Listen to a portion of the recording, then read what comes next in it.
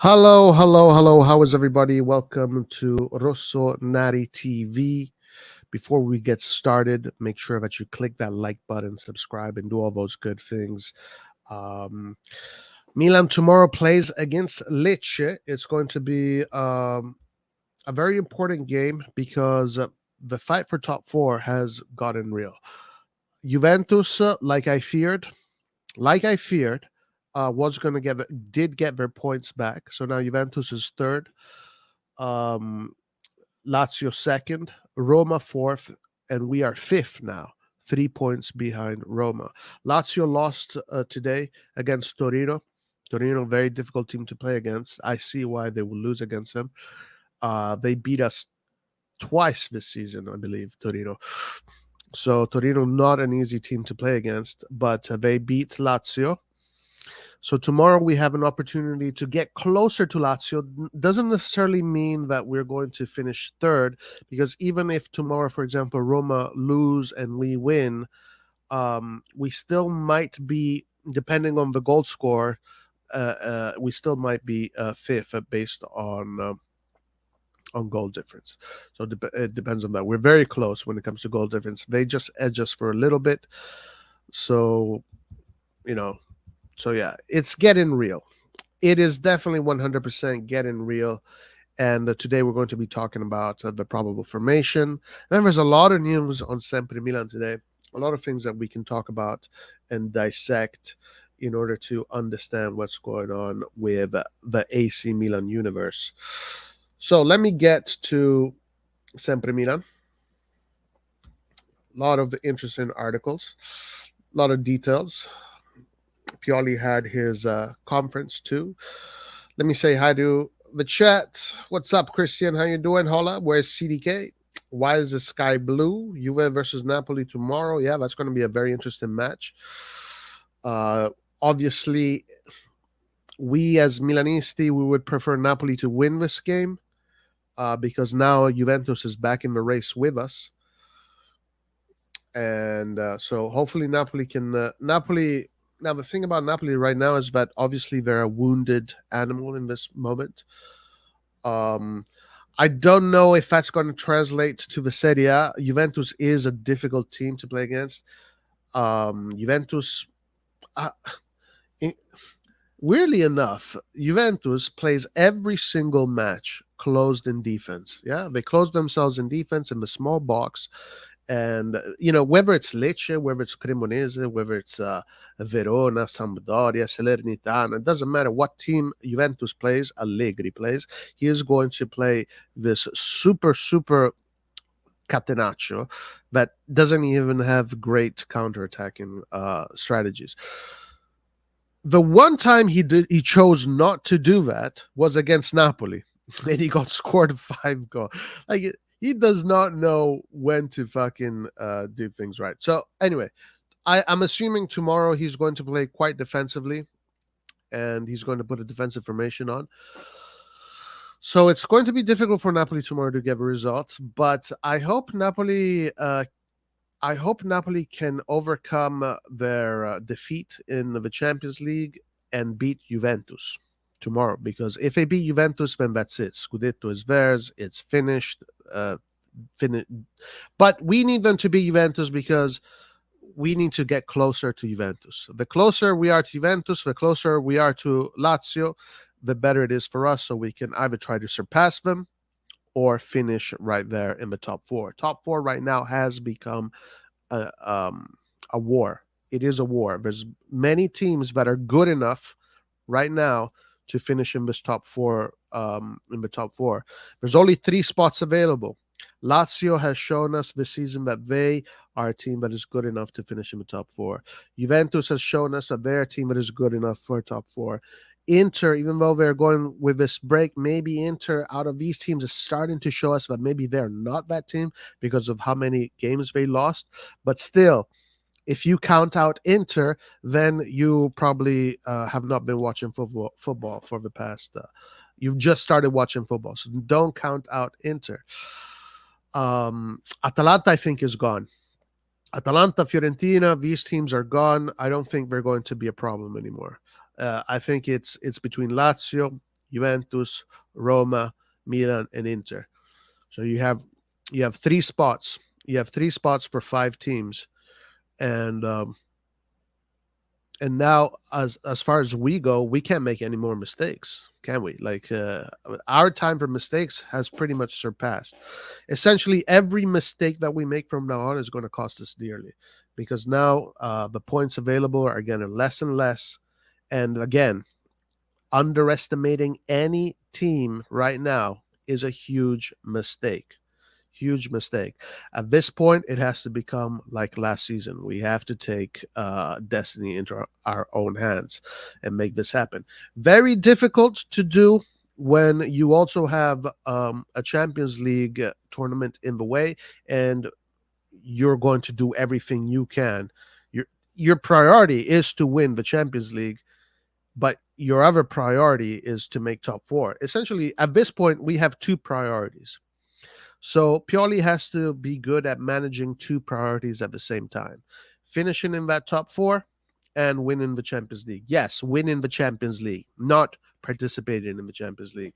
We can definitely, if we do this correctly, if the games are prepared correctly and the team plays these games correctly, we have the players to do it. We can actually dream about winning the Champions League. I mean, let's fucking try, right? Nobody's gonna hurt us if we don't try. Whether it's going to be, if we go through Inter, whether it's Real Madrid or Tottenham or City, it doesn't matter. We go there to win. We go there to play.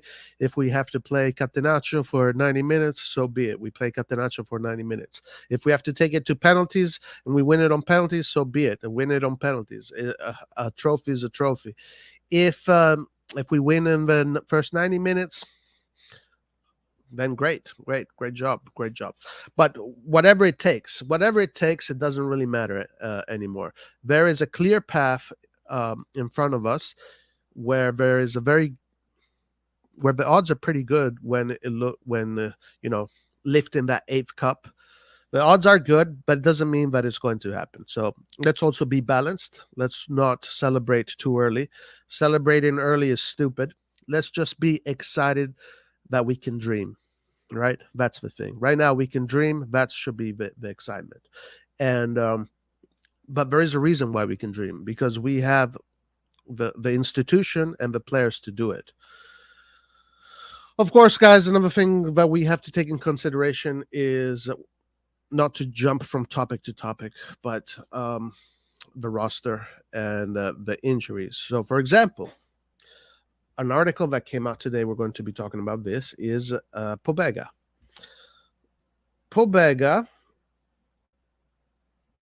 Tommaso Pobega will not be available for the AC Milan game against Lecce tomorrow after suffering a rib fracture in training. A rib fracture in training, that could be a lot of weeks. He will certainly miss out tomorrow, therefore, and it looks like he could have a rest about a month, or possible even in two in short. It's a big blow for Pobega. Guys, Pobega finished his season. The season is over for Pobega. So he broke a fractured rib. It doesn't go away in 2 weeks. That's a blow, guys. That's a blow. So already our bench is thinner. Hopefully this is a good opportunity for Vranks to step up. This is Vrank's final, let's say, chance to convince the management. It just opens up space for Vranks. Is Vranks in the Champions League team list? I'm not sure, guys. If someone knows in chat, please let me know. I'm not sure about that. I'm very not sure about that.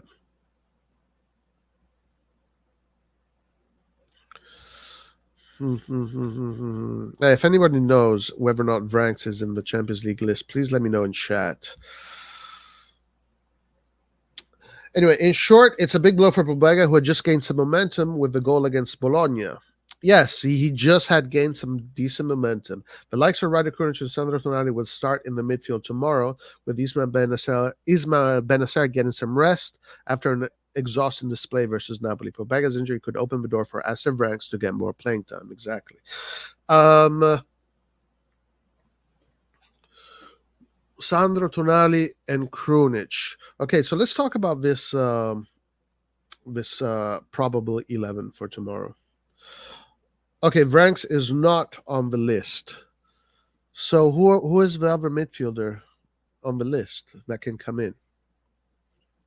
Because you have Tonali, you have Krunic, you have Benacer, Pobega, but Pobega now might be out for that game if he doesn't recover in time. So who's the other midfielder? Is it the youngsters? Bakayoko? I don't know if Bakayoko is in the Champions League team. Is he? I'm not sure.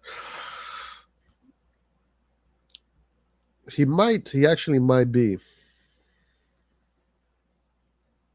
Anyway, let's look at this formation. Now, the formation I saw, I'll be honest with you, it worries me a little bit. This formation worries me a little bit. It's extremely offensive. So you have Magnan, Kalulu, Chao, Tomori, Theo, Tonali, Krunic, Messias, Diaz, Leo, Rebic. Essentially, it's a 4-2-3-1. The four at the back are Kalulu, Chao, Tomori, and Theo. The two double pivots are Tonali and Krunic. Then the top four are Messias, Diaz, Leo, Rebic. Now, this formation here, in my opinion, can either work really well or it's going to be a disaster. This formation here is extremely offensive. I mean, if you consider Theo an offensive player at Milan, which he is, you have Theo, Messias, Diaz, Leao, Rebic, all offensive players, all players that think more about attacking. Well, Theo maybe is a balance of both, but you have a lot of players in this team that are more on the offensive side than the defensive side. Maybe you can look at Kalulu and say that Kalulu is going to probably be used a little bit more as a third center back than a offensive fullback. So essentially, we're going to see more of a 3-3-2. Kalulu, Chao, Tomori, Theo. Kalulu, Chao, Tomori, Krunic, and Tonali being the more defensive players, right? It's going to be three at the back, essentially. Something like that. Yeah, this is one of the things that I've criticized Pioli this entire season, is that he's been playing formations that are very offensive, where he's not thinking about that balance, right? That balance is very important, even against the smaller teams. Now, I am also assuming that he is assuming, or based on his analytics, they're expecting a Lecce team that is going to close itself in its own half. It's in its own box, try to slow the game down and try to close spaces. So he's expecting a game that is going to be played mostly in the Lecce's half. And that's probably why he is using a lot of these offensive players, and then he's going to cover the defense with those three, Kalulu, Chao, Tomori, and then Tonali and Krunic are going to be doing, the box-to-box up and down. Anyway, this has not worked for us this season. This strategy has not worked even against the smaller teams. But maybe right now the team is in a frame of mind or in a level of fitness where it can work, where they do have the quality to break through, and where they will be able to get goals essentially and cover the goal. So we will see. This style is not a style that I'm a big fan of. So I think this game is either we're going to lose this game. There's no tie. Maybe, I don't know. Maybe, of course, commentator's curse is going to be a tie. But if you ask me, this is either going to be a really bad loss or an exceptional victory. Yeah, I don't know. What I would have preferred to see maybe is, instead of Messias, there Salah makers, and that's it. Yeah. I think playing Kalulu is the right thing, because Kalulu needs time to get back into fitness. Having a match fit Kalulu is important, since you just He just came back from injury, and we will need him to be at his fittest for all the games that we have, especially because him and Kjaer are going to be the ones that are going to be doing the turnovers. So Kalulu playing is good. Giving a rest to Calabria after Calabria's incredible performances. A lot of work from Calabria is the right thing. And then you also have Florenzi there that you can put in the second half. So Calabria is a player that, for example, you don't even need to play in this game. And you can save him. You can save him, right? Save him for the next game, which is going to be a very difficult game, and have Calabria there. But let's see. Messias has worked very well in a 3-4-2-1, where he plays mostly as a right wing back. As a right wing back, Messias works pretty well. As a right wing, Messias does not have the ability of Salamakers to go up and down the field and maintain that level of intensity in the press and in the play. Messias covers less space and does it with less intensity. So, guys, listen, I'm going to just say this. This formation, this style, this season has not worked too well. If you compare this to our best form, which was the end of last season, Pioli would play with let's say this formation, but up top you would have the double pivots would be Tonali, Kessi, then the attacking midfielder would be Krunic, and then the right wing would be Salamakers. And we basically just have Giroud and Leao and Theo Hernandez that was doing all the attacking. And that's how we got all those wins. Messias did come in a few times here and there. He did start some of those games, but most of them were based with that idea of football: high press, and then use the muscle players to get the ball. So this formation, guys, has not worked so far. So I don't know what to think about it, guys. I honestly don't know. Let's go to chat a little bit. Check the list. Milan for life. Yes, 100%. Yoko is not on the list. Roy, if someone gets injured, we can add player in UCL, right? I honestly have no clue, bro. I do not know. Is a chance of making lineup. If Rebic gets 20 chances, puts away 2 of them, I'm good with that. I think it's a balance enough. It's definitely, well, it depends. Is it balanced? I don't think it's balanced at all, actually. I think it's quite unbalanced. Anyway, let's see, guys. Either tomorrow we score 3 or 4 goals, or tomorrow we're going to lose on the counterattack, and we're going to get killed on the counterattack. It's one of those two. It's one of those two. Does Colombo play against us? I don't know. I hope he doesn't score against us if he plays against us. I know we had Maldini score against us. Tomorrow's Messias' game, hopefully. Guys, I hope so. Forza Leao. Tomorrow's game isn't going to be easy, but top 4 is on the line, so I'm expecting the boys to deliver. Forza Milan. We don't get to add players. Tata was a special case because Mike was injured long term. Okay, there you go. There you go. If Origi, Rebic, and Citigay step up in the 6 games, we'll be top 4. Yes, definitely. We'll need all our resources, 100%. You need Origi to step it up. The guy has been so poor this whole season. Damn, Origi, what are you doing in this club? Origi, bruh, step the fuck up. Seriously. And Rebic, dude. Rebic also, guys. These 2 players, you have to criticize because they are at an age where they're not youthful players. They're not youngsters anymore. These guys are 28, 27, going to 29. These are men now. Like, what the fuck are you guys doing? Wake up. Play. Do your job, CDK is still a child. The guy can't grow a beard to fucking save his life, guys. So CDK, I'm going to give him a break. He's 21, going into 22, new country, new language, new this, new that. He's a scared little puppy, right now. But all puppies eventually grow into Rottweilers. So yeah. Rebic is let's see. We beat Lazio and Inter beat Lazio, and we overtake them no matter what. Yeah, hopefully we beat them. We have to beat them. We have to beat them. Anyway, I'm gonna say it here. This formation here, guys, has not worked very well this season.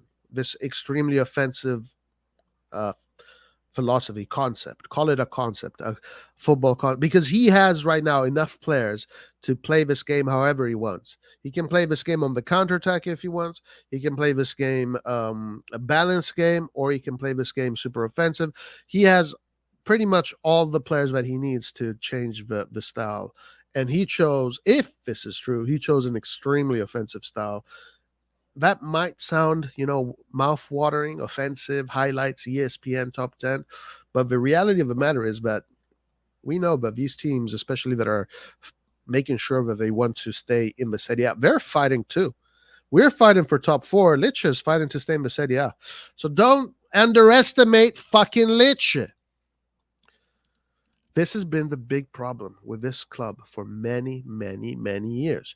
Do not underestimate these small clubs. These small clubs make their bread out of trying to stop the bigger teams. It's basically what they work on the whole year. So I wouldn't say sit back against Lecce. Just play a balanced game. Have the players that are going to do the high press.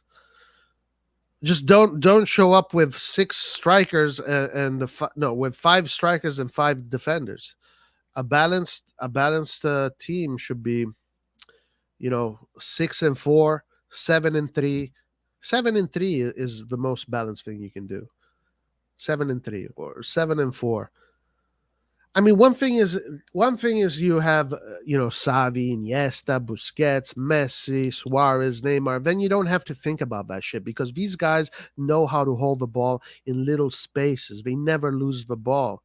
Okay, but this is not the team that we have. The team that we have is not Barcelona of 2010. It's not that Barcelona. Like you're given different pieces of a puzzle, and then you have to sort it out. You have to figure out how these pieces work together. They don't need to look like fucking Barcelona. They can look completely different. You can win football games in many different ways. It doesn't have to be, the same way Barcelona plays. Anyway, let's see how it goes. I hope that the team will perform. I really do. I want to see the team perform. I really do. We're basically replacing the team with Florenzi for Calabria, Kalulu for Chiara, and Rebic for Giroud. Don't see how it's not balanced. We're playing the same formation as against Napoli. No, absolutely not. Absolutely not. And that's because against Napoli, Krunic was the attacking midfielder, and Krunic role in comparison to Diaz and what they do is completely different. And maybe the similarity can be that Kalulu will cover for Messias. While on the other side with Brahim Diaz, Calabria was being quite defensive. His job was to stay on Vicha Verasquilla. And Brahim Diaz attacks in a very different way than Messias attacks. Very, very different way than Messias attacks. Messias is a little bit more methodical. He'll go a little bit, likes to cut in, while Brahim Diaz is a guy that takes the ball, runs forward. In the midfield, sorry, Benacer was the attacking midfielder, right? Not Krunic. Benacer was the attacking midfielder, and that is a very different concept than how it is now. Benacer is one.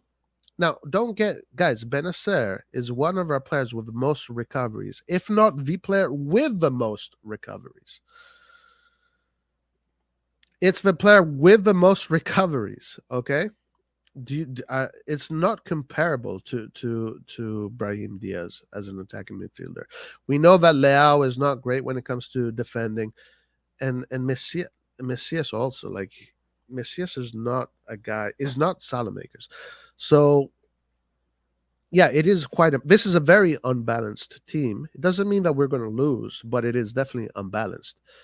Now, again, this is how he reads the game. If he reads the game this way, so be it.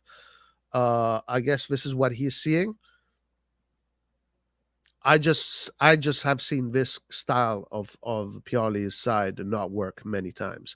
I mean, we got fucking trashed in in January, man, playing this style with these players like this. We got fucking trashed by Lazio, by Sassuolo, by Inter. That shit was hard to swallow. And then even before that, we didn't get results with this style. So if he's going back to this style, good for him, man. If he thinks it can work, I really hope so. He can work. I mean, he showed us that, I mean, against Napoli, he got the tactics perfect. Perfect. Anybody that thinks you're going to go and play football against Napoli right now, you're an idiot. Against Napoli, you have to wait for them. You have to close the spaces. You have to double Vice Verasquilla. You can't play Napoli's game against them. You have to be humble. You have to be humble, and you have to close down the spaces and hit them with your weapons. Theo Hernandez, Brahim Diaz, and of course Leao in the counterattack. That's the only way you can play against Napoli and get a result, unless you have a team that can hold the ball better than Napoli right now. Against Lecce, you would expect you're going to hold the ball most of the time, right? But you have to also win the ball back and then catch them on a quick counter. But if we are going to be there and hold and basically what this formation is going to do is this formation is going to force the game to close Lecce in their own box, and we're just going to be playing around them. Pa pa pa pa pa pa. A million shots that will go nowhere. Crosses that will never reach anybody. And basically, Leao is not going to be able to do what he's good at, which is run at you. And Leao is also going to be playing in small spaces. So, yeah, I think this is a bad formation, guys. I honestly think this is a bad formation to play against Lecce. If you want to open Lecce up, you have to concede just a little bit. And you have to have players like Salamakers in there, that or players that can win the ball up high the field and then do the quick counters. This formation is a typical formation that is going to put Milan in Lecce's 3 quarters, and it's going to be 90 minutes of just Rebic making mistakes, Messias never getting the right cross, Leao shooting, killing satellites. Now, because that's what it's been like. But I really hope that that's not what we see tomorrow. I hope that tomorrow with this formation, Milan can break Lecce down and score 3-4 goals. I really hope so, because there's zero chance that Lecce is going to is preparing a game where they're going to come at Milan and try to attack Milan. That's not going to happen.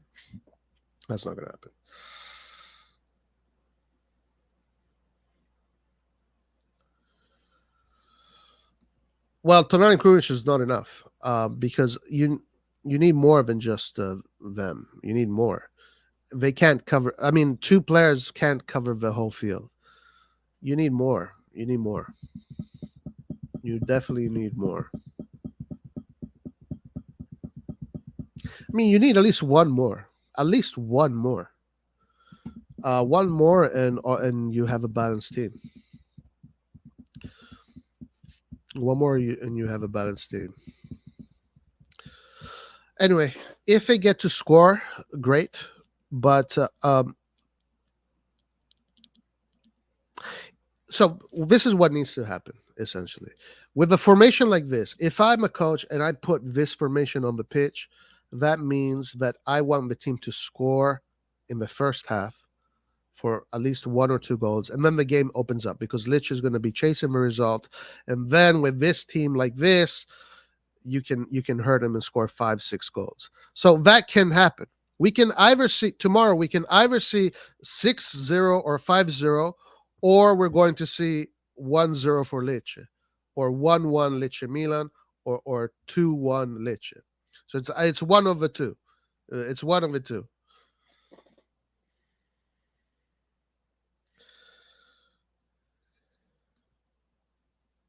Nah, brah, stop.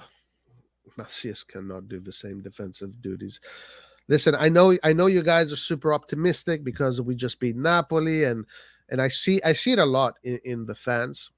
One day they are like, no, we're not good enough. The next day we're the best. Listen again. If Pioli can do what he wants, which is score goals in the first half, then this formation is going to work. But if we don't score goals in the first half, it's going to get ugly. That's all I'm saying. I would rather see what he did in the end of last season, where we won against everybody and we didn't get any goals scored on. Remember, you don't want your opponents to score goals on you. What you're doing, Oli, you're underestimating Lecce right now. This is the big mistake that Milan has always made against the smaller teams, and we never learn. We never fucking learn. We never fucking learn this mistake. We never learn this mistake. We have a big night in the Champions League. We beat the best teams, but then we play against the small teams. Everybody says it's going to be a walk in the park, and lo and behold, reality hits you in your face. Fucking 50, 60, 70, 80 years later, same shit happens every time, right? So right now, what I'm seeing is us underestimating Lecce a little bit with this formation. But I don't know. Things can be, you can also look at it this way. The stadium is probably energized because we just won the semifinals. We got into the semifinals. The team is motivated, so they're motivated to perform. So it's at the San Siro, so you might see this. This might be the energizing factor, but that could be a factor that will play in our favor this time around. But again, guys, if we don't get any points, don't be surprised. Don't act like you're surprised. Because if you're surprised that tomorrow we don't get any points, then you haven't understood how this team, the DNA of this team. One of the sins that this team commits because of arrogance, because of whatever you want to call it, is that we underestimate our opponents, the smaller teams. It's like, oh, we're playing early. The spotlight is not on us. The world is not watching. Nobody gives a shit about watching Lecce play on TV. Like, we want to impress the world. We don't give a shit about impressing, the usual Milan fans and the 5 Lecce fans that tune in. What motivates us is the Tuesday and Wednesday night lights of the San Siro and the Champions League theme, and the whole world is watching. That's what motivates us. Lecce is not motivated. Whatever. Let's just fucking put all the strikers in. It's going to be an easy game. We're going to win. Yeah, how many times do we make all this mistake? How many times do we make this mistake? I'm just saying, again, I'm not predicting that we're going to lose tomorrow, but I'm just saying, let's avoid fucking underestimating Lecce. How about that? Let's avoid doing the same mistake. Let's fucking ask ourselves why, for so many years, Milan can never fucking beat the small teams. It's always been our. Let's fix that. How about we fucking fix that? There's many things that we can fix. Why don't we fix that? Why don't we fix how we approach these games against the smaller teams? Because if you fix this little detail, you do not get at this point of the season wondering whether or not you're going to finish top 4 or not. Okay? I mean, it's unfortunately we have a few things have to happen. First, we have to get a better quality bench. First of all, and the other thing is just the approach we have to have a different approach against these smaller teams. Okay, so now, Roy, I'm not analyzing on hype. I'm analyzing based on the fact that Messi's right wing has never been offensive. They're way more defensive than the outside. That's a fact. Yes, but it's still quite offensive. I mean, it's slightly more defensive, but it's still quite offensive, and it's not really defensive.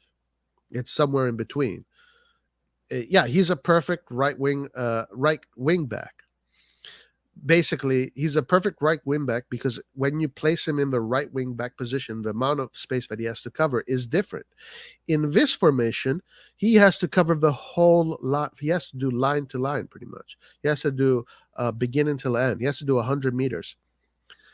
Salamakers is more adapt to do that. That's why with Salamakers we win these games, because these guys will run, run, run.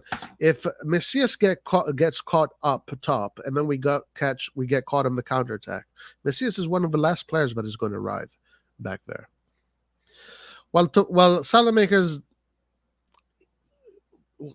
doesn't get himself in these situations where he gets caught up top because of the way he plays, because of the way he thinks.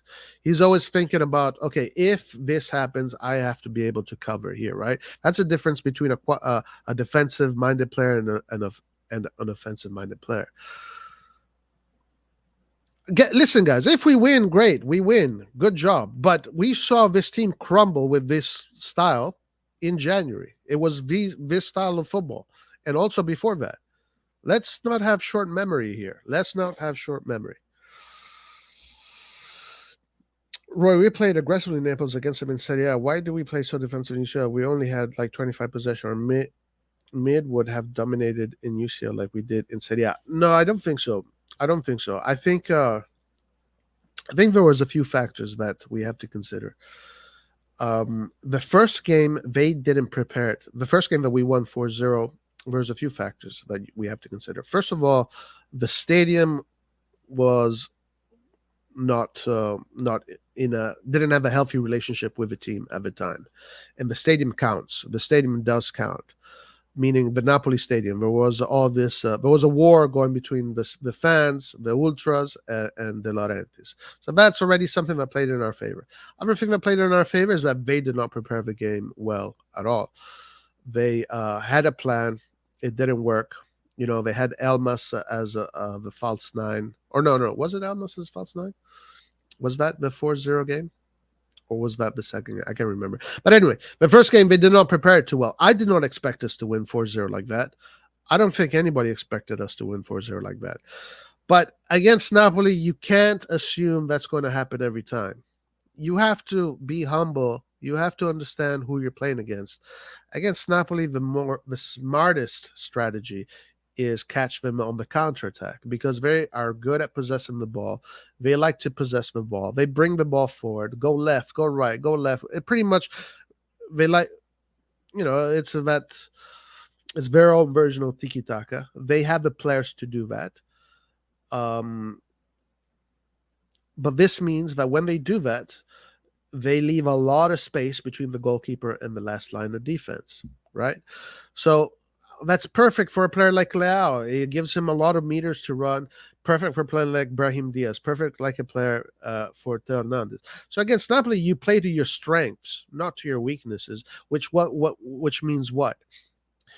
What you do, you close down the spaces, you slow them down, you double up on their key players, and then when you win the ball back, you catch them on the counterattack. You make sure that the ball goes to your counterattack players, and then let them do the rest.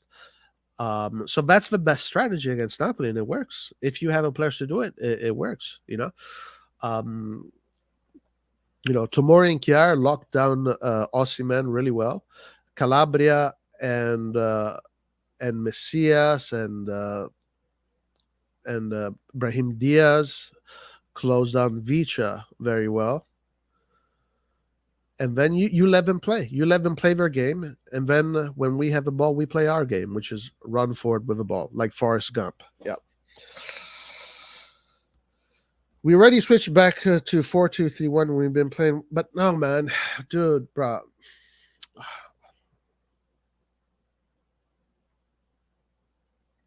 Well, bro, I don't know what to tell you. And I don't know what to answer to you.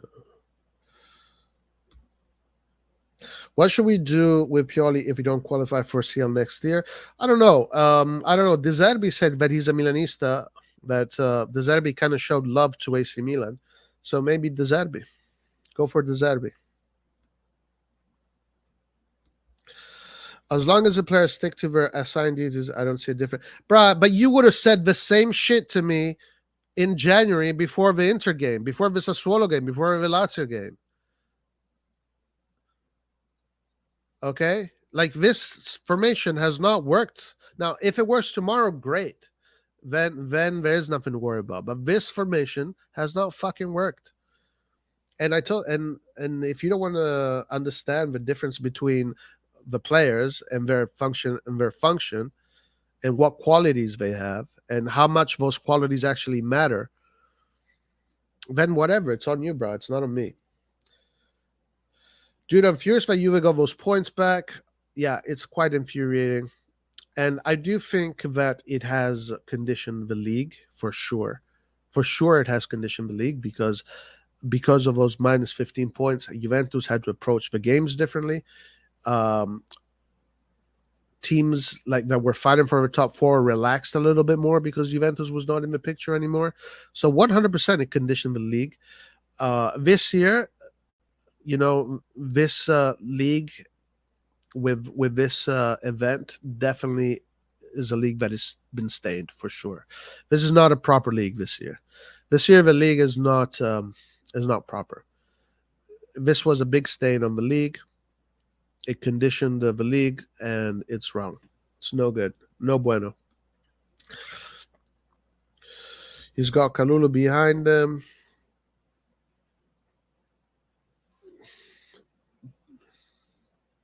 Yeah, bruh. Yeah, and that's this. Yeah, it's the same thing that we had in January and these other games, even with Kalulu behind him. The problem is not who's behind. The problem is who's in front in that top four. It's that top four. That top four is almost 50% of the team, my man. 50% of the outfield team. Because the other 50% is just six other people, but one of those six is an attacking player. Essentially, we have 5 attacking players and 5 defending players. That's not balance. You think it's balance because hey, it's 5 and 5, but no, in football it's not balance. Balance in football is more like 7-3, 7-4, even sometimes 8-2. 8-2 is actually very good. Listen, if things work out tomorrow, it's because the team is in great physical and mental health. Okay?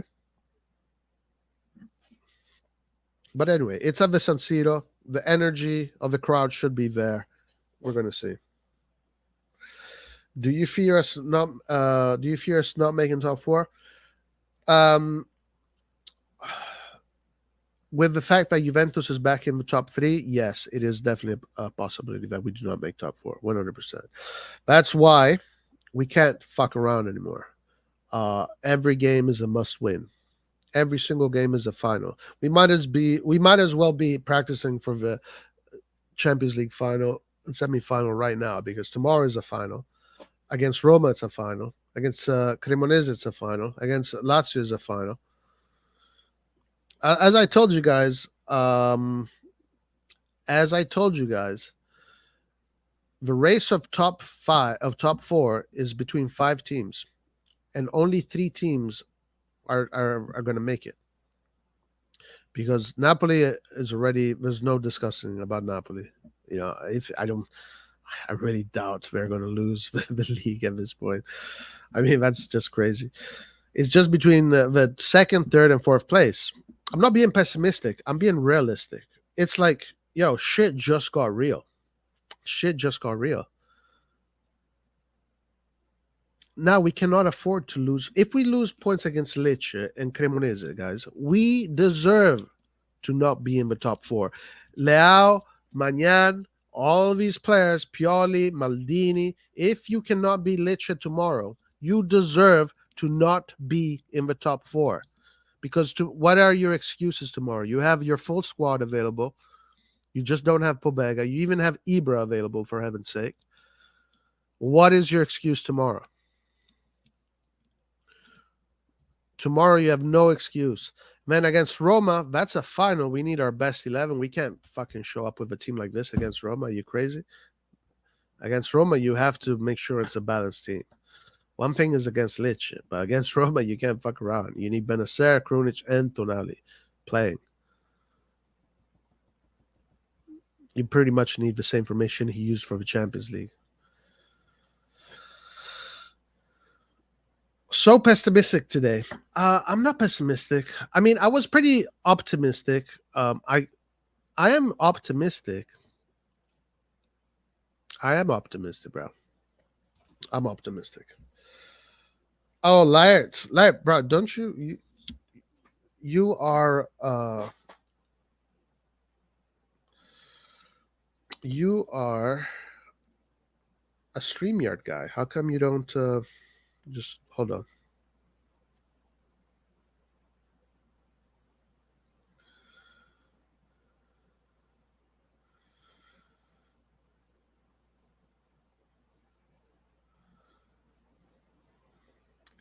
I'm not being pessimistic, guys. I'm just looking at the precedent and I'm judging the precedent. And I'm telling you that this formation is a risky formation. I still don't believe how consistent Lazio have been. Same with Roma and Mourinho, man. Mourinho has been actually fantastic this season. Roy, secondo me è vero quello che dici sulla formazione, neanche a me piace, però non puoi dire che abbiamo preso quelle scoppe a gennaio per colpa della formazione, anche se ovviamente non ha aiutato. Ma è stato un fattore che non si può evitare. Il fatto che siamo stati the fact that we were a team with no defensive bite. That helped. Hold on. I'm going to send a link to Laird. We might as well open up the stream now. Let's get Laird in first.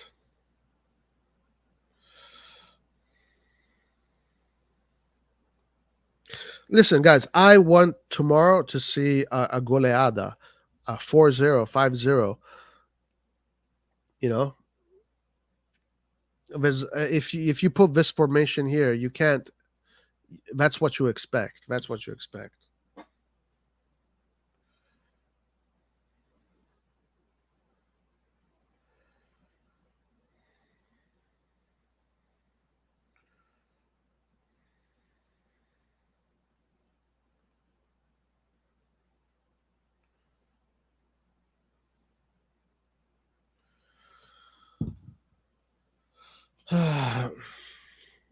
I still don't believe. Okay, Revet. I don't know about Jerry investing more than last summer. This summer, right? I mean, I should. Yeah, we are. We are. Mike was still semi-injured. In January, the entire team was off form. True. Leao tells you're back from the World Cup, exhausted to monitor another form. Things in January can be used as a yeah, but it was also before that. Remember, we lost points also before January, not just in January.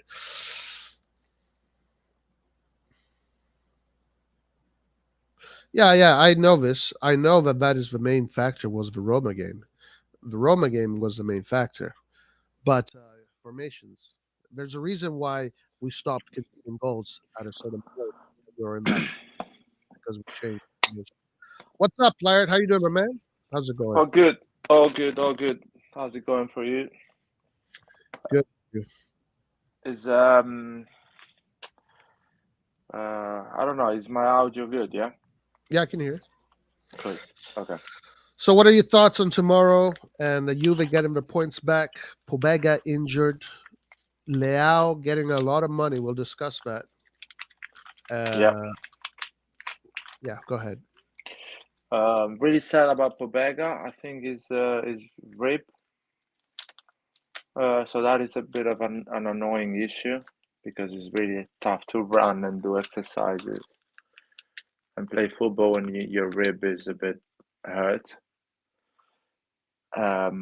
And really you cannot do a lot about it. You just need to rest and let the bones get in their place.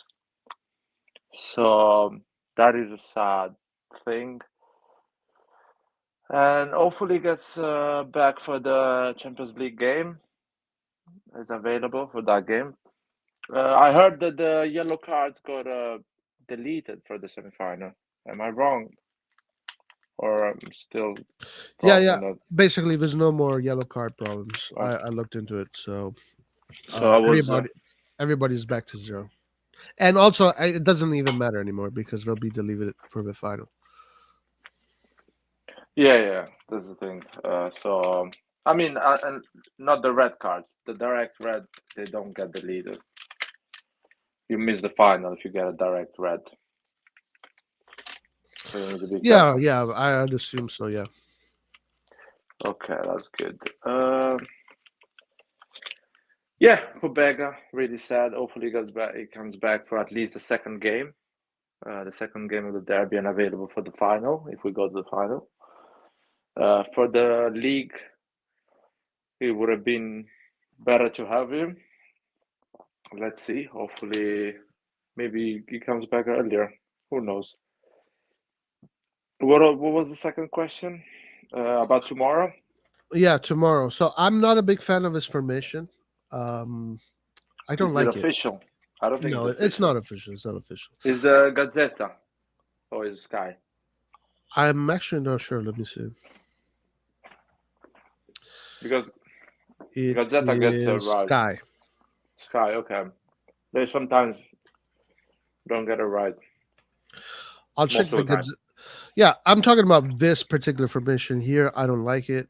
It's a Manyankano, Luciao Tomori, Theo, Tonali Krunic, Messias, Diaz, Lea, Rebic.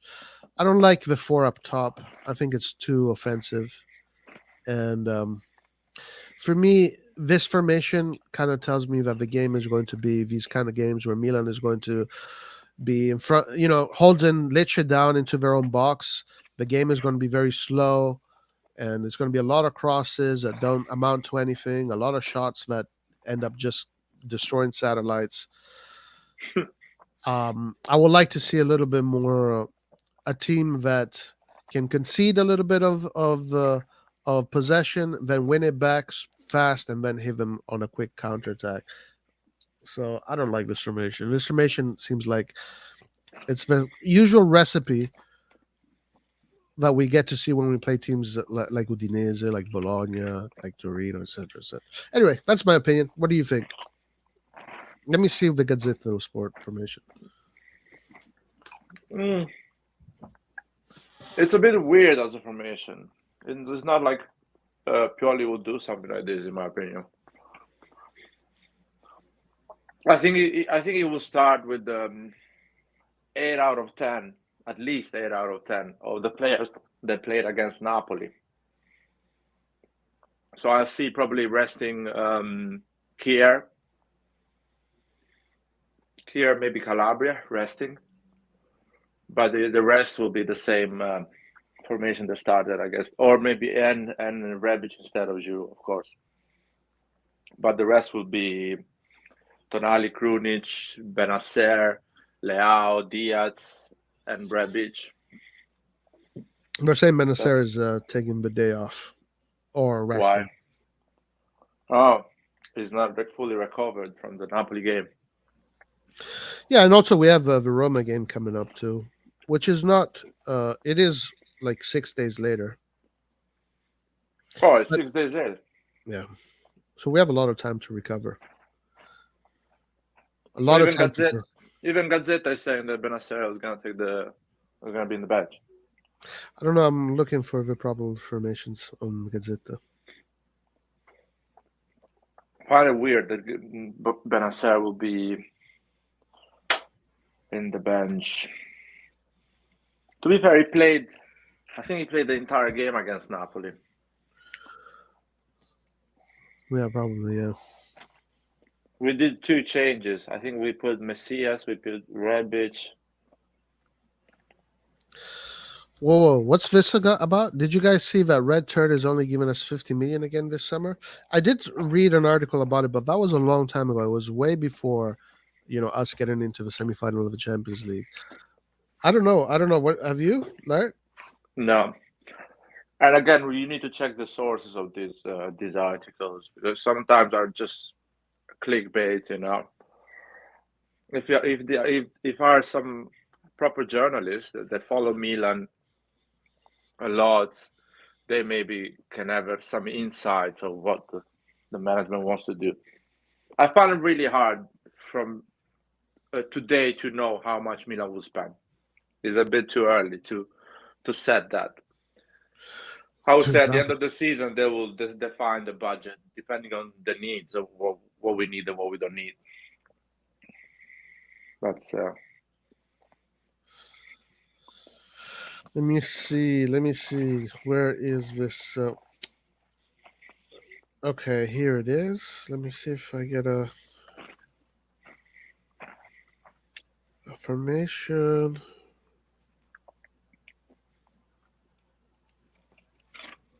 Probably formazione. Okay, here it is. So, Empoli Inter, Monza Fiorentina, Udinese Cremonese, Milan Lecce. Let's see what it says. Yeah, it's the same one. Same? Okay. So that's what it's gonna be, more or less. I guess Pioli wants to play his best formation against Roma.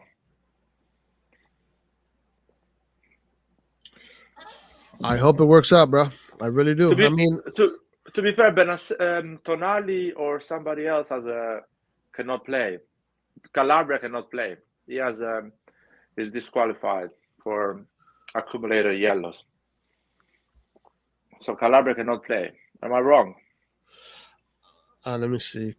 That's it. Diffidati, squalificati Calabria. Okay. Calabria can play. And tomorrow, if Kalulu gets a yellow, Chiara gets a yellow, Tomori, Rebic, or Pobega get a yellow, they miss the next game. One of those guys. Oh, that's why he's doing such a heavy turnover. He's changing his Well, big rotation. Tomori and Kalulu are playing, and so is Rebic. Mm. I just, I don't know, man. I hope it's going to work out, bro. I just hope it's going to work out. I mean, with the energy of the stadium, you know, Yeah. the fact that they just got into the semifinals. Maybe the locker room right now is very energetic. There's a good feeling, good chemistry, and they can make it happen. I just would rather see one more quantity player in that pitch. That's it. Go ahead. Lazio lost, yeah? Lazio lost, yeah. That's a big motivation for the team. Yeah. Because Lazio is almost 7 point more than us, or something like that. Or 8 point. So if you win tomorrow, you go 5 points from second place. Yeah. And Roma is playing against who?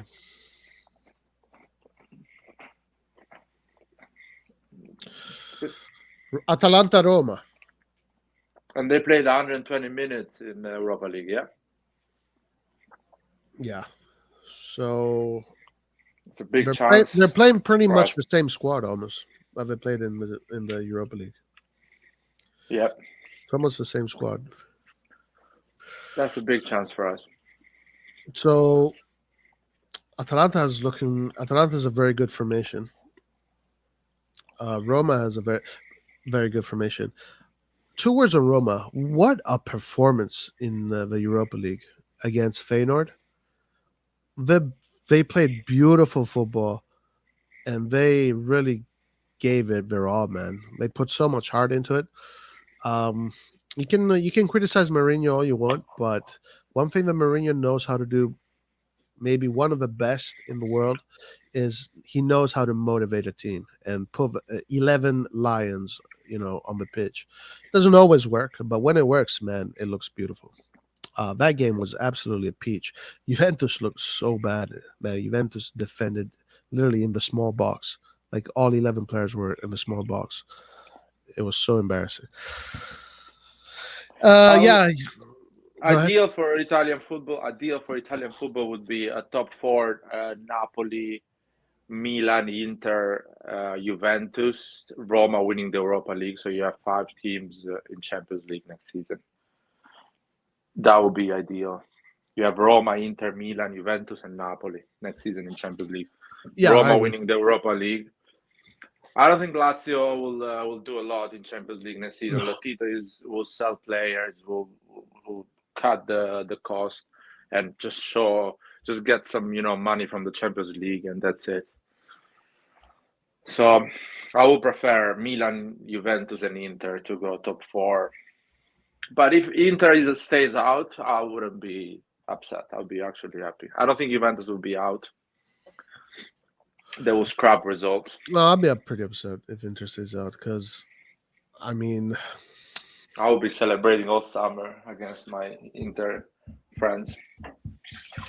for me, what I don't like about it is that Inter has a lot of Italian nationals. It's not good for the national team, but whatever. A, If a they lot. stay out, if they stay out, is because they deserved it. You know, they did it. No They, one else did it. they don't have a lot. How many they have? Three. They have one, two, three, four, five. Di Marco and Barella. Yeah, Who I mean, else? Acerbi and Darmian are rotational players in the national team. Darmian Okay, less, that's tough. Acerbi more. But whatever. It's if they don't finish top four, it's their fault. You know, it's their fault. They're the ones losing all these games. It's nobody else. I would prefer to see Spinazzola in Champions League. Man, Spinazzola, what a player! I think he's going. Spinazzola is fantastic. He's such a good player, man. Yeah, no, actually, I agree. I mean, Roma has a lot of good players too. Yeah, for the national team. Spinazzola will be such a perfect player for those, like Real Madrid, for example, needs one like Spinazzola. Yeah. They don't have anyone in the left that is so strong, so powerful, and creative. Yeah, he's back at 100%. Knock on wood, he doesn't get injured again. But yeah, No, he's no, back. those looks like these major injuries uh, on now in 2023 looks like people uh, get get rid of them. You know what I mean? Because I can see it on Zaniolo as well. His knees now are look. Yeah, there is also the other case though, because Chiesa, for example, he's not responding too well. Chiesa, I think it's more management, not so much the. I I mean, think yeah. No, the you're problem. right. That obviously medicine and procedures are better as time goes forward, 100%. But also management of how these players are managed into health. And Allegri, I think, doing a mess with Chiesa again. Allegri sucks. I think Chiesa is what I'd say that the articulation is completely fixed. The problem is that you still have that post-traumatic syndrome of you're scared of contrast getting in. Yeah, So it will take time for you to feel confident and to understand that it's completely fixed. You yeah. should not be scared. You know what I mean? Right. Yeah. Actually, Spinazzola said that, and that's what he felt. It looks like Spinazzola has overcome that as well now, because after when he was back, I remember seeing one of his interviews, and he said, "Yeah, c'è la paura che ritorna, eccetera, eccetera." But now he doesn't have that anymore, right? You can Yeah. tell that he's free of that.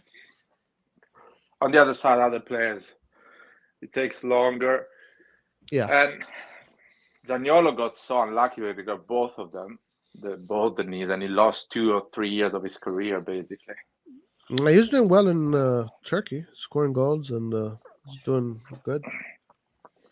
Yeah, that's perfect for somebody that has such a major injury to go in the lower league, play his football, not too much pressure, get better confidence. That's what every young player that get a major injury should do, in my opinion. Should get out of the pressure and just play football in the lower league just to get the confidence back. Yeah, it's a good idea, man. Your Albanian friend is such a clown, dude. Who? Who do you think? Rajon? What are you laughing? What Rajon has said now? Is he say something stupid? No, not Red John. Red John is not part of the clown show. He's not part of the clown show. Does he still have some common sense? Red John? Yeah. Uh, Rajon, in my opinion, Rajon plays little the bit. clown character on purpose most of the time. Oh yeah. He does it on purpose. He doesn't believe on things that he's writing or he's saying. He just is frustrated because our ownership doesn't spend the money. So he says controversial opinions. Like we are shit, we're never gonna win it, we're gonna get hammered because he's but overall he doesn't believe on these things.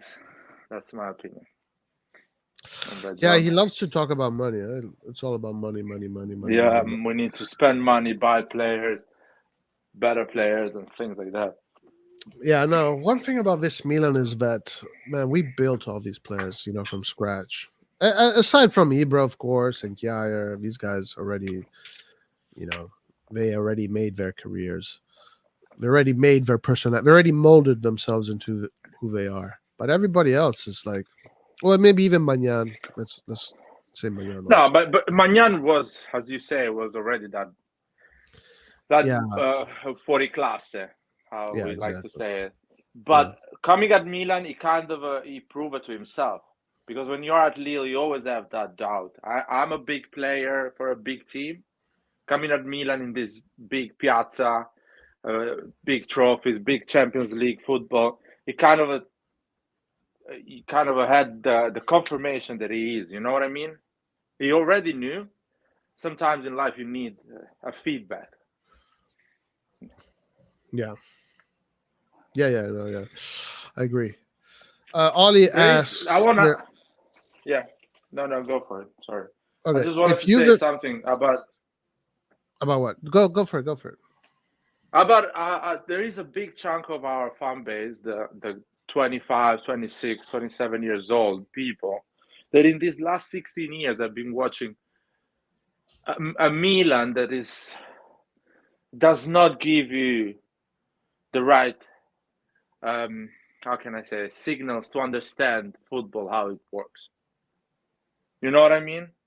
If you grow up or in the last 16 years watching this Milan, you really don't know what does it mean or what it looks like to support a big and strong Milan.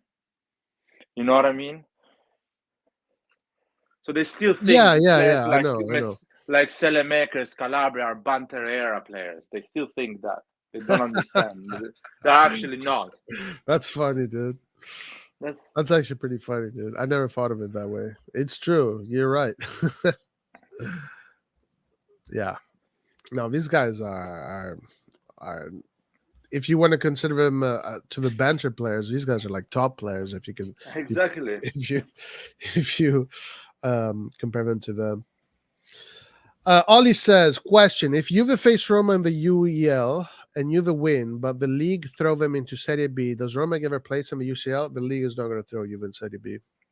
Where do you live, man? In which country you live? Do you think the league is gonna throw Juventus in Serie B? No, Juventus punishment is mostly going to be not even a sporting punishment. It doesn't even look like it's going to be a sporting punishment. It's just like the people that were involved in all of the mishaps are going to get their fines or jail. I don't even know if it's going to be jail, but like they're going to be expelled from participating in football business, etc., etc. But I don't think they're going to even give any sporting uh, punishments to Juve at this point. At least I haven't seen anything that suggests that. Maybe I haven't read everything. It could be that they're going to give the 15. They might start next season with minus 15. That's the other thing that can happen. So be ready for that. But there's no chance Juve is going to Serie B next season. No chance. Yeah, no. No chance that Juve is gonna go in Serie B. Never, ever again. No chance. We enjoyed that moment, and that's it. It's finished. It's not gonna happen again.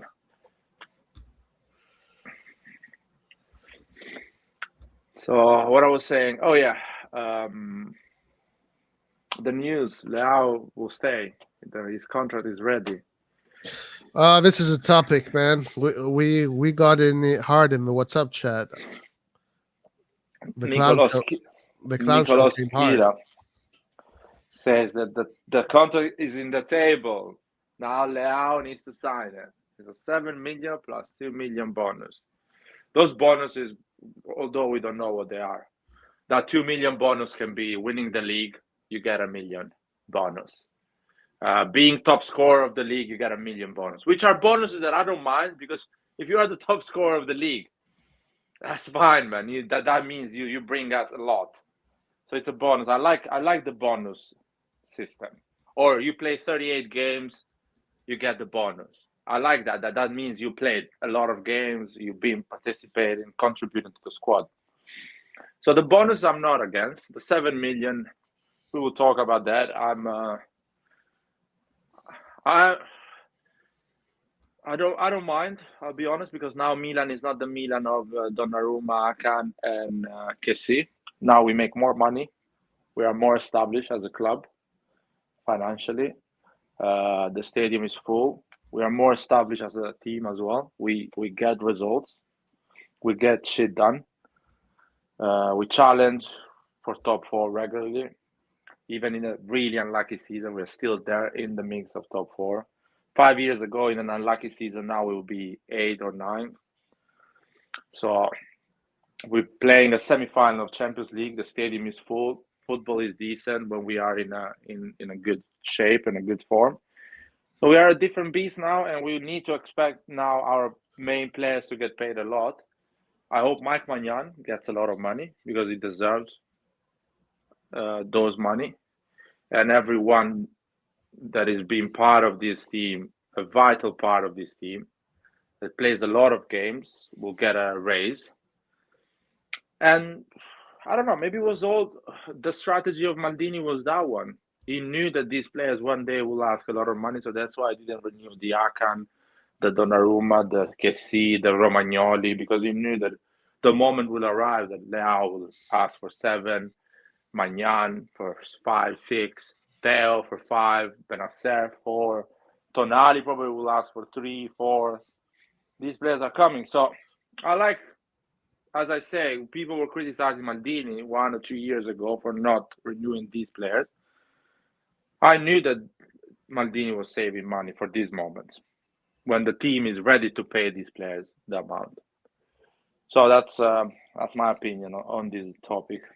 So Yeah, no, listen, you bring up some really good points. I mean, listen, the team is growing financially. We pretty much got rid of all the players with the heavier contracts.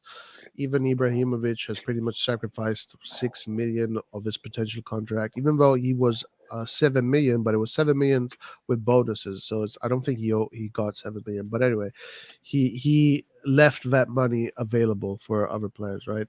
So all these things make sense that you said. If a club can continue to get results, then all of this can work. But the moment the club stops getting results, and we have all these players, because this is going to create a chain reaction. Um, Leao getting 9 million, that means that the next guy that wants a contract renewal is going to ask a lot of money, and everything goes up. It's just normal. This is going to be normal. So if Milan can sustain all of this, great, absolutely great, and still achieve results, then yeah, Milan will definitely be a club that a lot of players will want to join for sure. But they have to also be careful. They have to be careful how they do this because it can turn out like the Fastoni Mirabelli era. So it has to be cautious. I don't know what the books look like, so for me to have a concrete opinion is not right. I think 9 million for Leao is too much. I think that's absurd amount of number for Leao. But if the books tell Maldini that it is feasible, and like you said, which I do believe, he looks at what happens 5 steps ahead from now. He thinks that the future is sustainable to do all of this and increase the price of everybody, even the guys that don't play. The guys that don't play are going to even ask for more money. So then, yeah, it's doable. We'll see what the future brings. I think we are in a position that we will still make sure that who is coming is a no one, so they will not ask crazy money, and they will try to get in the Milan family. So the players we are hunting are not like big names or people that are gonna ask you a lot of money. There are more players that would love to join Milan, and they will not ask for crazy amount because they don't earn crazy amount. So I think, still our strategy on the transfer market will be hunting for these opportunities. But is true that who is part of the starting 11 or the 15, the starting 15, they will get a raise, especially if they go to the final of Champions League. They will be on the radar of a lot of big clubs because they will be showing their performances. Yeah, listen, I think that this was bound to happen, because if you want to become a top level team, obviously, first of all, you're going to make more money because with more you win, the more money you make. So I knew this was going to happen. I just uh, I just feel like this is a little bit of too much of a jump. 9 million, from a wage gap, a cap of 4.5. Now it's double that. 9 million is double our wage cap. So if we can sustain it, and we still have money for the summer where we really need to spend money, that's where we need to invest, then great. Then it means that what the job Maldini is doing is even more impressive than what we think it is. Yeah, it's my biggest concern, especially after reading um, books of people that run football clubs, they always say that the main thing to do is to keep your players more than actually buy new players. If you keep your valuable assets, your team will be more stable. The coach knows those players. You already know they can perform in the environment they are. So it's more important to get a Leao signed than buy CDK. I'll make an example. If you can do both, it's better, of course. It's more important to renew and to keep Brahim Diaz than get a new guy on the right wing. If you can do both, it's better.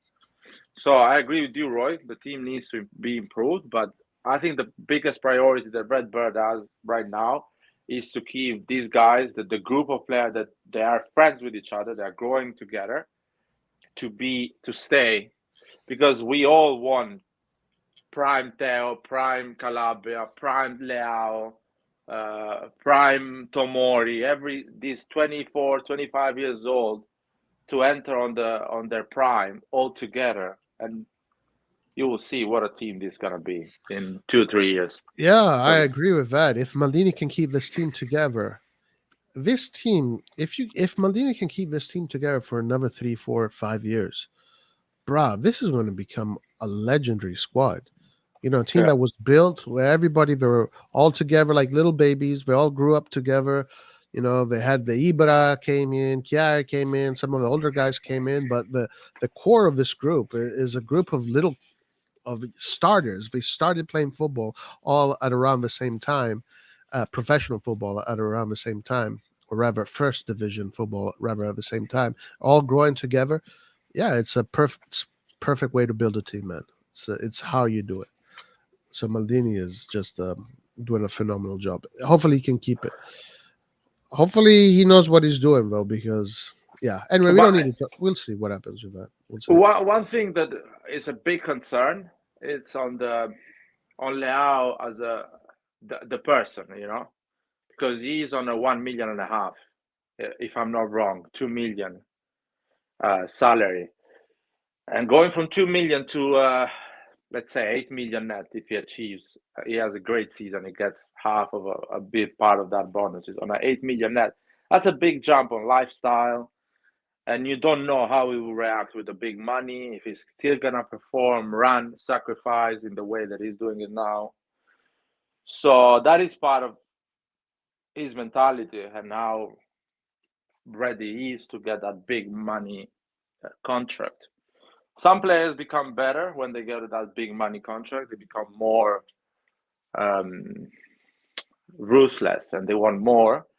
Like Ibra was like this. Ibra was signing massive contracts, or every move he was making, I was still a massive professional player, giving everything and scoring a lot of goals, assists, having a great season anyway. So Ibra never money was never an issue for him. Money was just a statement for him to show that I'm the best. I hope Leao is not like I get a lot of money now. I'm gonna run less for Teo. I'm gonna defend less. I'm gonna challenge less. I hope he's not that, uh, because not just for Milan, even for him, because he will get lost. Yeah, no, all of this is true. Let's see. Let's see how he reacts to it. Let's see if he signs it. Let's see if this is a true article. We'll find out. In the meantime, let's go back to chat. We'll talk about it when it Yeah. happens. Hello, guys. Roy, can we trust what Pellegatti says? So the thing about Pellegatti is Pellegatti likes to do a lot of show. But another thing about Pellegatti is that Pellegatti is very well tied to the people that work at Milanello, Casa Milan. He knows the players, he knows the agents, he knows Maldini. Like everybody knows him there. So with him, sometimes you can think someone gave him a piece of information, and that someone is a person that actually is part of the system and actually knows what is going on. But other times, someone that gave him that information is probably another journalist, and it's just a wrong information. So with Pellegatti, it's a hit and miss. But he is a person that is well connected to the system, to the AC Milan system. So, yeah, I agree with Roy on that. And by the way, I'm one of those guys. Probably I'm the only one that I don't trust rumors, transfer rumors.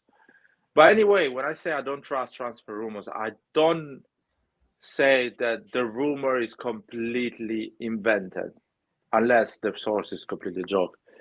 The problem is that clubs like Milan and other clubs as well, they are in a conversation for 25 to probably 50 different players right now. They are in a conversation, just asking to their agent, what is your plan? What do you want to do? Are you gonna stay at Lille? Are you looking for a move?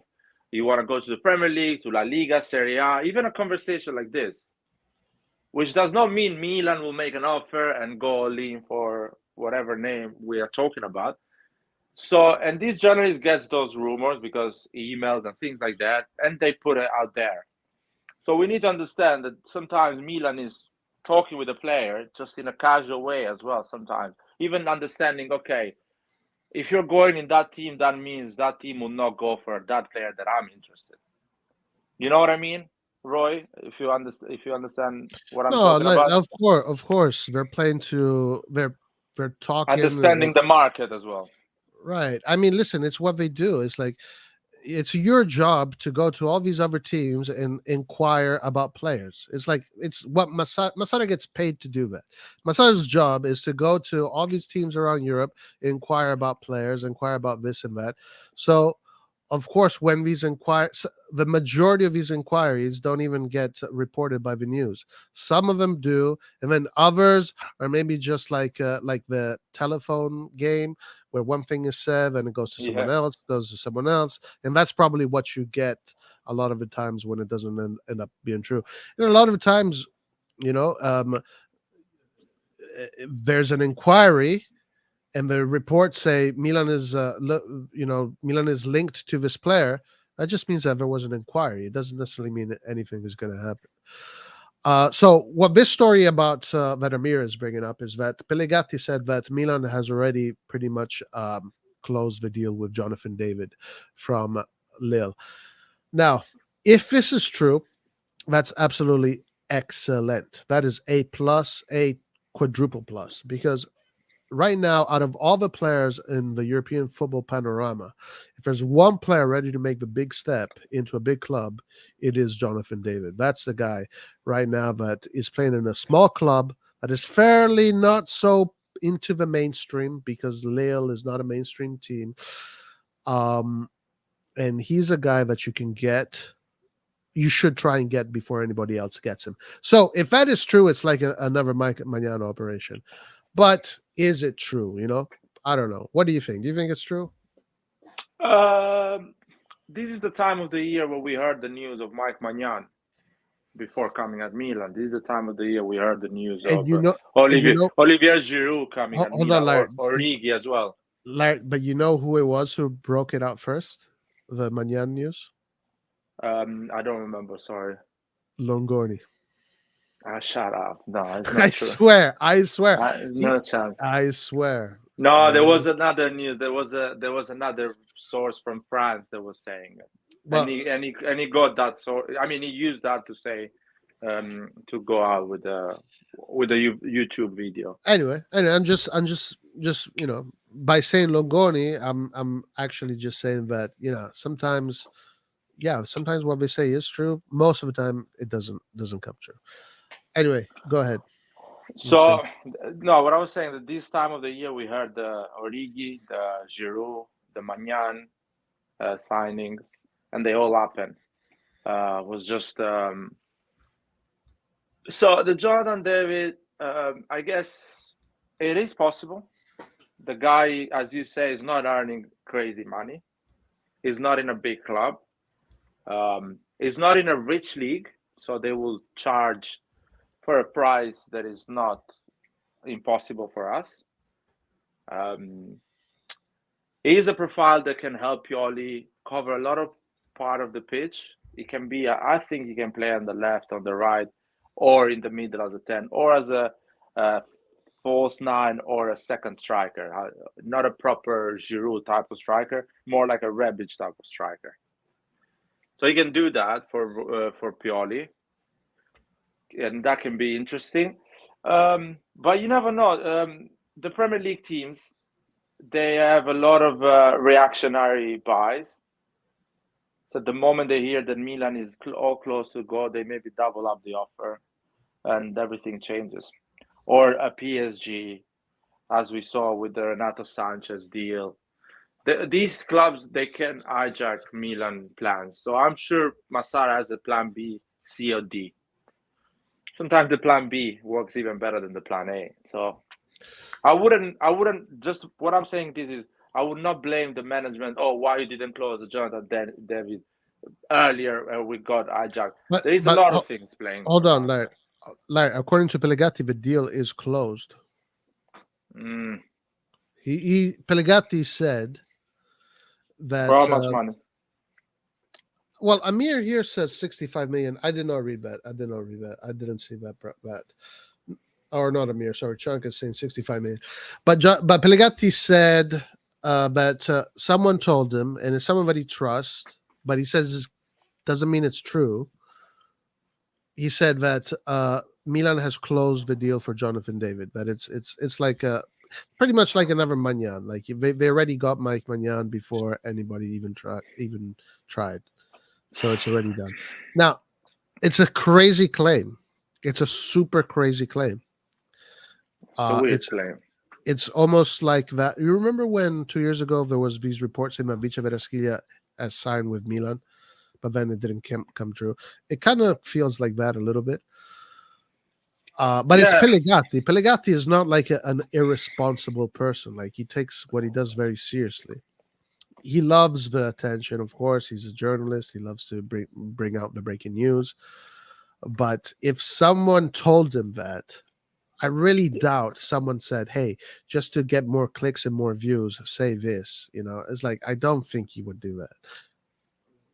I don't think No, so. no, we have reliable sources in France. Everything we did in France, it happened. So apart from those stupid names like Fabre and things like that, there were joke of players. Um, there is a Milan person in France that is a coach, is Marco Simone, and there is a lot of agents in France as well that operate with Serie A. So for sure, his source is pretty good. Somebody that knows the league, knows what's going on, and where Jonathan David will go next season. And now we don't know. Maybe that thing is the rumor is spread out so Lille can make more money with Jonathan Davis, so some Premier League team can come and offer more than 65 million. Sometimes is really this is a game. Transfer market is a game. Journalists come out with claims so the player can get sold more, or a competition can make a move. There is a lot of behind the scenes that we don't know. 65 million is the first red flag that it feels weird to me. I don't know you, Roy, but I find it really hard for I don't to know see where the us 60. buying. I don't know where the 65 million thing came from. It's just what Amir Chunk said here today. I did not read that. I did not see that. It's a bit weird us buying a 65 million not sure player. Let's make it like this. Not a established player. It's I a bit don't of know a what to big. believe, It's a man. risk. You know what I mean? I don't know what to believe because one thing tells me this operation makes a lot of sense, and it is like maybe the best operation you can make in the market right now. Because I mean, there's not. Well, I mean that's. I just I find it hard to believe at the same time because Milan has been so poor lately that it's hard to believe that they would do such a great operation. So I'm kind of like in between, you know. I don't know what to believe. I think it's very irresponsible of Pellegatti to bring out news like this, and then it not being true. He loses a lot of his reputation. It hurts his reputation. I don't know why he would do something like this. It's really stupid if it's not true. And Well, and this is he's done it in the past. He's and this done is it in the definitely past. not true, Paul. Paul says that when it comes to the mercato, he knows as much as you and I. He's basically one step above Uh, Longoria. I mean, that's just ridiculous. Pellegatti is always there at the conferences, so he's there talking to all these other journalists that have all these sources. They're always talking to agents, lawyers, and players. Guys, in Milano, it's a community. They all hang out together. You know, they all hang out together. This community of people. He's at the stadium the whole time. He knows all these people. If you ask any person that works at Milanello, do you know who Pellegatti is? Of course, we're going to say yes. Ask any person at Milanello, do you know who Roy and Paul are? All of them are going to say, who the fuck are those two guys? You know, it's like, come on. maybe they Obviously, know us. Maybe they know us. Roy, you never know. oh, At actually, Milanello. yeah, because of YouTube, yeah. But no, Pellegatti is definitely in the Milan system. Well inside the Milan system for sure.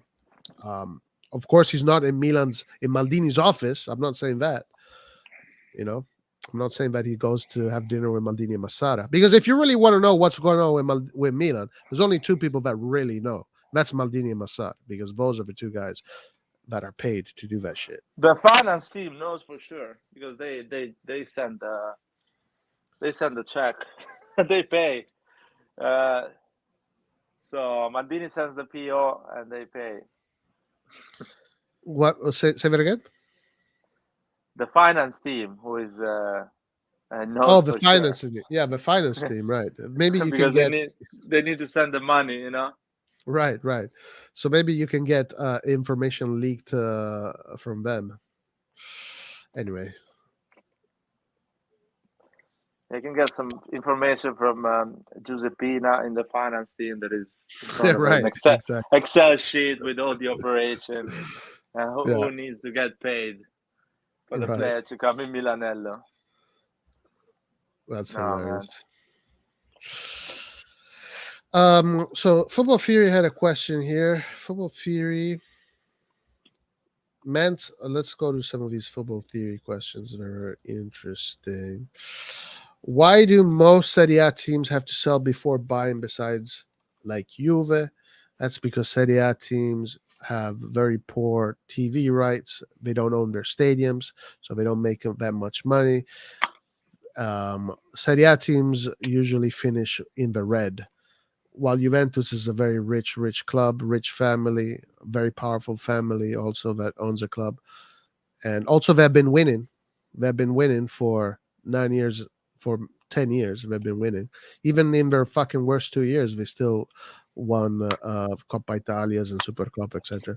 But when you win a lot, then you don't need to do that. When you win a lot, And you can buy. I want to add something. Going to the Champions League final financially is basically winning it. Because I think the Yeah. difference between who wins it and who doesn't is literally coins at the end. Because you get a lot of money going to the final, and there is the prize if you win it, which is the difference.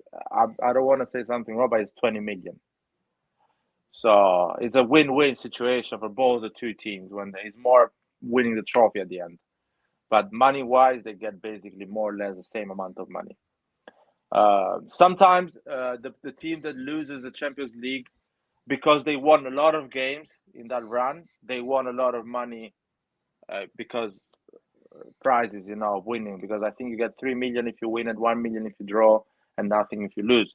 Another team can win the Champions League, but they got a lot of draw and losses in the group stage during the run of the Champions League, and probably they get the same amount of money the other team that didn't win it. So I guess Juventus going 2 years in the final of Champions League gave them a lot of money Yeah, financially, a winning lot the of Serie great A for 9 years in a row, also. yeah, sponsorship deals, big money now came in. So I think Milan can become one of those the teams Yeah, in Milan is Europe. doing that right now. Milan is doing that Yeah, right now. we are actually there basically. Our revenues are so high; they're gonna be so high for the next season. We were the only club this summer that did not have to sell to spend in Italy. We were the Yeah, only club this summer. So Milan is also in that same trajectory. Blah blah blah blah. Right now we're working on Leo and Milan, Mike's extension. Yeah, Benacer already extended. Most of the players already extended, except for even Giroud just extended his contract for 1 more year. I think yesterday or 2 days ago. So everybody that Milan wants to extend has been extended. Now the only two are Leao and how Oli correctly said, Mike Magnan is obviously a player that Milan has to look at because he's the next guy in line. Man City Milan final. That's what you would want, right? yeah, that's what I want. Big money against small money. Yeah, For big dick me, against big money. yes, for me, I think Man City is going to have a hard time going through Real Madrid. Um, I think Real Madrid is very tough to beat. So I think it's going to be Real Madrid, and then I don't know if it's going to be Milan or Inter. Maybe Milan, maybe Inter. I'm not going to say it right now. I think that would be immature. Of course, I would like Milan to be in the final, obviously. But if I look at and the thing is, Milan Inter, if I do the analysis there, I think there's a lot of it's 51-49, one way or the other, maybe a little bit more Milan, maybe. But I look at Real Madrid, Man City, I see Real Madrid the clear favorites. I don't know. I might be completely wrong about this one though. I don't want to. I don't want to sound like I know for sure. Well, I'm sure you can say it a week before the game. I would say when you see injuries and who is missing, formation, tactical decisions, you can say it. Um, right now it's quite early. It's a month or 3 weeks early, so a lot of games to play still for that game. Um, Milan Inter is no one knows. It's impossible to understand. Every logic, there is no logic behind that type of games, in my opinion. Yeah, that's a good segue to this. Fabio Capello, in an interview with the Gazzetta, says Milan were the ones I gave the least credit to. I thought they suffered the most, especially against Tottenham. Instead, they were good, like Inter, who eliminated Barcelona and Benfica. Who is the favorite in the derby? I've always considered Inter to be stronger in terms of squad and experience, but Milan have more imagination and a Leao who's impossible to defend in one-on-one situations. So, I mean, what he's saying is, I think he's missing one thing too. Milan has also more tradition. Um, and I think that the Inter fans suffer the derby more than the Milan fans. I think it's heavier for the Inter fans than it is for the Milan fans. That's my opinion, though.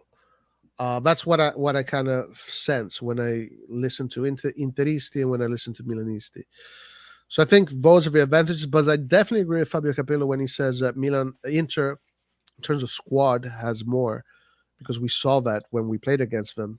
They can from the bench they can bring Correa, they can bring Gossens, they can bring in Brozovic. They can bring in the defenders, Darmian. So they have a more experience and a little bit more of a complete squad. But in our first 11, I agree with Capello. We have more imagination and we have a Leao who's unstoppable. What do you think? We have a better coach. I think Inter, they have better strikers. That's it, in my opinion. And Barella is exceptional for sure. I think Barella in the midfield will be the best player between both the two teams. You know what I mean? As a striker, they have more options. They have Dzeko, Lautaro, and Lukaku. You don't know in what condition they will be in that specific game because they've been quite inconsistent, all of them in different ways. But I agree with Capello when he says that we have more options, like we have more creativity and ideas how to put our team in different situations. So if we want to defend, we know what to do. If we want to go to counter, we can build the game in that way. If you want to be aggressive, we can build it in a different way. So we are more, how do you say, camaleonte? Chameleon? Yeah, chameleon. So we can Adaptable. change, adaptable. We can change color and game more than Inter, in my opinion. More flexible, even in type of formation. I don't see us suffering this clash too much. We will see. We'll see how it goes. We still have a long time to talk to see how it goes. We'll see. So Paul says the journalist blah blah blah blah blah know shit about what Maldini is doing. All right. So again, you have to consider what journalists do. Obviously, the journalists, when they see Maldini, they're going to ask him questions, try to get questions from answers from Maldini, right? Obviously, you and I do not have the opportunity to do that, but people like Pellegatti do have the opportunity to do that because Pellegatti will be, in situations where he can come across Maldini. But most of the information that these guys get is not from Maldini Massara. Most of the information they get is from the entourage of the agents, and it's the agents that are there doing the work for the mercato. They're the ones that you go and talk to because they're easy to talk to. I mean, Carlo Laudiza, who's the editor-in-chief of La Gazzetta dello Sport, or at least he was, a lot of times you see him in programs with Pellegatti. So he's there. It's his job to go and talk to agents and to figure out who is dealing with who and the entourage of agents and the people that are involved.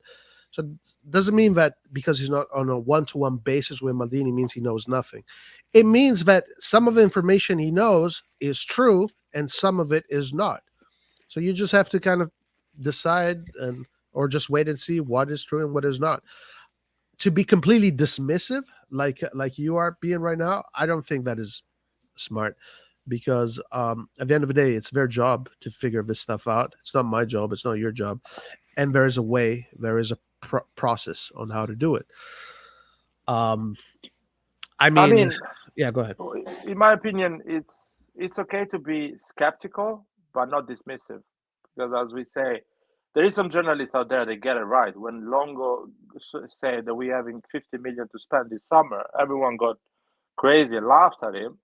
But that's what we spent that summer, and he said it before everyone else. So these journalists, you can be skeptical, like we all were at that time when Longo says, "Oh, we're gonna spend just 50 million. Milan will spend just 50 million this summer." You can be skeptical, but you need to listen and see if it's gonna happen. So Pellegatti is saying we're gonna get Jordan Davis.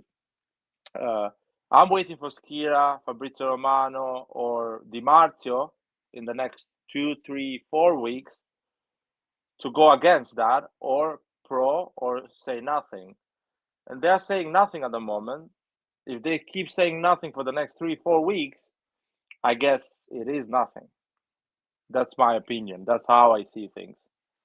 Still, it's not the truth. You know what I mean? Yeah, yeah.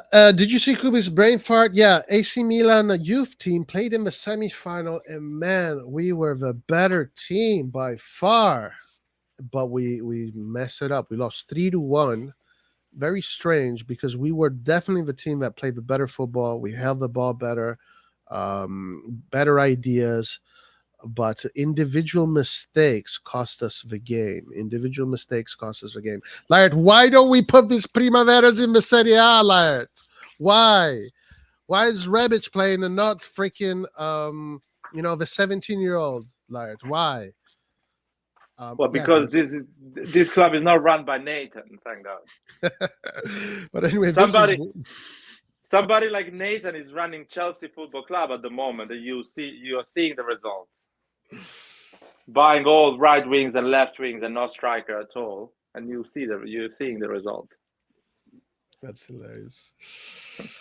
Real Madrid versus Milan, two historic clubs facing each other for the first time since 1968.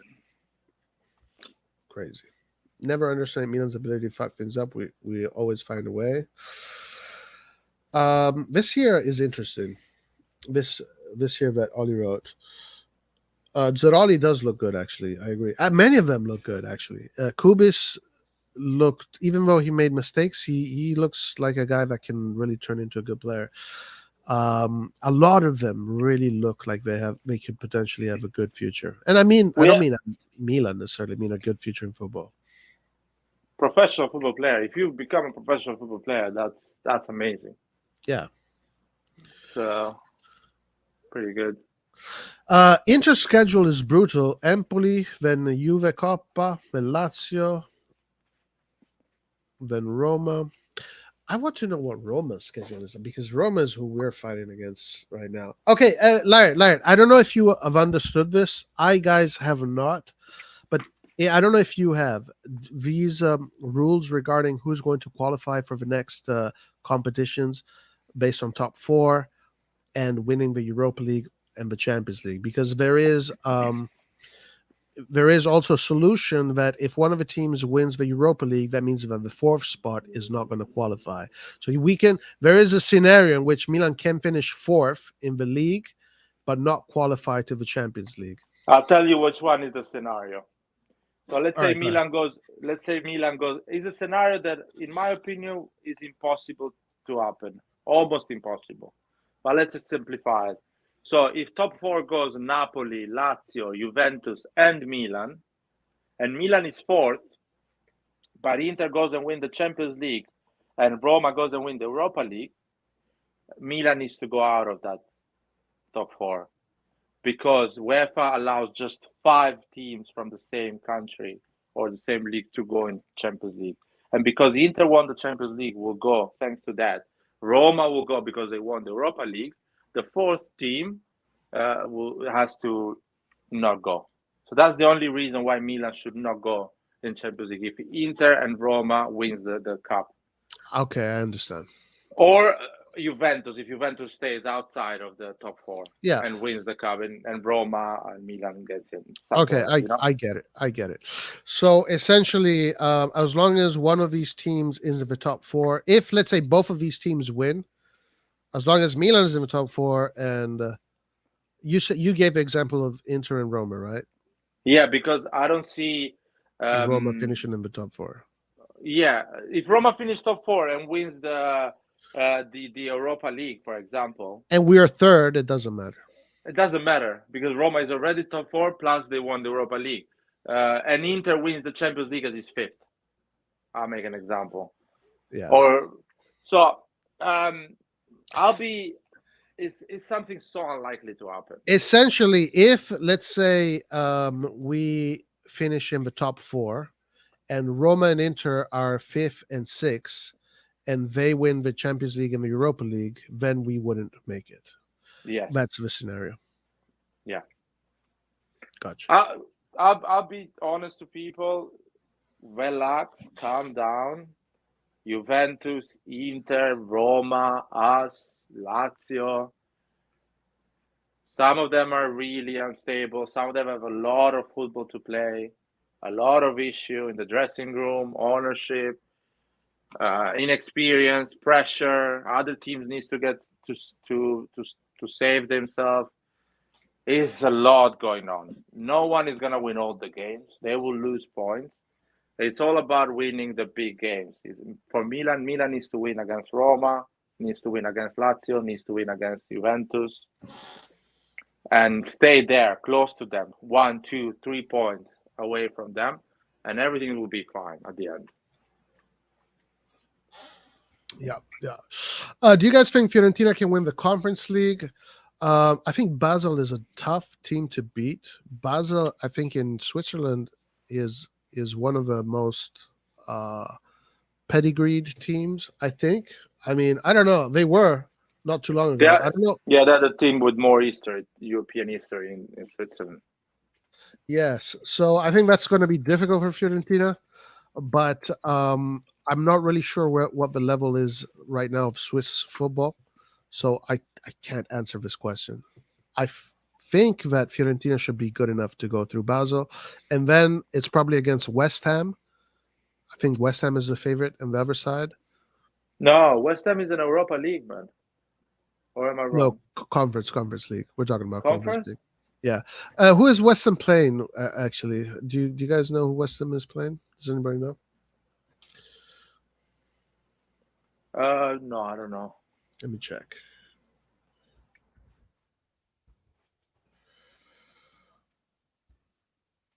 Conference League semi-finals. Conference League semi-finals. So it is okay. West Ham against AZ Alkmaar and Fiorentina versus Basel. Yeah, I think Fiorentina has a chance to win it. Are they clear favorites, like super clear favorites? I find it a little bit hard to say that, but I think that they can definitely do it. Yeah, I think it's doable for sure. What about you? What do you think? I hope they put all their eggs in that basket. Sorry, all their eggs in that basket. Yeah, because that qualifies them directly to the Europa League. They qualify to the Europa League. Even if they don't win it, they have nothing to fight in Europe. In Italy. Yeah, I think it's stupid to try to get in Champions in Europa League when you actually have a chance to win a trophy. Just win that trophy. Even if you don't win, at least you tried. That's the whole point of being in this competition, trying to win them at one point. Yeah, and once you're in the semi-final, you have to try and win it. Yeah. You have to try and win it, do everything about it. So that's my opinion. In Europa League, Mourinho Allegri final would be pretty cool. Yes, that would be nice, huh? Maybe both of them don't even make it though. Yeah, maybe it's going to be Sevilla, Leverkusen. Yeah, but I hope they make it, especially for us being top four. Fight will be even better, considering they have that final to play. And no, for sure, yeah. Will help us. They will lose more points in Italy if they go ahead in that competition. Oh yeah, for sure. Roma Sevilla, difficult to tell because Sevilla in La Liga is doing very poorly, but they have this Europa League DNA that is really crazy. Manchester United had a lot of key injuries, I'm being told. So that's was one of the key factors. And also individual mistakes that just made no sense. Like the Maguire making those mistakes is just crazy. For me, key injuries means nothing if you have spent 250 million last summer. You spent 250 million pounds. You should not come at this moment of the season and say we had key injuries. That's why we didn't. Yeah, we didn't. We didn't keep the game open until the 90 minutes. That's my issue. Because you can lose against Sevilla 3-0. Come on, man. So. Money not well spent for sure. Yeah, but Sevilla tough for Roma. I think this Roma can do it for sure. And then you have Leverkusen for Roma. Leverkusen is the most informed German team right now in the Bundesliga. I saw earlier, because I was checking where Mainz is, since Mainz today beat Bayern 3-1. That was crazy.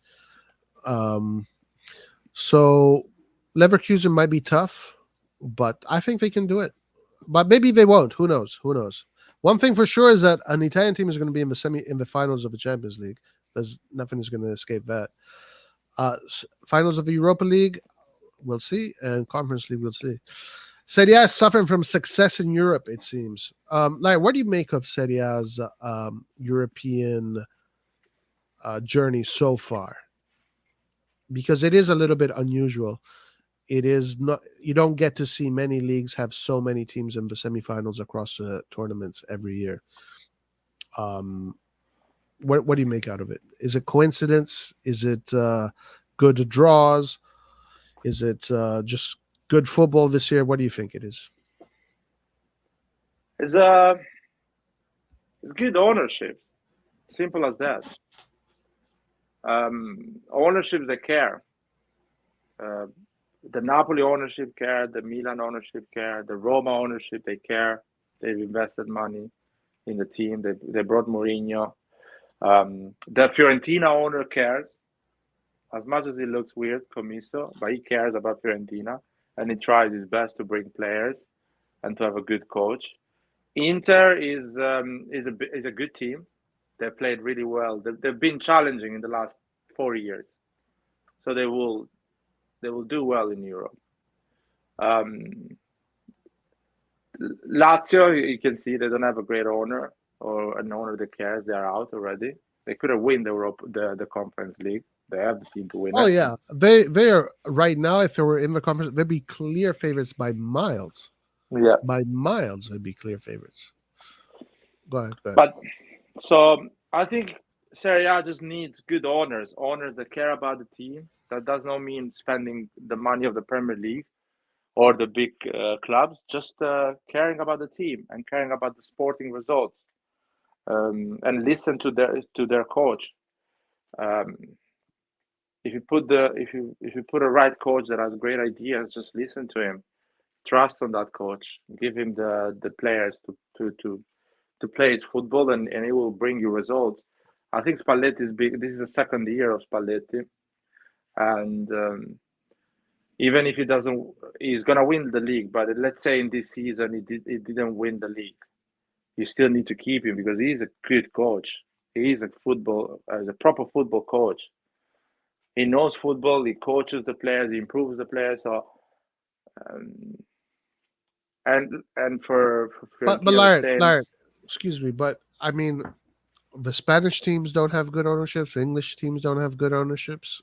So I mean, Well, but look at the moment that Barcelona, their owner, are crumbling, and they are struggling. Look at the results of the club in Europe, okay, yeah, where they Barcelona is a are. good example. Yeah, Real Madrid has a strong ownership. They are solid. They always come in Europe and challenge. and So what the about moment, Bayern has a strong ownership. well, but PSG has a strong ownership. okay, Chelsea, no, would you no, consider Chelsea a bad ownership? PSG does not have a good ownership. They change a coach every season. They buy flashy player. They don't have a project, a long-term project. They just are a fucking a joke of a club. Bayern this season has been a joke of a club in terms of ownership. They don't have a clear idea what they want to do. They sold Lewandowski instead of renewing him or keeping him and making feel him important. They didn't replace him properly. The players are fisting each other in the dressing room, um, and there is a massive politics inside the club. Coach going on skiing, getting fired, things like that. That's not a stable ownership. The moment the ownership is not stable, it's not solid. You see results how they come. Chelsea is a joke, and exactly they're not good anymore, and they don't perform in cups they used to do. And Man City is the only club that has a strong and solid ownership, and they're doing well in Europe. Another team that is doing well with a good ownership that is now the supporters like is Arsenal. We'll see what they're gonna do next season in Europe, how good they will perform.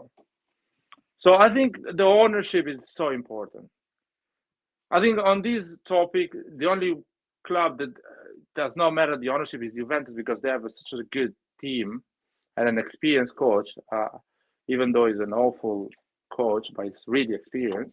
So they are getting results because of that, not because the ownership is good. The Juventus ownership is good, but it's a bit of a mess right now. But that's the main thing. Serie A has always been a great level of football. Always, even when the teams were not performing in Europe. It has nothing to do with the level of football in Serie A. Roy, can I respond? Yeah, go for it. Hey guys, how are you? I mean, I think I wouldn't necessarily agree with that. I mean, it depends on how you define an ownership. Like, I don't think that Milan's owners are, like you said, very interested in the sporting, aspects. I think they're more financially driven, and also, I mean, of course, it matters, like to an extent, right? Because I agree with you about Chelsea in particular. Like, they don't know what they're doing with their money. And then you're not going to be able to do anything if you don't have anyone intelligent that's making the right decisions. I agree with that 100%. I just will say that for me, the reason why Italian clubs are doing it, for me, the main reason would be, I guess, two reasons. The ability to scout players and their development of players, and also the coaching and tactics, which kind of are related to each other. I think Italian coaches have been doing really well, and I think that in the European competitions, from what I've been seeing, like we have really good tactical managers. I mean, obviously Pioli's been showing what he can do. Spalletti before Milan played them was just destroying other teams. They couldn't defend Napoli. It was crazy. They were just ripping teams apart. And then of course Inter, even though that sometimes Inter plays more defensive, they still were tactically pretty much perfect against Benfica. I don't know why they were just sloppy in defending in the second leg, but it was pretty comfortable. So I think that we have some good tactical managers, and then obviously when you can get players like Kvaratskhelia for like super cheap, because of like the scouting, or you can get players like Leao that we got and develop him into the player that he is today. I think that's a huge factor because we have a lot of good young players. But yeah, I mean, ownership is important too, of course. Yeah, listen, what's up, Antonio? By the way, how you doing, man? I, uh, I, I see definitely the Italian football a rise in the level of play, especially the level of play. In the level of play, I see it definitely rise. I think also it's cycles, and it is how generations kind of like grow throughout these cycles. Right now, the cycle is going towards Italy. It's been away from Italy for a long time. Now it's going to go towards Italy. Probably going to stay there a little bit. Let's see how the other clubs respond. But also, I don't think this season has. I mean, in order for Serie A to really be considered at a very high level, you got to win. So, I mean, we have to win the Champions League. It would be nice if an Italian team wins the Europa League, and the Conference League. Yeah, getting all teams in the semifinals is a good story, but if there's no silverware to be talked about at the end of it, it's just a story. It's not Yeah, enough. I agree, Roy. But to be fair, a lot of the English, like what the English people do is like, even though they don't win the final, they'll like do the same thing that we're doing now. They'll be like, oh, we have like all these semifinalists, and like Man City goes to the semifinal, but they don't, but even though they never win, they still hype themselves up like that. So, I mean, I know maybe it's just your opinion, right? That's Well, different from that. hold on. But Manchester United won a Europa League not too long ago. Chelsea won a Champions League. Liverpool won a Champions League. yes, yes, But no, that's true. But I mean, but also these same teams, every like last year, if you look at all the winners of the cups, right? You have Arsenal won, I think, won Real it. Madrid. Chelsea won Uh, the Europa League. Europa League was Frankfurt, right? Last year. And the Conference League was Roma. So like, I mean, what I'm saying is like, it's like on a given year, it's kind of the more so the overall narrative. Yes, and in the consecutive years, we should be seeing Italian teams lifting trophies. I agree with you, but I mean, like this sort of yeah, like if you don't lift premise. trophies, it doesn't mean anything. It's just clout. It's just looking for clout. Clout No, means no, something. it's a bit of both, in my opinion. More than trophies, like Roy is saying, is being there for multiple years. If you're gonna be there for multiple years in the way Italian football is being this year, trophies will come automatically. It's like a stat at the end. More often you stay there, and more chances you have to go and win it. So this is the first year that we're seeing these 5 teams in a semi-final. Going back to the owner topic, um, for me, a good owner is not an owner that is invest a lot of money in a club. For me, is an owner that actually trusts the coach and keeps the coach even if they don't do um, great things. If you think at Juventus, Juventus is keeping Allegri for financial reasons. They're not firing him, and he's more or less producing in an ugly way, but he's producing. On the other side, Roma is keeping Mourinho and is letting him work. Milan is keeping Pioli for 3 years now and letting him work. Inter is giving a second year to Inzaghi, even he didn't bottle the league the year before. They didn't fire him, and he's a coach that's similar to Conte as tactics and football. So they kind of gave him continuity. The same thing for Sarri. Sarri didn't achieve top four. He didn't get fired. He's still at Lazio and he's improving now, playing better football.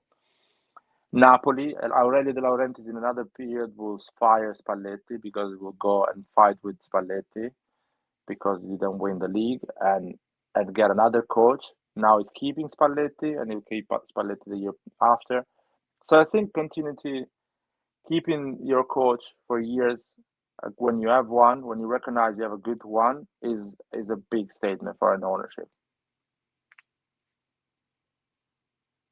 Yeah, no, continuity is a big part of it all for sure, and basically continuity is also a result of the project that you build and the value of a project that you build, and growing a project.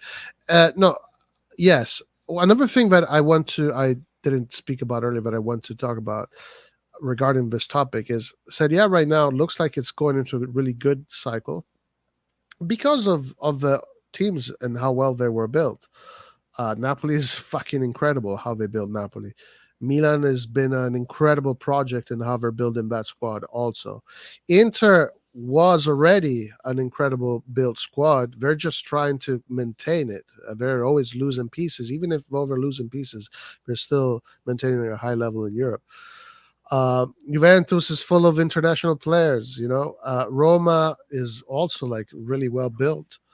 Um, they have coaches that are there. They've been there. We're getting the job done. Even Sarri is doing a great job. My one of the things that I want to discover this summer is what is going to happen in the market, because the EPL is the Super League, and if the EPL wants to come and take away from all the from the Serie A teams, they can do it. They have the money to do it. So if they take away Osimhen, Vicha, Leao, Magnan, Lautaro, that means that we just have to restart all over again and rebuild these players just to sell them. So keeping these players in Serie A is going to be one of the things that we got to find out if it can happen. If it can happen. Yeah, this is a great topic. I would love to stay in this topic for a few minutes. I think Milan will keep Leao, looking at the news we're having. But even let's say the EPL comes and gets Osimhen from Napoli, Napoli will get an injection of 150 million. And that's 150 million for a Serie A club to spend in the transfer market is a big game changer for Napoli. They can still be the valuable team that they are using that 150 million. I'm not saying wisely. They can even throw away some of that money. They will still get right a big player. So whatever, either way, Serie A will still stay competitive. The only problem, the broken piece of the chain, in my opinion, right now is Inter. Inter, their ownership that they want to sell, and they are not buying players; they're just selling their most valuable player every summer. That is the weak part of the chain, and I hope Inter gets an owner as soon as possible that cares about them and then stops selling players, uh, or even if he's not spending a lot, but at least is willing to keep the club and invest in the club. But the other ones are good. The other ones, even if they sell valuable players, they will get money and reinvest them properly.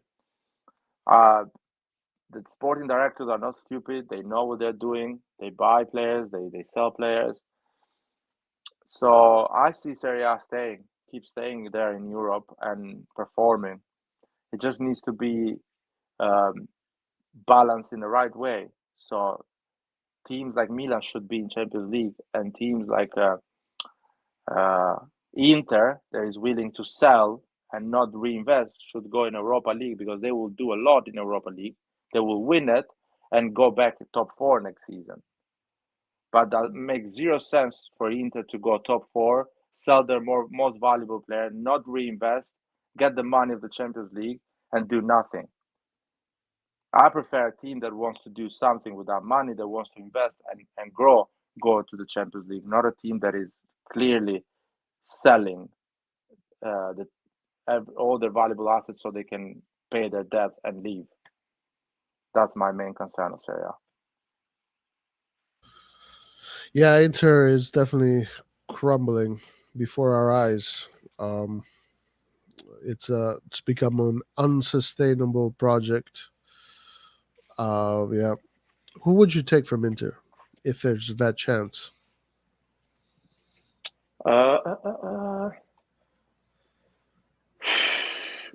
I will take Di Marco. That would be Really? perfect on the left. Like As Viceteo. Viceteo. That'd be a good luxury to have. Do you think you would accept that role? Of course, he's an Interista. He's a proper Inter fan. He grew up on the Primavera of Inter, things like that. But that's a player that will help the Pioli's project perfectly. Other than that, I don't see Darmian, but we have Florenzi, Calabria, Kalulu, so no need for that. Striker that Inter has, Deco is old. Lautaro cannot do the job that we are requiring. We need a tall, big striker. Barella is a great midfielder, but again, he will not come at Milan. He will not do that type of move. He probably will go like in England to play, or Real Madrid, whatever. So that's Di Marco will be the only one that will be perfect for us. You know who I would get, right? You should not even say it, because you're an idiot if you say it. You're an idiot. Because that guy is an average player. I'd give him 6 million. 6 million. Yeah, and your wife, because somebody else is getting his wife. So we need a player in that position, Lard. He's perfect. I will give Pobega the key of my midfield for the next 20 years. Then Siak and Çalhanoğlu. That is too funny, dude. Dude, we have Krunic. Krunic is a 10 times better player than Akan. Yeah. He's more of a più uomo, you know? Exactly. More man. Yeah, than Chala. That's hilarious. Yeah. So, what else is there to talk about? Is Zaniolo gonna come at Milan? I want to hear that. I don't know. Like, the reports were saying that there's a chance. Galatasaray, Zaniolo Milan. Is that gonna happen? I don't know. I haven't heard that, but there was reports that came out, again, taken with a grain of salt, that were suggesting that Zaniolo is going to be at Galatasaray, but then he's looking to move in the summer, and Milan is the destination. I mean, there really was something happening between Zaniolo and Maldini at the end of that winter market. Like, it was real. Unless what was that? It had to be real. So it was real. Yeah, there was a push to get Zaniolo. There was a real push to get Zaniolo, and they weren't hiding. Nobody was hiding from it anymore in the media. So maybe we'll see in the summer, right? Is that a player that you would welcome? Yeah, I will take Zaniolo. We need Italian players. We need more Italian players in our squad. He can play as a number 10 as well. I think he will do well the number 10 position, and the right wing or left wing as well. We played as a left wing. We have Leao, but some games, rotation, things like that. Leao has an easy yellow card, as we know. Can play a lot of games on the left. So Rebic out, Zaniolo in will be a great operation, I would say. Or whatever, Origi out, Zaniolo in, because I don't think we can afford all of them. I will still keep Messias and Salamakers. Really, one of them is never going to play. No, they will play, and I'm sure Messias is not a guy that wants to play. He's a big fuss. He's like the type of Krunic type of mentality. He's there to help the club, to help the team, the coach, available to give everything, and that's it. It's not gonna be like, oh, I want to play.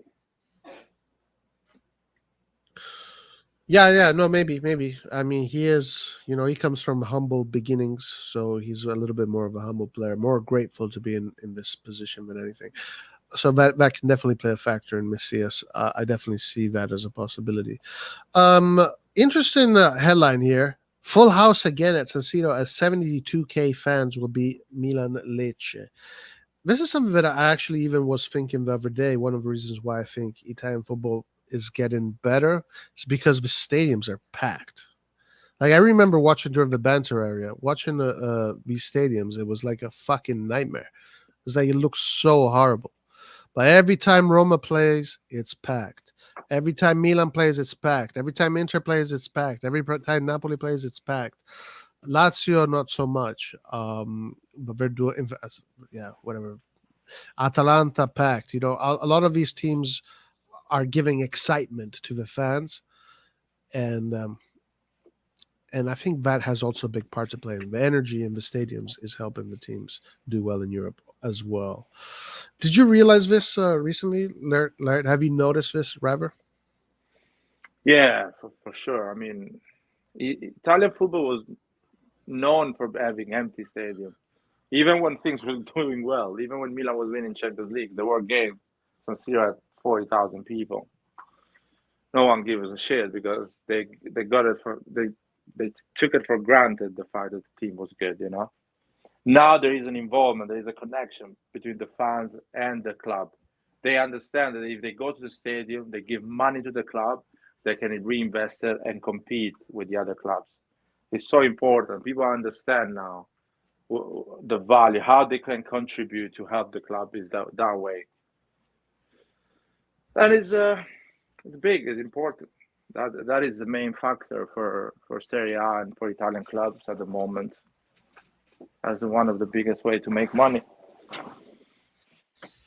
Yeah, and then there's a lot of YouTubers that they in their YouTube they go to different stadiums, and a lot of reputation gets also transmitted across these YouTubers with millions of subscribers.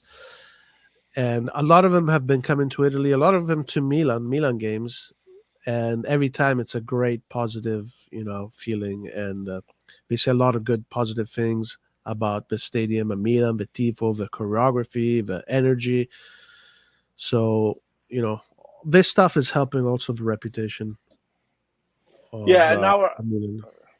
our fan base is more humble now. Because at the Berlusconi era, if Berlusconi didn't buy a big player, no one was coming to the stadium. Yeah. That was the reality. Berlusconi needed to buy a big star every season, or a pretending big star, so people will come at the stadium and watch games and buy and do the seasonal ticket. Now the fans are more humble. They just buy the season ticket because they love the club, the team, the overall of the team. Yeah, true. Different. It's a different identity. This Milan has a different identity. De Zerbi. Listen to this, like. Listen to what De Zerbi says. By the about way, Milan. I knew these things before. I even said it live. The Derby and the Primavera player of Milan.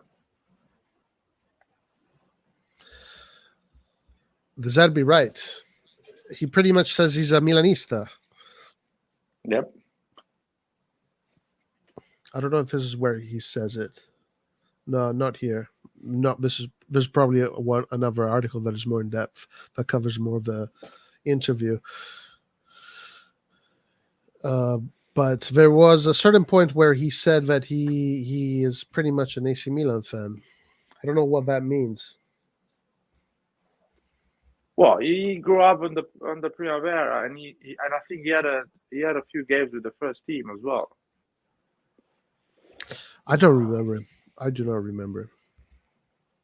Because we were looking at Sheva and the other boys. What year Aubameyang was? was. Oh, he I played with think Aubameyang, so he was that age. no. He's older than Aubameyang. But to make an example, Aubameyang never played With in the Serie first A. team. Yeah, with the first team. Yeah, I So wonder because he's fairly young, right? Deserve. He's not old. I think he's 40 years old. So it's like a Ibra type of age or a bit older. So maybe he started playing. So it had to be 20 years ago, more or less, when he played in the Milan. Like So that 20 years in was 2000. 2003. 2000, 2003, yeah, between 2000 2003. If I'm not wrong, I think he played for Ancona, my hometown where I grew up. I think he played for Ancona in Serie B, yeah. We had Jardel as well.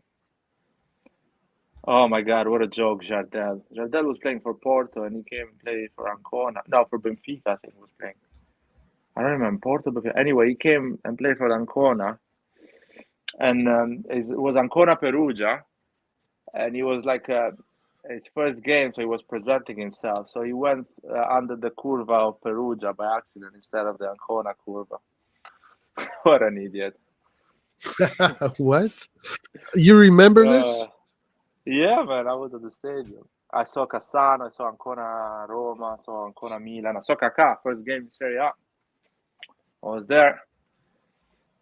And I saw Jardel coming and saying hi to the Perugia fan. What an idiot. By accident, of course. Yeah. It is crazy that we have fans here like Joel and other fans that are that they started following Milan during the banter era. So for people like Joel, like the perspective is completely different, and it's awesome. It's amazing. It's beautiful to see. It's really beautiful to see.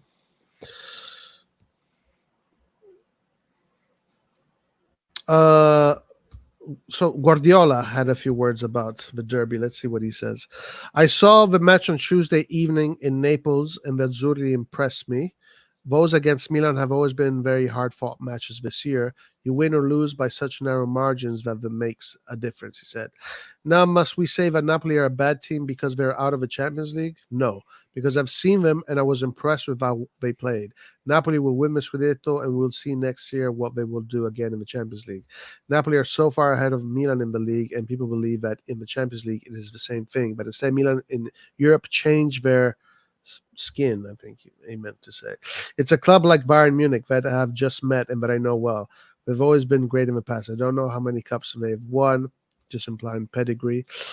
He remembers Arrigosaki, Capello, Baresi, Maldini, Costa Curta, in short, their history, and it counts. That's why these teams are so strong. Milan and Naples also played well. They won in the league. They won in the first leg. In Europe, 1-0, and then draw with a penalty for Napoli that could have been awarded. I repeat, it was a very close match. So, history, pedigree makes the difference. And this time it showed. It definitely showed. Napoli is a great team, a super team, but in a small club. Milan is a great team in a big club. I know you don't agree with that, but whatever. What do you think of Guardiola? What he says? I mean, things that you say in an interview, no? Classic things. He's being politically correct. Yeah. Is not upsetting anyone. Is putting respect to the two clubs and to the game. The reality is that he is like Real Madrid and Man City are the favorite to win it. So at the moment one of the two wins that semi-final, they will feel like, okay, most of the job is done. Yeah, true. Very true. That's how they will feel. And this is great. This is absolutely great. That's exactly how we want it to be. The best scenario possible, knock on wood, is of course as Milanisti, we want Milan to win. Of course, let's not. Of course, why hide it? We want Milan to win and go into the final. The best case scenario is that the whole media is going to be like Milan has zero chance. This game is zero chance Milan. Milan is like one chance out of a billion, right? That's what we want. That's what we need. It's will be great to be. I mean, at that point, the top four will be defined. The league will be finished. 10th of June. At that point, The league will be finished. 10th of June? Yeah. Yeah, it'll be finished, yeah. Because the league ends when? Beginning of June. It ends the beginning of June, I think. Like almost a week before the final. Yeah, I think so. Yeah. Ibrahimovic is back, right? Our favorite Swedish international. 42 years old, still going to the national team. And then he wonders why he gets injured. What the fuck? Like I'm so angry at Ibrahimovic right now, dude. I'm so like, why are you going to the national team? Do you think he's like, gonna listen to me? Let's say he's like Maldini basically runs the club. And he's a mate of Maldini, and he's asked Maldini, I want to still be in a football club and play and train. And Maldini's like, yeah, sure, come at my club. That's how it is right now. He's we are doing a favor to him, and he's doing a favor to us. Marketing is massive. Of course, everything he puts to the dressing room as well, the mentality, and so it's just like it's like this. That's what it will be. Crazy stuff, man. Crazy stuff. Look, I'll be honest. Just don't go to the national team. You want to keep on playing football. You want to keep on being at a club. Just stop with the national team, because that stupid trip you did with the national team, which you don't need to do. You're in your 40s. Sweden needs to move on now. The national team needs to move on. Like, how do they not have another player there? How are they still hanging on to Ibrahimovic? It's like we would still be hanging on to Cassano, some crazy shit like that. It's like, or Buffon, like we're still hanging on to Buffon instead of giving Donnarumma, Meret, and whatever. Stop doing that. Like, what the fuck? Yeah, but he needs to do it. No one can tell him. Yeah, that's a problem, man. That's a problem, because this season, having Ibrahimovic in the squad was a huge blow to us.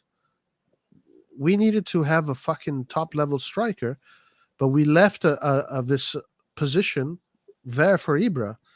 The moment he's healthy, he goes to the fucking national team and he gets injured again. It's like, of course you're gonna get fucking injured again. We know that a national team football, especially these qualifications, it's like dogs. They're all fucking killing each other. Yeah. Why are you going to the national team? I'm pissed off, man. I'm just pissed off. I'm fine, man. I'm whatever Ibra wants to do. Clearly, no one can go against him. The coach of the national team. Cannot go against him. The coach of the national team cannot go against him. Pioli cannot go against him. The guy looks like a fucking bully. No one can talk to him. Yeah, he's the alpha of the situation, and he does whatever the hell he wants. That's I'm sure Ibrahimovic's world. The only person that probably can convince him is his wife. If you ask his wife to tell him to stop playing for the national team, he will do it probably. Yeah, man, it's crazy. Uh, yeah, okay, man. I think we've touched on everything here for today.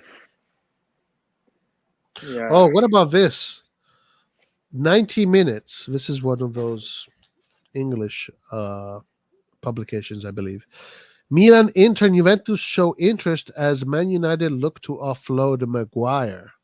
No chance. What the fuck? That's not real. It's not gonna happen.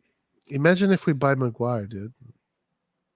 And also, Tomori is being linked the other way around. Manchester United and Chelsea, no, Manchester United and Tottenham were being linked to Tomori or with Tomori. No chance, man. No chance at all. Zero chance that Kumar is going back to Man United or Tottenham. No chance. I saw. Would you take? What's up, G? How you doing, my man? Would you take Maguire? No, bro. Maguire No. is a real meme. Like I thought, like I like it's official now. Like this guy is cursed.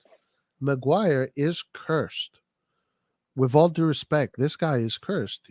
There's a reason why people in Paul, even did you see like in the Guinean parliament, they were trying to Yeah, make man. an analogy of like the economics Yeah, poorly yeah, I've managed, seen it. I've and they seen use Maguire as an example of how to self it. inflict pain on your Dude, like every defender that does that mistake that is, they think about Maguire now. He's like a benchmark for bad, basically. I don't know, man. I feel sorry for the guy. Like this guy must be living in a. I don't know. Maybe he doesn't even care. I don't know. I really don't know. Listen, they need to. But Tomori, I would not sell, Lard. I would keep Tomori for until the end of his career. To be honest with you, I It's would not not. going. Tomorrow is not going. It's not going because first of all, you can see that the guy is committed to me, and he speaks Italian perfectly, man. I'm shocked. His Italian is insane. Being an English speaker, speaking Italian so well is just crazy because he's been in Milan 2 years now. Yeah. Yeah. In 2 years, learning Italian so well. The guy is clearly committed to Milan. Yeah. And I think it's shocking that the English national team doesn't call him. I think it's quite shocking. Well, Now he Maguire does. plays for the national team.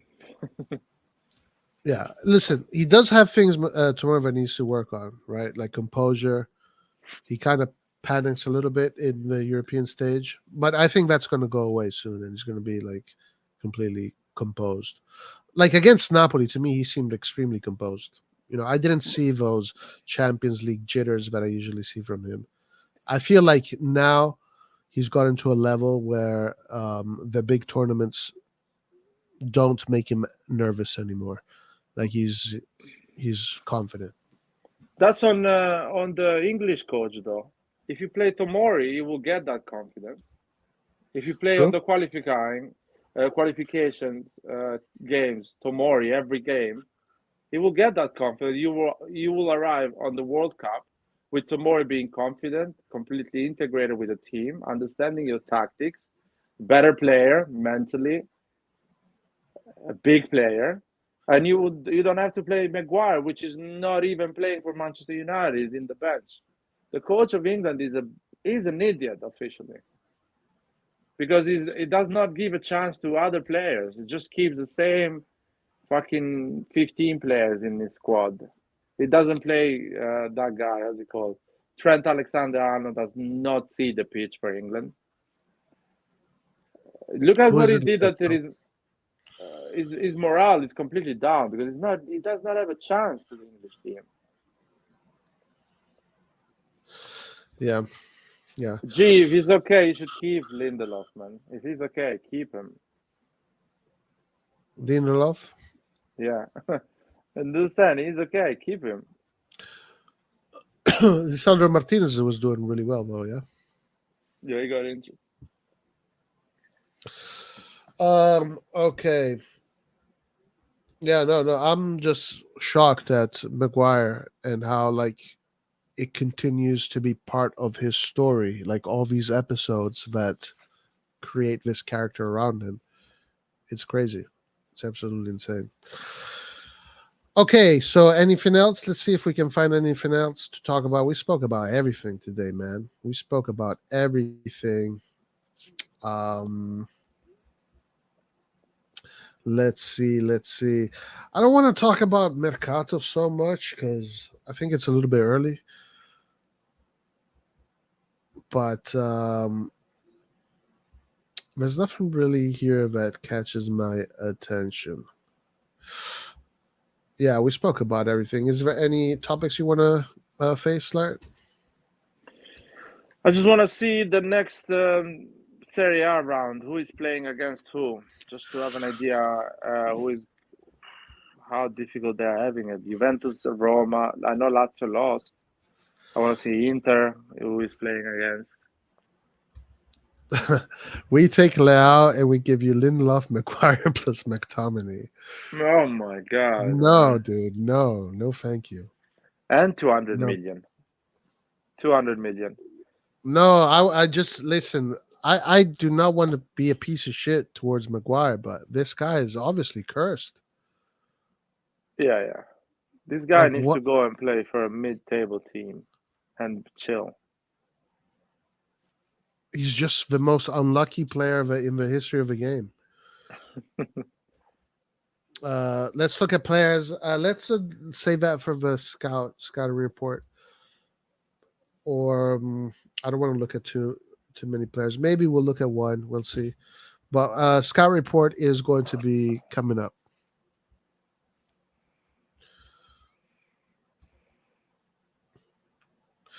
No, I think Ranks will play more with Pobega out. Do you guys think Ali will get some chance to play? I think Pobega. I think Ranks will play more. Yeah, Ali Rams. won't. Rams will play more. Maybe Bakayoko as well. Lard, is there any players in Manchester United that you replace Leao for? Or No. maybe more than one. More than one. Like three. These three So, for Leao. no, man. No, not really, because What about Manchester City for Leao.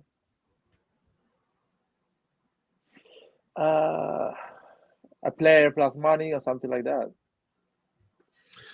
I think right now for Leao, there's not many players that you can replace him with, right? Like Vinicius Junior maybe is one. I To can talk give about, them Roy. I can give them Leao and get Erling Haaland. They really insist. yeah, Leao for either De Bruyne is too much for Leao. Nobody would say De Bruyne is. No, but De Bruyne is old, man. He's 31. He's True. 31. That's a good point. Yeah, for Leao right now, it's probably Haaland, but Haaland is more valuable than Leao. Let's also be honest. I mean, let's see. Maybe Leao can show us otherwise. Come on, Leao, show us otherwise. Vinicius Junior, obviously Mbappe is far ahead of everybody. He lives in his own division. So there's not many players right now that you could replace for Leao, huh? There are not many. I With what will. he The good is question doing. will be which player will you get from Man City that is not playing a lot? You know, that would be a good question. Or which player will you get from these big teams that is not playing a lot? So maybe we'll look for Milan as an option to move and play more. I'm not sure I'm not sure about the entire roster.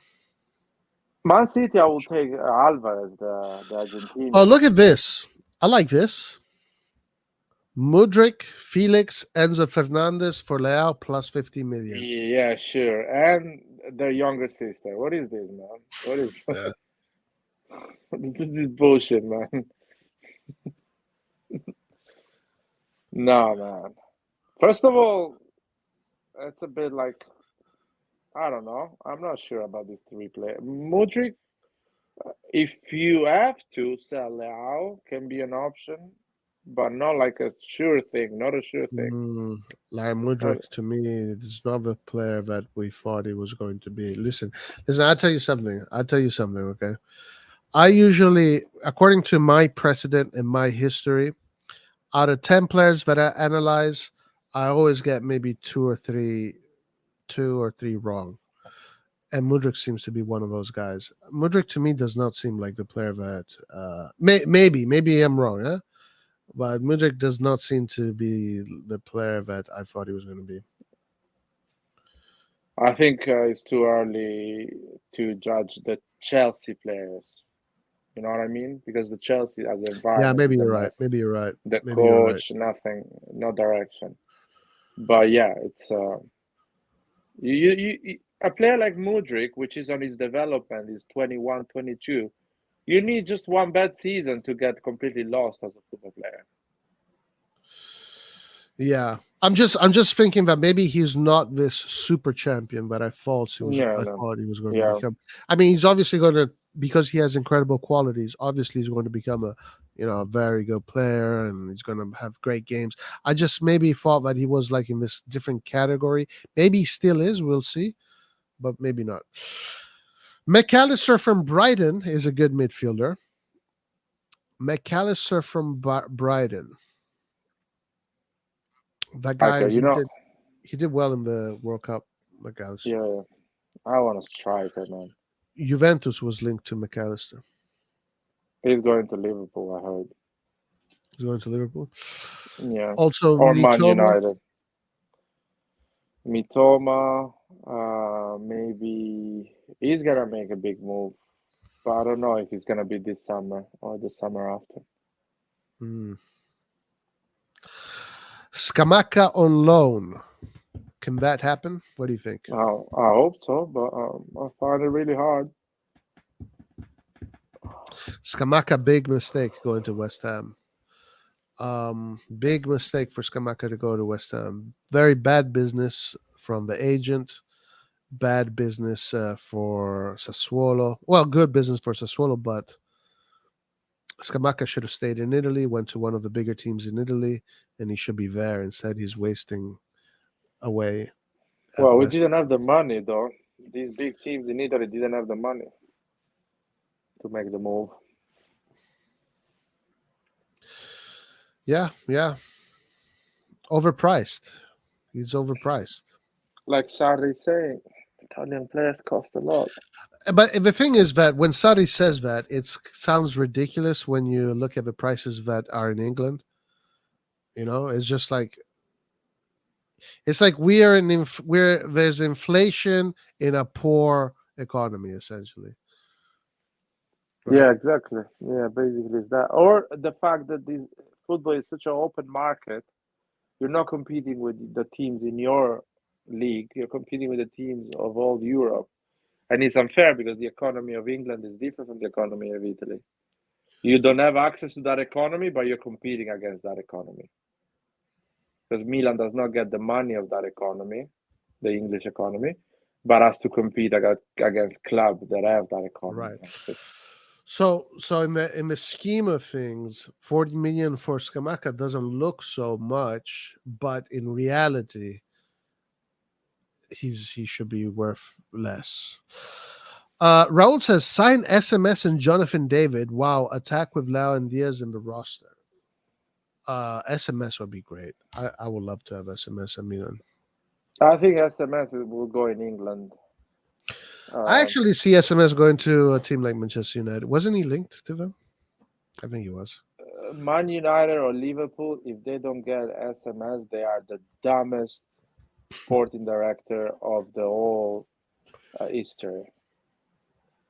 It's just stupid, in my opinion, and not to think about that player because he will cost, let's say, 40 million euro, which is 35 million pound. Is nothing. Is pocket change for the English club. Man, we should be getting SMS, Larry. Yeah, but we're not. I know that. You want to solve Pioli's issue with how he envisions the attack in midfield?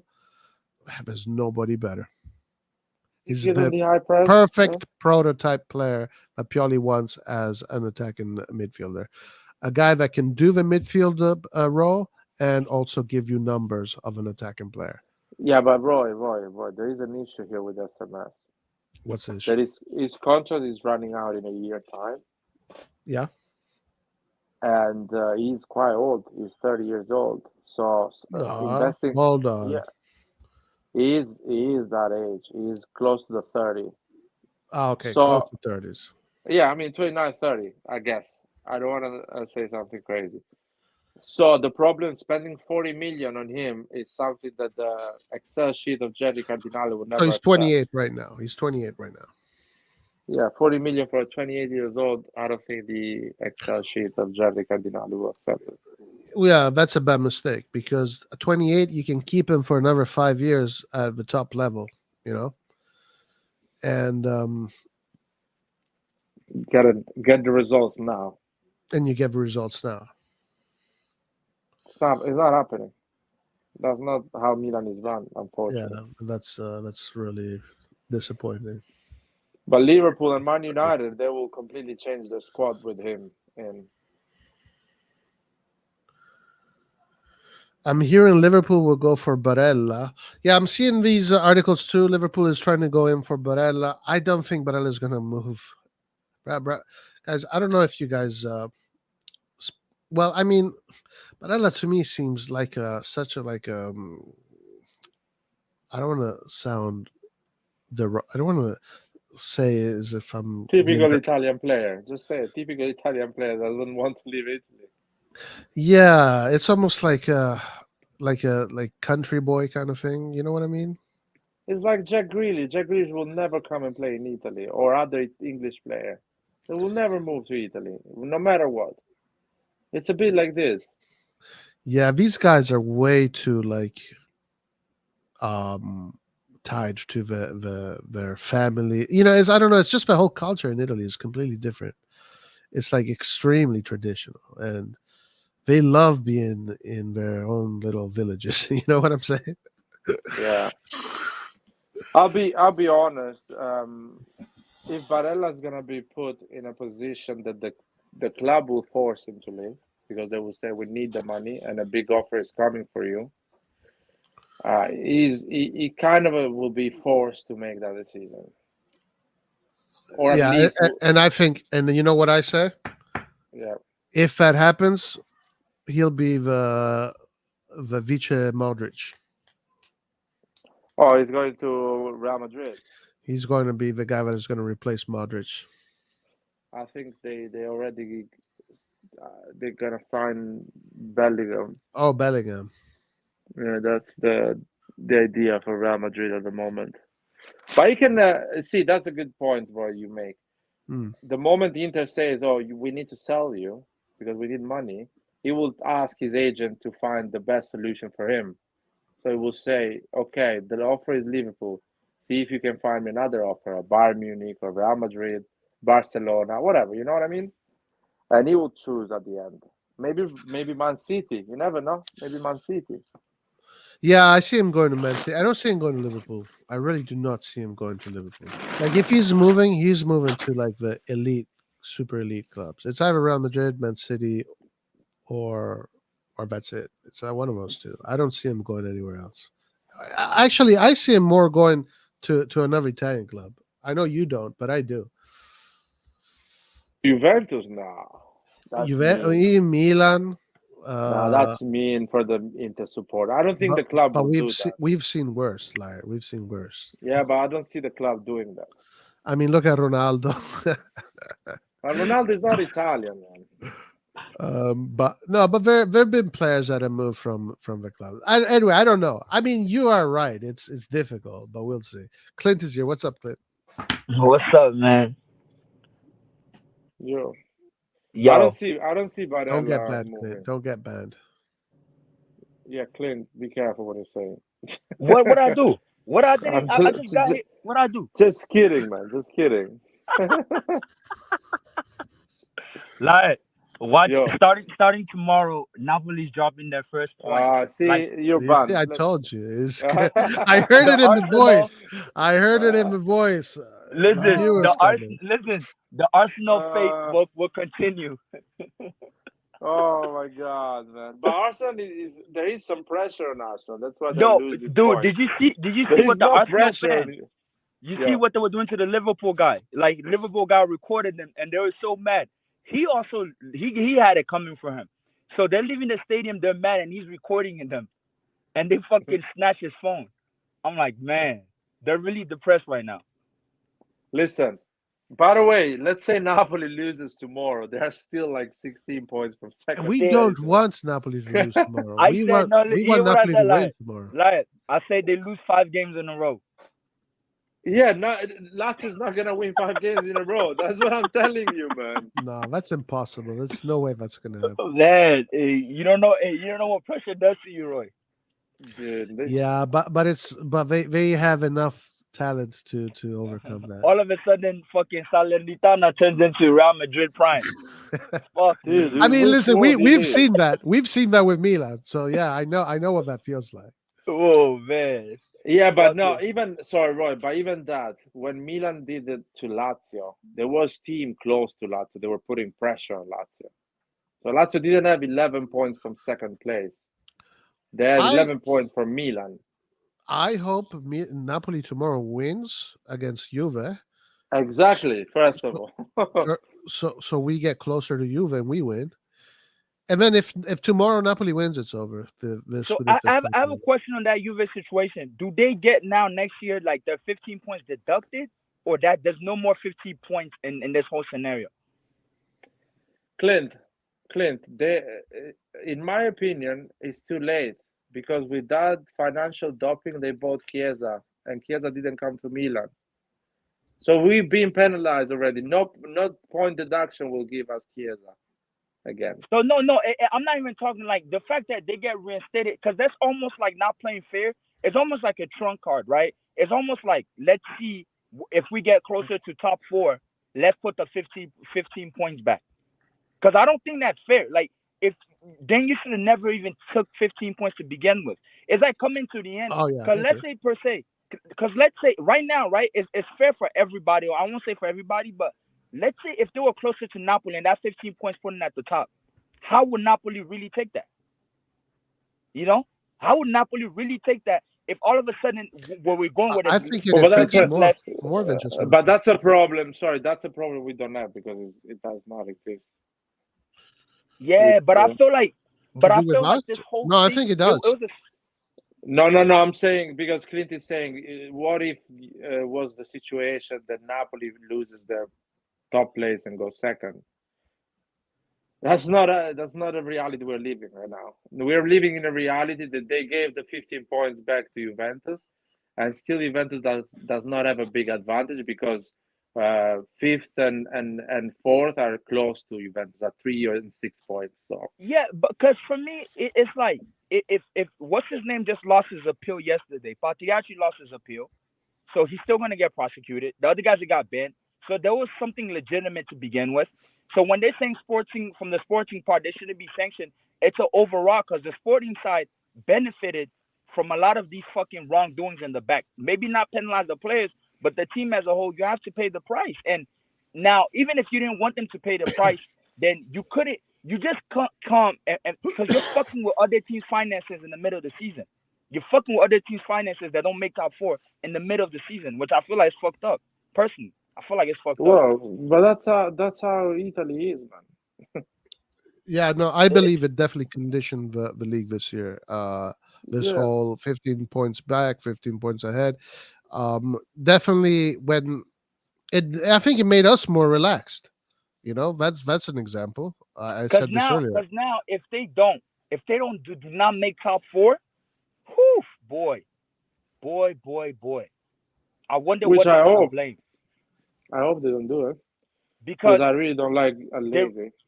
yeah, they really need money. Because I think they really also need to qualify from a sponsorship deal perspective, because other teams are actually pretty much on revival mode, right? Because if Juve fucks around and they don't perform, they don't make top 4 next year. Like I personally think Milan and Inter probably their spot is cemented. Like Juve can see themselves get replaced by Roma, for example. Going forward as like the top 4 strong teams in What the do you league. mean? What do you mean? No. What are you talking, Clint? Clint, what are you No, talking? no. What I'm trying to say is, from if Allegri stays, from a football in terms of clout, not forcibly in terms of clout. If you see what I'm saying, from the outside view, somebody that doesn't watch Serie A, you're looking through and all of that. Like you saw how over the years, like we came and took Atalanta's spot when we're in like on our Benta era, and you see Atlanta kind of like fell down the pecking order. That's what I'm trying to say. Yeah. If Juve fucks around, they keep Allegri around, they might just see themselves Roma just move across, and you'll have like a Napoli, Roma, Milan, Inter fight for the top 4. I know Juve is still Juve, but I'm just saying in case Allegri stays around, that's what I mean. In terms of like cloud. No, Clint, You don't think so? Clint, if Juventus does not play European football, they go and win the Serie A the year after. Because they will be playing one game a week for the entire season. They have enough good squad, enough players to go and win 1-0, 2-1, 2-0, win all those games. But because they need money, as you say, for sponsorship, they need to go in that top 4. And they are milking and paying everyone under the table to achieve that top 4. They are paying lawyers, they are paying corrupting judges, they are doing all what they have in power to do that. And no one is stopping them in Italy. Which to me, the newspapers are writing, the newspapers in Italy, they've been writing for 6 months how much the football in Italy would be damaged if Juventus does not go top 4. They're making up arguments just to make sure Juventus gets top 4. Italy is that type of country. Early you guys accept it, easier is to live your life. Because for me, it's just like their style of play, even is kind of like awful. And amongst all the transfers they brought, the only one that bought that really worked out for them is Di Maria. I don't see Pogba getting better next year. I think footballistically, I'm gonna be honest, like he's done. Like I don't think he even gives a fuck. I think he really doesn't. He doesn't care. Bremer is a decent signing. No, but Bremer, he was already bought prior to those 3 coming. Like when I mean 3, I'm talking about Di Maria, Paredes, and fucking. Oh, Paredes was awesome. And Di Maria and Pogba, Di Maria, and Paredes. Paredes is the dude that's fucking overpaid like ridiculously. I never saw how good this dude was. I never rated the guy. So he's going back for sure. He's getting paid what Leao wants. Right. You got guys like that getting paid that money where it makes no sense. Right? I mean, when I look at PSG, bro, it's such a wasteful team. They got Fabian Ruiz. I don't even know what's the role of Fabian Ruiz on PSG. I have no idea, bro. So anyway, that was just my side thing with Juve. I don't know. It's just. But listen, I thought. Game. But Juve is 100%. I mean, I find it difficult for them not to finish in the top 4. How are they gonna bottle the top 4? They can drop points, man. They can drop points. Like you saw, Lazio just lost, right? Like at the time, you don't know who's doing what, man. They can lose points, man. They can lose points. Like they're not on a wave. Juve's not on a wave right now where it's like, oh, I can't see them lose points like a Napoli. Like everybody's all unpredictable. Other than Napoli, everybody is all unpredictable. Like you're gonna win tomorrow and then to the next day you're losing. Like Juve, their stuff is not guaranteed. Okay, like, is it Napoli Juventus or Juventus Napoli? What you mean? Is Juventus playing at home or Juventus away? Napoli? Juventus Napoli. Yeah, I don't know, bro. I mean, Napoli hates Juventus, but I don't know the players how much they hate Juventus. How you guys feel? How you guys feel about Vlahovic overall, man? Do you think... Terrible player. I've always said he was a terrible player. Yeah, we dodged the bullet. Looks like we dodged the bullet. You feel like we dodged the bullet? I know he was a wet dream for me, but I don't know if I should blame Allegri or like he's just a kid. It was just an overhype or Piante 2.0. No, it's a judgment that is always evolving. The Allegri question is there, but looks like we dodged the bullet. Let's make it like this. That's why there's Jonathan David for 65 million, bro. I'm not with that at all. If it's something I'm against, it's that. I wouldn't drop that money for him. It's not your money, man. That's a lot of money. I agree. I know a it's lot not of my money. money. Yeah, I agree. I didn't see that price anywhere, but that's a lot You of know, money. I agree with I that. know it's not my money. I know, it's not my dad's heritage, so I shouldn't be upset. But it's just overall, I think it's just the dude's a second striker. No, we need to have Jonathan Davis as the most expensive player of our history, not Bonucci. We need to make that change happen. No, but yeah, I know, but yeah. Let's just buy someone that is more expensive than Bonucci, man. I don't want to have Bonucci as our most expensive the signing biggest of the fraud, history the of biggest Milan. fraud in history. Man, Holy fuck! But 7 Champions League winners and our most expensive signing dude, is that was the Bonucci. wild. That's probably Oh, I want to cry. one of the most wildest football decisions. Like I woke up being like, "Yo, what the fuck is happening right now?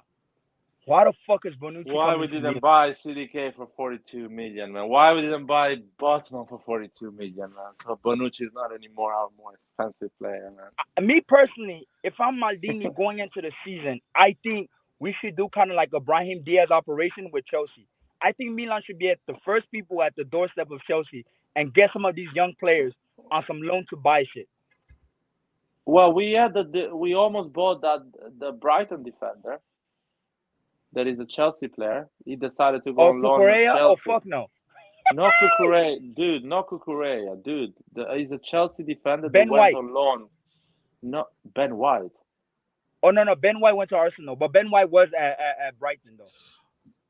This is a Chelsea player, man. He's a Primavera Chelsea that went on loan this season at Brighton. Lamptey, the Ghanaian player? Lamptey? No, he's a defender. He's a centre back. And Chelsea will get him back probably. We were linked with him. The guy I'll get from Chelsea right now is definitely like, what's that? Maduleke. I mean, he's not starting. He's good. I like Madueke. He's good. He's not starting, man. Well, that's why they're not winning. That's why they're not winning. That's why they don't have no striker, bro. They got no striker at all. They have the guy. How's it called? Aubameyang? Yeah, he's a striker. No, yeah, but they're not playing, dude. Like, they bought. So they don't have a coach. The answer. What's his name is going back too? Remember, Bakayoko is going back to Chelsea. They're gonna have to get rid of him. Lukaku is going back. Inter's not gonna buy him. I will get Cucurella. I will get Cucurella from Chelsea. You get Cucurella from Chelsea? Yeah, perfect. Perfect as a, What about Broya, man? Yes, I think this is the perfect time to go for Broya. You don't think so? Because I don't think that he has a place starting. Because they're going to try to get a forward. He's just coming back from an injury. It'll take a long time before Broya can play football, bro. Like I don't think we will do an operation like at least next year before Broya is going to be 100%. Well, let's say he's available for the beginning of the season. Let's say in September he's available. You still need him to see him play for 6 months and be injury free. So you kind of see that his injury is completely solved, and start a negotiation for him. I don't think you will go and buy a player that is already injured. It's I don't think you can even do operations like this unless it's a loan. A completely dry loan with option to buy, maybe.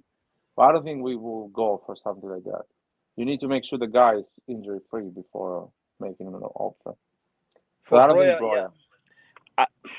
Me personally, here's what I said. If we get if we go, and I put that in the chat earlier, if we can get Haaland, right? You get him. You can get a Zaniolo, and you go and you get I don't know, an Aubameyang as a backup, or you got a Modric. I think you have a good mercato in the summer. Modric already signed, man. Signed for Real Madrid. Modric signed another year for Real Madrid. Oh, man, dude. I want Modric so bad, bro. I'm just speculating. That's the guy that I want, man. Çalhanoğlu. Bring Çalhanoğlu back. Come on, Maldini. Get it right. Get it right, Maldini. Bring us. I mean, even there's room. Even there's a possibility you can go and get a Kessie, because the reason why I'm saying that is right now Barcelona So today, I don't know if you guys saw. I saw it on the French news outlet that Messi's representative when Barcelona tried to negotiate. So the speculations they started already, and it's out of official. Like I think it's L'Equipe actually that said it, or Onze Mondial. So they said like Messi's guys try to negotiate a spot where Messi needs to come back to Barcelona, which they need to offload some guys to be able to register not only some of the current players and other guys. That's why for them, they felt like they felt like they got a shot in the back when we didn't redeem this. They sent us this thinking like, okay, Milan is gonna buy him, but that fucks up their plans and they need to really get rid of him. He's going back. So when you start looking at people like Kessie and all that, they might be open, but I don't think Milan is gonna try to rebuy one of their players that walk for free. But they can do some type of loan to buy, especially if he doesn't have a starting spot in that 11, and he can see himself coming back too. So that's an option. I hope Maldini can explore. Maldini will not bring back a guy that didn't want to sign a contract that Maldini offered to him. It's not gonna do that, too. Man. You guys, what kind of world you guys live? I live in Narnia, man. Jesus, no, you live in Texas. That's a different world. That's imagine Maldini signing a guy that say, no, man, I'm not signing the contract you're offering me. Fuck you, I'm going to Barcelona. And bring him back. That's madness. You never know, bro. Yeah, I would be really upset if he does that. I will respect him less if he does that. Where will you be more upset? Kessie going to an Inter or him coming back to us? What will upset you more? Him coming back to us. Okay. It's just, man, the guy left us. I'm just reading right now that Inter paid 32 million for Barella. Yeah, that's about right. No? That's good. Because what the fuck? Why didn't we get him? But he didn't want to come to us. Serie A players were expensive, though. No, Roy, but sorry, he had 1 year on loan at the Inter. Inter liked him and paid the price. That was the operation. The operation was like, I think, 7 million loan, and the rest paid after. I thought he was like 60, 70 million. Yo, this shit he was cheap as fuck.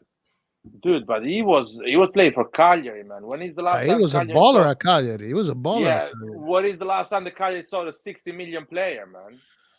I mean, yeah, but then at that time, Roy, there was no way we were getting fucking Barella at that time when we have fucking clowns like Biglia on our team.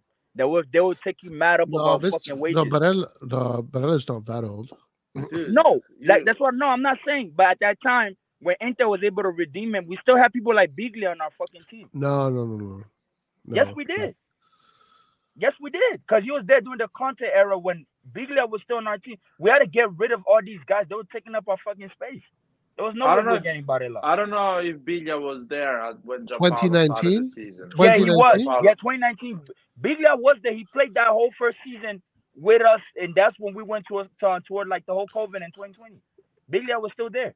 That's when Inter got Barella, when we still had Biglia? Yes, because that's where Barella was there, and then the second season they won the league. Yeah. Sorry, the summer that we bought Benacer and Krunic, Inter got Barella on loan from but Biglia was still there. No, guys, what are you talking about? Yes. The first year Barella was on loan at Inter.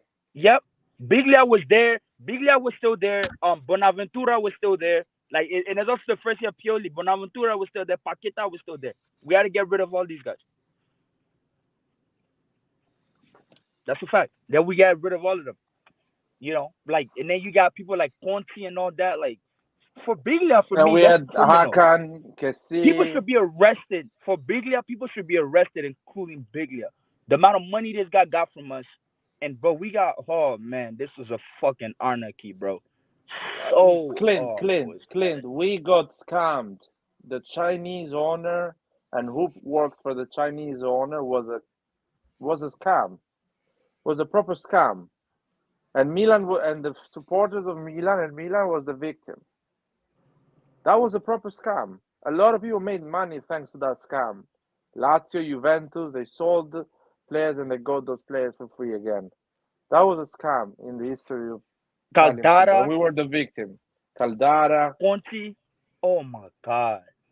We got scammed as a supporter, and that ownership completely disappeared, left the club, and Elliot had to come in and fix the whole mess. And Fire I heard everyone. and I heard people say we should go for Tammy Abraham. Dude, that dude misses too much, dog. People are gonna be more pissed at him. He misses too much. Boy, he's not accurate in front of goal, bro. It's so bad.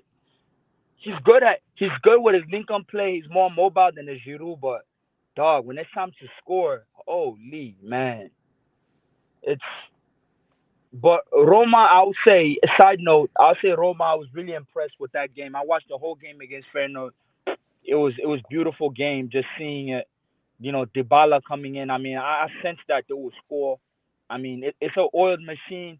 It's the way they play. It's beautiful to watch, man. Especially what Dybala is doing, and I hope they win that Europa League Cup. It's somebody like Spinazzola. We don't even speak enough. I think he found form now. Man, I'm he's a surprised top nobody player, went for man. him, but He's a he's a top good. player. Yeah, he's a good player, man. He's good. He's good. He's good. He's so He's good. good, man. He's really good. Dybala too, man. I mean, Dybala comes in and he changes the game. I think he's finding the joy back of playing. I think he was forgotten for a minute, and somebody like Spinazzola too, man. I respect the kid is good, man. He's a good He's player. not a kid. He's like 26, 27. He's younger than me, so I call him Okay. a fucking kid. No, I me. thought you called it. Yeah, there's almost like 6 years between me and him. I started drinking mama's milk before him, so it's just fine. He's good. He's good. He's good. No, I like Chuck, him. bro, we've been going on for 3 hours. We spoke a lot about many topics today. Like we can't go on forever, my man. Yeah. It's but how you, I just how you call wanna. that go ahead. No, I just wanted to understand. I know now Napoli is playing against Juventus, or Juventus is playing against Napoli. Roma is playing against who tomorrow or Monday? I think Roma's playing against Atalanta, if I'm not mistaken. Okay, that's and Inter. I don't know. Inter got that Coppa Italia, so I don't know when they're playing. No, they're playing, but against who? Oh, that I don't know. They. Do you guys believe in getting Scamacca for the summer? I don't know. I wouldn't get him.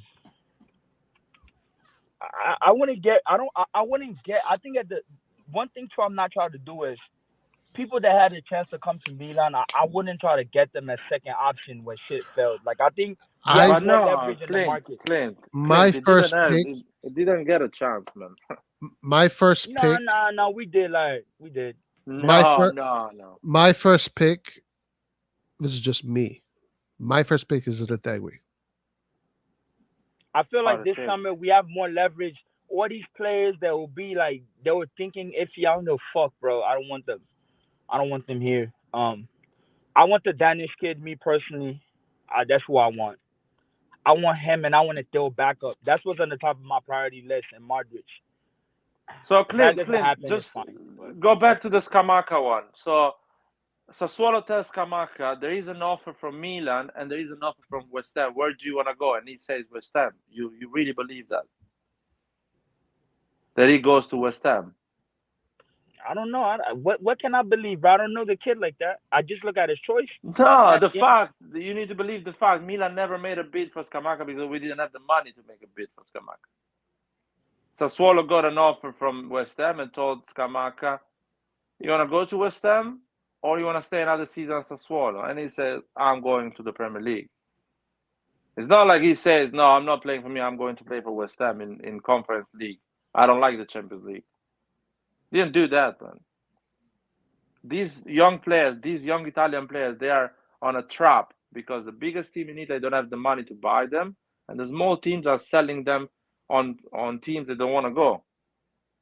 And they have to go anyway because if you want to make the jump and play at the highest level, you need to move at one point. it's crazy how I feel like Roma too. What they did was kind of like evil. It's crazy how one of like Yeah. the top one of the top Italian prospects. Y'all okay selling him to Bournemouth based on some money shit? Like, come on, bro. That's ridiculous. It's like selling fucking kids out to fucking Nottingham Forest or Leicester United just because of money's sake and just forget. But that's what happened too when you have foreign owners too, and we're okay with that. His career would have But died.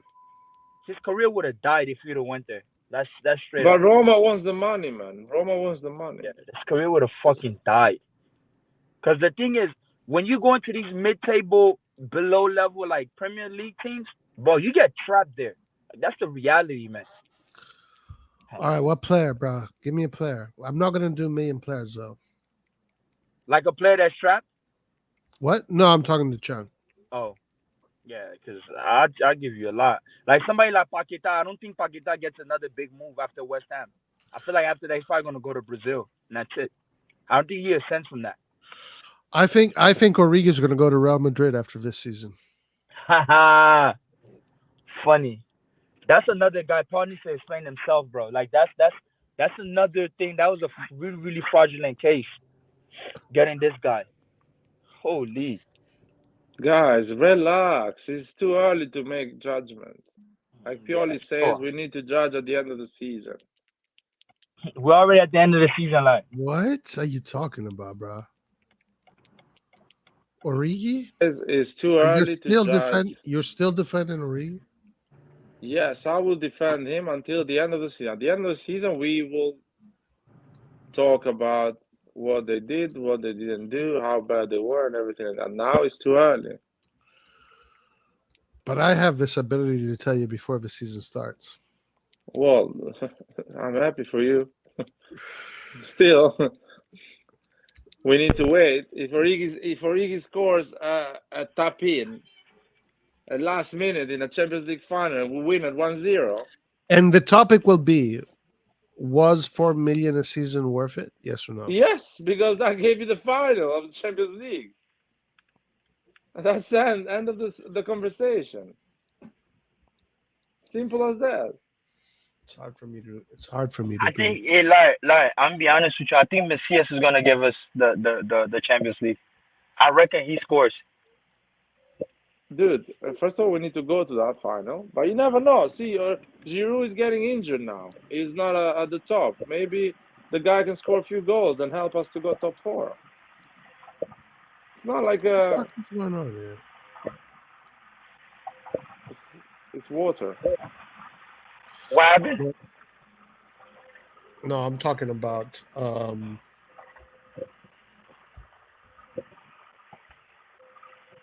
Nico Williams.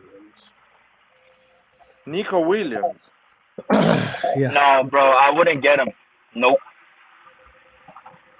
People watch too much Premier League, man.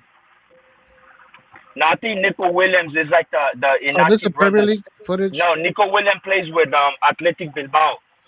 No, let's not watch this one. Man. Let's leave this one for the scout report.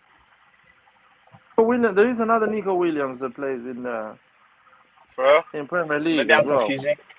Is this the guy?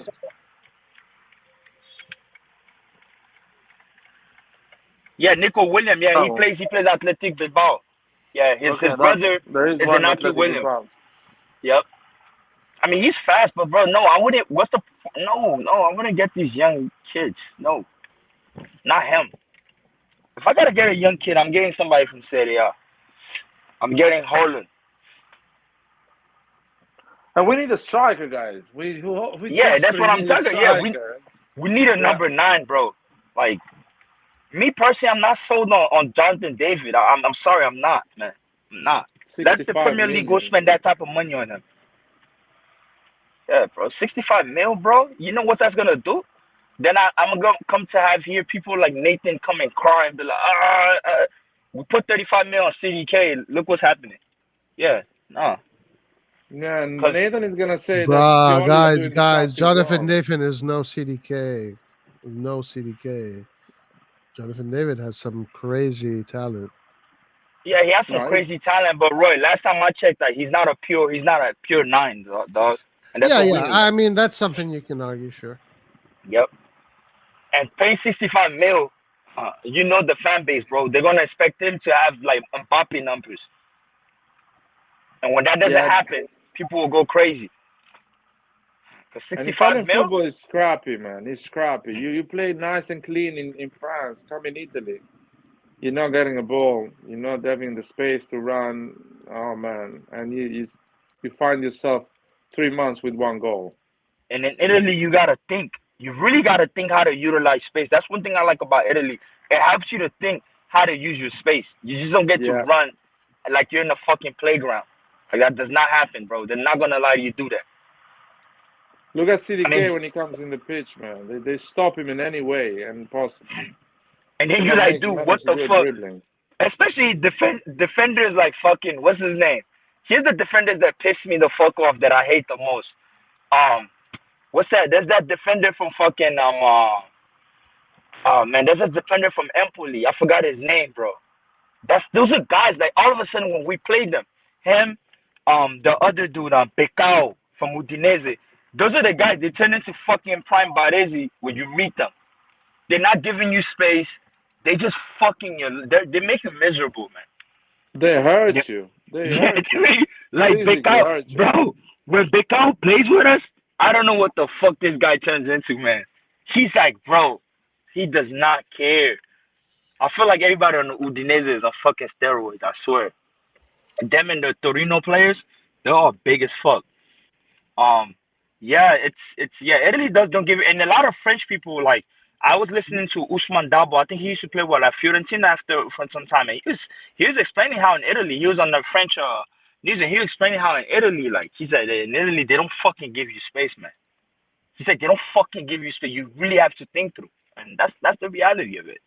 That's the reality of it. And but how you guys feel about that Maguire shit, man? Do you really think No, no, Maguire no, it's not happening. We're Dude, selling it's not Leao to get happening, man. Maguire. We're selling Leao to get Maguire. that would be some crazy scenario, man. Dude, if he cannot handle to play to fight for top four, how the fuck is gonna play at San Siro in Champions League? I know, right? Listen. Based on what we need, which is more of a center forward than a second striker, I think Retegui is the best option right now. A good age. He's already been a top scorer in Argentina, a league that is a little bit more similar than the Serie A than other leagues. He wants to move to Italy. I mean, I think that's the guy right there. Inter is almost done. It's almost done deal for Inter. Di Marzio was saying that Inter is really close. Yeah, because of Zanetti. Zanetti has the advantage with Argentinians. But I think that would be the right guy. Or there's this other guy, Victor Boniface. I don't know. How to say his name. Boniface. That guy there could be interesting too. What does he play? Striker. He plays in Belgium, I believe. Okay. No, it doesn't. He plays in France or no? No, in Belgium. I think he plays for. I've been thinking he plays for Belgium. He could be because he's very young. He's very young and he looks good. So I think these are the two best players that I'm seeing. Retegui, Boniface, Hoyland could be an interesting player too. Hoyland is very young. Reteguivo is like 23, 24, so he's ready to go, we don't need to wait for him. Honest, if we're willing to spend 65 million for the guy, Jonathan David, why not Holland for 50 probably? I don't know. Listen, apparently it wasn't a real report, so it's not something we have to like really look into so much. It was just basically Pellegatti said a friend of his said this, blah blah blah. He doesn't even know if he believes it. I think Pellegatti is getting money from these agents to say things like this, man. I mean, possible. That's very possible. He's getting some cash, sweet cash. They have a lot of power. He has a lot of power. He's got 100 and something thousand subscribers. You know, he's got a big reach in the Milan base. Yeah. Anyway, it's gonna be interesting. This summer is gonna be interesting because if Longo says that we're having another 50 million and that's it, I'm gonna close the YouTube channel and go on holiday for those 3 months. Yeah, it's gonna be a nightmare if that's the truth. What's up, Gio? How you doing, my man? Nah, I'm doing good, man. I mean, the last show result went our way. I mean, 50 million. I mean, to me, I feel like it's good. You could find a lot of quality players. You want me to start naming players you could that we could have got for 4 to 10 For million? 50 million. For 50 million. No, like 50 million. Like 50 million is a good budget. You 5 could get 0. a What? yeah, yeah, dude. Where's the All right, stuff all right. thing Let's hear it. called? Let's hear it. Let's hear it. Roy, Let's we hear are it. Gio, Champions League man, hub. Gio, can you come in this live for once sober, man? No, I'm driving, bro. I'm not drunk. No. Just To for me, once, to man. me, Come sober. no. I'm good, but Let's hear it, Gio. I want to hear this. Go ahead. look, man. To me, I mean, we need a striker and we need a right wing, right? Okay. I No, mean, ahead. 50 million, you could get a right wing. What, Angelo Gabriel? They're saying that they're looking at him 10 Who? million, right? Who? Angelo Gabriel, the right Brazilian wing kid. from Oh, the Santos. Brazilian kid. Yeah, so they say he's worth 10 million because he's on the last year of his contract. Okay, we could get that, and then we Okay. go spend 40 million a Hoojland or whatever, and we're gonna have more than 50 million because we're getting that 7.5 for Pacina. Don't think I forgot about that, Cardinale. That's our money for Yeah, there's a Joe. He's gonna use that money. There's recession in the States.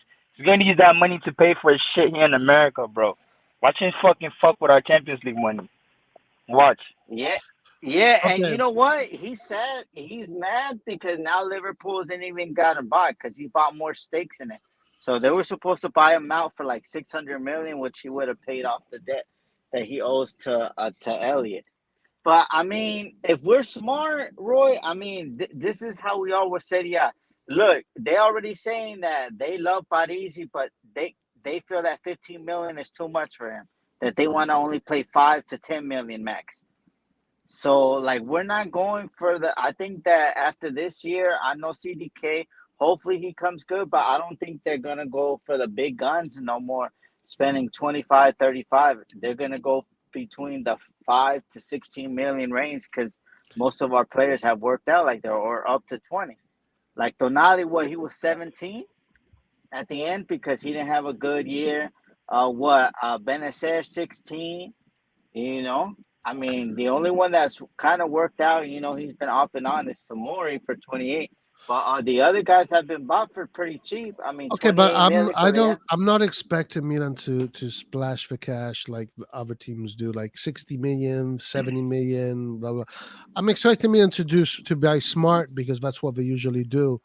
But I still think that 50 million is like, what are we talking about? Like, you cannot compete with 50 million. If it's 50 million, bro, like we should be like, really getting worried. Because I understand you're saying, yeah, we can do these smart buys. The player that you mentioned is a 17-year-old, right? And the other guy is just 20. It's like at a certain point, we need to buy players that have already reached a certain age that can guarantee you something right away. Because we've built all these players from the ground up. Like we don't need to build more. Now we need to add more to make this roster better. So I'm worried if it's 50 million, Gio.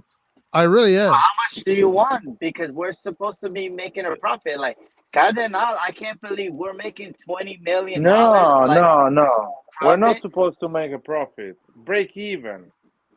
No profit. Break But even. how is he gonna pay the loan that he owns if he's What breaking even? loan?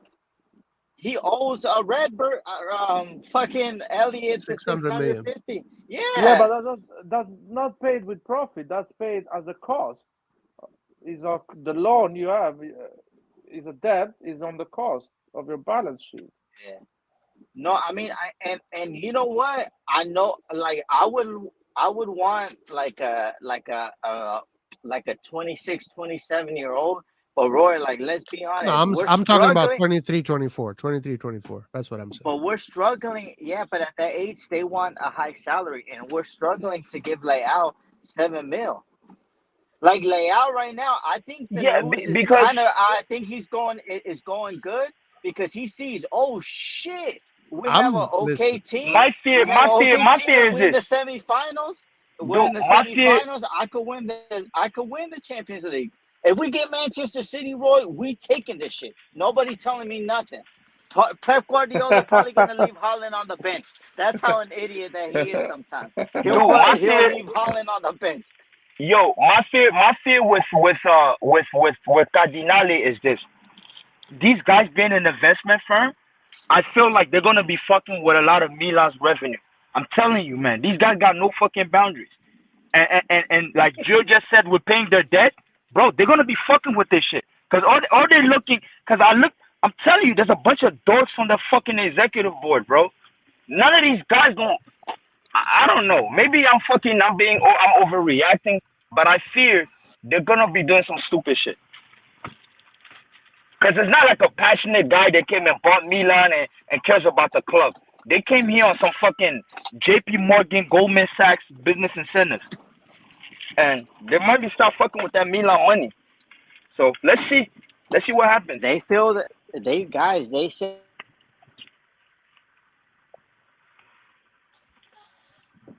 You got disconnected. Gio. Too much weed over there in Cali, Jill. no. They said that they brought up Toulouse to Ligue 1 using 9 million, so they feel Toulouse, that they yeah, they can. brought Toulouse. Listen, man. I'm just saying. You might be right. It is 50 million. If it is 50 million, I'm disappointed. I'm just disappointed. I'll be fuming. I'll be honest. That's Like you I said, cannot. here's what they even said, man. Like, and I'll go back to soccer economics, and that shit really marked me because, Jill, I don't know if you know. Do you know, like, Arsenal? Arsenal belongs to the Kroenke, right? Do you know who Kroenke is married to? Like, the owner? Kroenke is married to Walton, right? The Walton family that owns Walmart, which is the biggest corporation here in America. Like, if Walmart is sick, then it means like the whole economy is fucked. Because that's the number one on the like the 100 Fortune 500 company. And even Arsenal, even after they built the stadium, for Arsenal, for their like there was still six.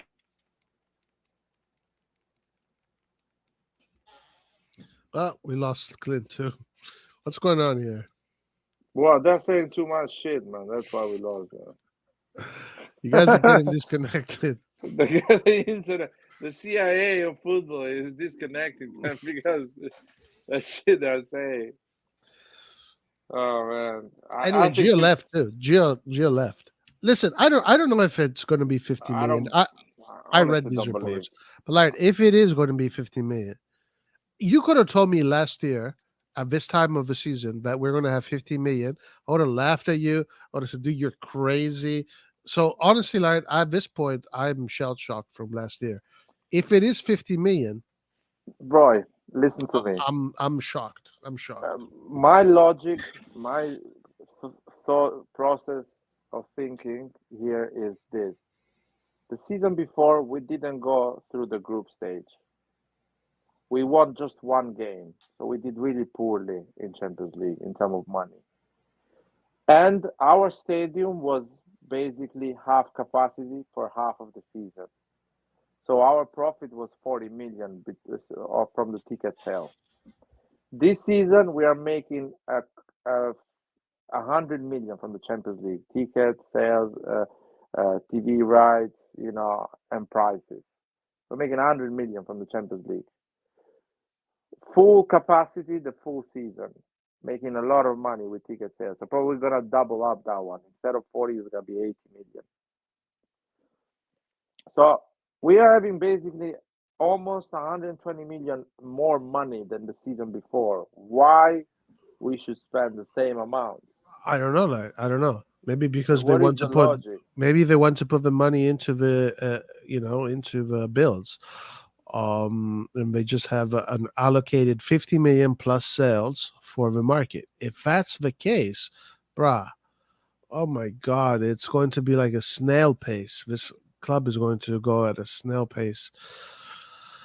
I Listen, think it's stupid. we I think it's it's 80 stupid. million, 80 million plus sales. That's reasonable. No, man, invest 100 million. You can see that this club can achieve, can make 100 million revenues from the Champions League every season. Just invest. Just make the team competitive, so you can reach that 100 million every year in Champions League. You can raise your image, your profile, and get better sponsorship because being in Champions League at the top level, semi-final, final, whatever it is, sponsorship will be attracted to you and give you more money. Just do that extra effort now because when the team is gonna do shit and it's not gonna have those Champions League money, you cannot do that extra effort. Do it now that you have a good squad to actually be competitive. I think it's stupid. It's But extremely that's what stupid. I'm saying. That's what I'm saying too. Like you have to like I've been saying it differently, but essentially I was saying the same thing. This is the time where you inject the team with quality. You already have your core. Now inject it with that extra bit of quality. Boom, you're set. You're set. We're going to be teaching teams like Man City how to play football if we do that. But we got to do that. And we have to do it for a simple reason because a lot of teams are in a difficult moment. They need to sell. They need to offload some good quality players. So just do it now, man. It's just later it's gonna be harder. It's now the moment. Now it's good. Supporters are going to the stadium. You're making money. The team is healthy. My bad, guys. My girlfriend called me, so it fucking got cut. Even I tried to reject the call, but I had to pick up. Yeah. Anyway. And it's I just hope with this moment we're having as Milan, we use a lot of leverage as we can to bring in more players and sponsors and all that. I think this is the time you really materialize. I remember we spoke about this a couple of months back, kind of like in Serie A, we're at the top at the beginning. Maybe we're not really at the top, but we're having a moment right now. I think that's when you negotiate new TV deals and all that shit, and you get off fucking Paramount Plus, right? Or you have to give you more fucking money and all that stuff, right? Get rid of the Monaco and all these guys as pundits. Bring in the real people, like Zola, right? Bring in Zola. You can have fucking Zola for the Champions League, but we can't have him for Serie A. We don't run the Serie A, man. We run Milan. Jerry Cardino does not run the Serie A, run Milan. The only thing we can do, we can buy players. He needs to buy players for the team to be in champion, to play another semi-final. Next season, we need to play another semi-final. Renew Leao. Europa League semi-final. Huh? No. Renew Leao. Buy Çalhanoğlu. Buy him back because we need him. Get Kessie back. Get Romagnoli back. And we're good. Right, Larry? Yeah, get Van Basten as well. He's still alive. No. I'm talking about great players that are right now playing football. What about Donnarumma? Yeah, we need a good second goalkeeper. Let's bring in Donnarumma. They are not great players, Roy, because Hakan is back where he belongs, outside of the top four. Kessie's in the bench. So, don't see great players there, man. What about Romagnoli and Donnarumma? Romagnoli, why not? But he's a Laziale, doesn't want to come back. And Donnarumma is a Milanista. Yeah, sure. No, he's not, bro. He's from Napoli. He's a Napoli boy. That's where Donnarumma's from. He needs to claim his favorite team is green. It's green. Yeah, exactly. He plays for the green team. Donnarumma. That name was circulating around. I feel bad for the kid because they roasted him so many times. They're like, yo, Donnarumma. How does that feel? Oh man. But guys, you do agree with me that we need to get Çalhanoğlu back. It's either SMS or Çalhanoğlu. Those are the two best options we can get. No, Why? man. I want We can get a Pobega to Topo. play. I want Pobega to play more football, man. That's what I want. Wait, you telling me you don't want Çalhanoğlu back in the attacking midfield of Milan? No, I don't want him back. He can stay there and still make his little kebabs. Or maybe all them Interista can eat that during their fucking barbecue. We don't need that, dude. Fuck out of here. That's the last guy I actually want to see. I'd rather get Romagnoli back before I even think about getting Çalhanoğlu, because his departure actually pissed me off more than actually Donnarumma. Because it was like barely a difference in money. Like in terms of like who could have stayed. I don't want anyone back, man. I want new faces, new fresh faces. We should have kept Kessie. Kessie was a keeper. We should have invested in Kessie. Kessie is a top player. We should have paid him like a top player. He should have stayed. For me, Kessie, for me, what I don't like Kessie's football. I don't like Kessie's football. For me, the reason why for Kessie it hurts me the most is for penalties, man. It's for fucking penalties, like, bro. Like as a penalty taker, that dude was too good, man. But not just penalties. Come on, like. No, I mean, the other play, yes, his play, I don't mind. But in terms of penalty, like, I always admired the dude. Like, him kicking the ball, his conversion rate was insane. I mean, now when we get it, I don't know, bro. He's too slow. He's the president. How do you get rid of it? You cannot get rid of the president of a team. He was the president of the locker room. He was the president of the team. You don't get rid of the president. Roy, he was. Exactly. He was. Let's move on now. Still is. He's not. He's not at Milan anymore. He's the president of Barcelona now. He's aiming for Laporta's position. Il presidente. I honestly think Kessie is not perfect for Pioli's football. It's too slow. His thinking is too slow. You just hate him.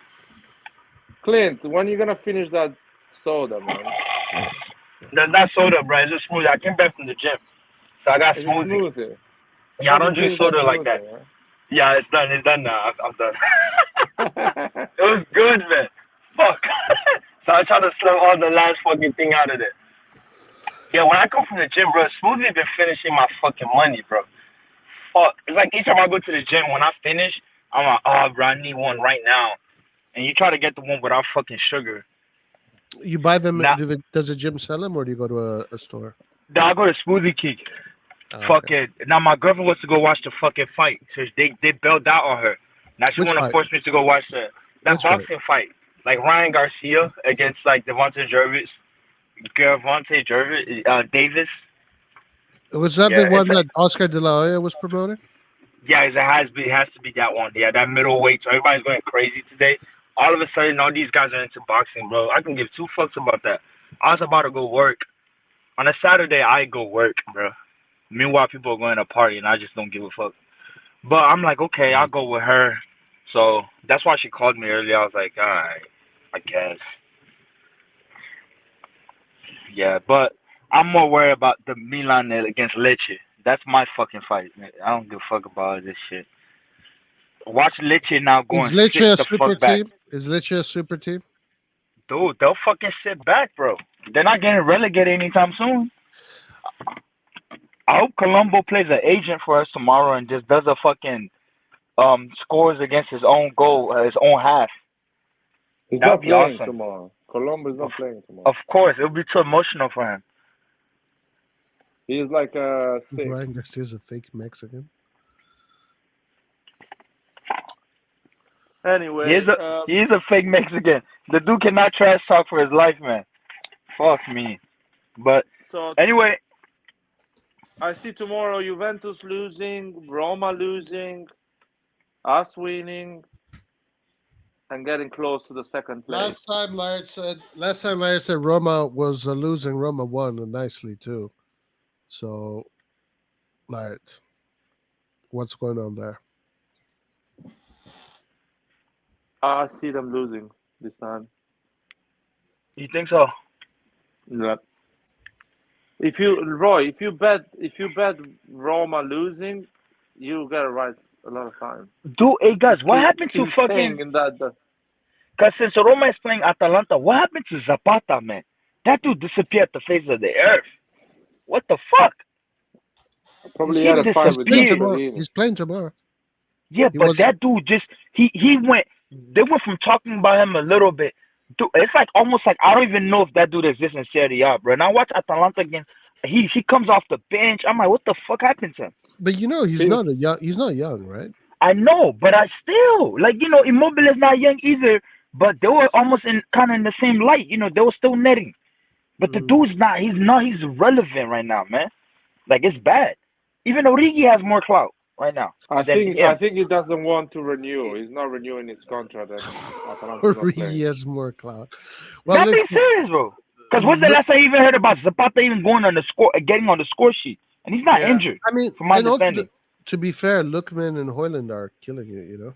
Yeah, him, Muriel. I think Zapata should have done his move like last summer or 2 summers ago. We Like could have that- given Zapata. That's the only one you could have made the big bucks. Because now nobody's gonna give you like a $4 or $3 million contract unless you go to the Middle East and go play with Cristiano, so he can headlock you over there in the league. That's the only way you get that money. Other than that, bro, you're not making shit. Like You that's saw the it. video. You saw the video. The Yeah, referee I did. gave him the foul. Yeah, Gave him the foul.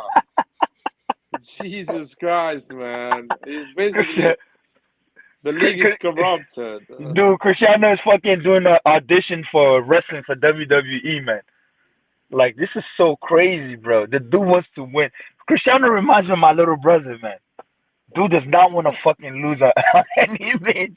And he'll gaff off the supporters. I'm like, this guy, like, I think if I'm Cristiano, like, he should retire soon because he's not accepting like his age, like in terms of like, dude, that happened. Some people are comfortable understanding where they at. Like he's not, and I understand that's winner's mentality, but he's just taking a lot of stuff the wrong way, man. No, that's delusional mentality right now. Like for me, it's kind of like he used to be a winner mentality. That's delusional.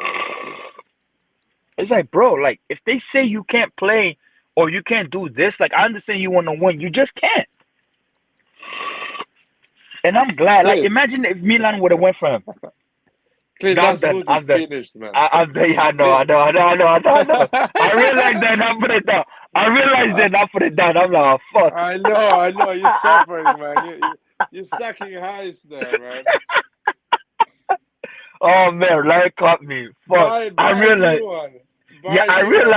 I realized it, and I was like, oh, fuck, man. I'm like, yeah, that shit is done.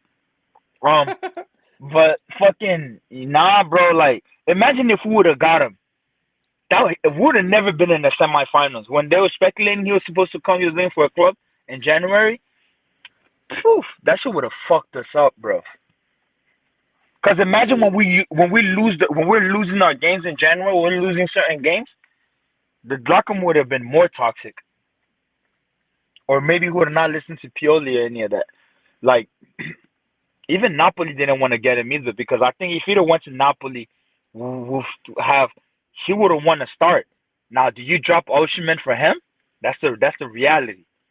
Huh? It's because you don't get Cristiano also to become your second bench player.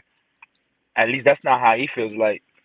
So I don't know, bro. El Nasser is good for him. I think Zaha's gonna join him there soon. Really? Yeah, I mean, Zaha's thinking about it. He needs to leave Crystal Palace now. I think for Zaha, it's like, I think it's better for him. I don't know. Me personally, as an Ivorian, I don't want Zaha to go to the Middle East, not yet, but it is what it is, bro. Maybe he goes for Mourinho. He goes to Roma. To Roma? Yeah, he can. Zaha will be good. He'll be good in this league because Zaha is good with small teams, man. He will annihilate. That's where he'll fucking dribble past people, man. That dude is way too technical. He's a Mourinho type player. I think Mourinho would like him. I think if I'm Roma, also Roma should go for Eric Bailly because I think Man United is freeing him, and I think having them as a secondary and as a rotational player, it'll help Roma. Other than the injuries, Bailly is also a good defender, so I think he'll suit Roma. Having Smalling, Mancini, Ibanez, it'll be good for them. Maybe and Mourinho likes him too because he's the one that bought him from Villarreal back then. So I think that'll be good for them. Yeah, yeah. So we'll see. You'll see. I reckon. I hope Roma is able. Roma needs like probably two more class players, and they can be a solid fucking team, man. So Mourinho is doing. He's doing what You he saw can. the game, against Feyenoord? Yeah, I watched the whole thing. Yeah, Good yep, game, man. yep. Really It was good. a really good game. It was really fast. It was really pasty. Matic was doing his thing, man. Fucking from Spinazzola. I mean, when even the goal, like Tammy Abraham, like when he passed the ball to and they got denied. Like I don't even think that was a foul at To all. Cristante. To It was Cristante. to Cristante. I think that was really soft. It was Yeah. really really soft. But the team that pisses me off that I hope they get relegated. Another team is Lazio. Yeah, I think they should get relegated. I think they should go bankrupt because that's a team that I don't feel like they want to evolve. Yeah, they yeah, piss me off, bro. they need to go to Serie C. Lazio needs to go to Yeah, Serie no. C. They need to- City, because when you look at Immobile, like I feel like they're too comfortable, and I don't like that, bro. Like they're not. Like when I look at Roma, there's efforts. You bring in a Mourinho, you're getting Tammy Abraham, you bring in Dybala. There's efforts to gonna progress, and we need competition in the league. When I look at people like Lazio, it's like, what are you doing? You have not got until this day. You have not got a replacement for Immobile or like a proper backup. There has not been at all. There's not been. and Europe, they treat Europe like it's shit. They go and play in Europe with their tail between the legs. It's like this club Lazio is such a disgrace, and Uh, also it has like such a bad vibe with the fans, and they have that extremist group there. It's like, Jesus, this club needs to go to Serie C yep. and disappear for a while because it's just bringing Italian football down, football wise and reputation wise. I guess Bologna heard my calls and they started playing well. Cause I was like, that was another team I want to fucking relegated, and they're like, no, we're gonna perform.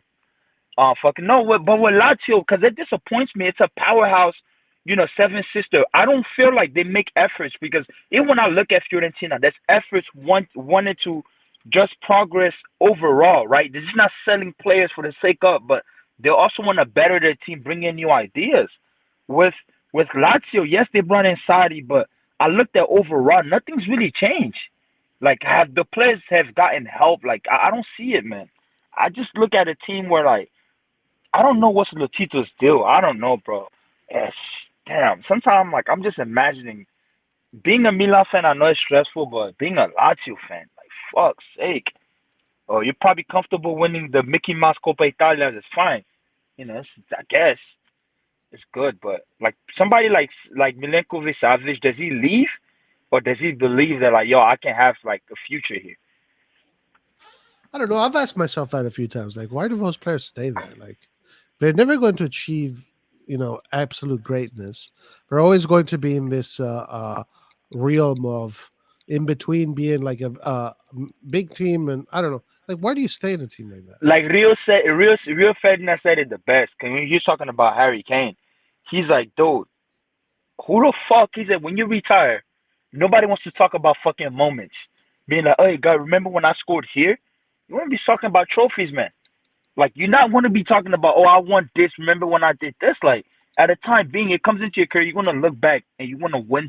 You want to win shit. And I think that's the reality. I feel like if I was a player, I would have wanted to do that. Even if I had to go win in the Belgium league, I would rather go win trophies in the Belgium league than have like an empty trophy cabinet. And I don't know, when do you decide, like, yo, it's time for me to leave, man? Because Sadi even understood that. He went around and won his little trophies. He's fine there, right? And that's the reality. Like, somebody like a Milenkovic-Savic, bro, by the time you leave, you're 30, bro. Maybe you can go back play in the Serbian league, I don't know, Partizan de Belgrade, whatever the fucking team is there, like, Red Star, whoever. Maybe you go win the Serbian league there. I don't know, but I think he should leave. That's a team he should definitely leave. Out of all people, he should leave. Now, what team he's gonna go to, I don't know. Milan. Hmm? I want SMS. You want me SMS in Milan, bro? They're gonna fucking tax the fuck out of us, boy. They're gonna probably have us sell the San Siro to the city of Rome for us to even be able to acquire that guy. Roy Yeah. wants all the 50 million budget on one player. Bring me SMS. Who else? Luis Bring me- Alberto. Bring me SMS. I don't know, man. What I want Paris. Lotito. I want Lotito.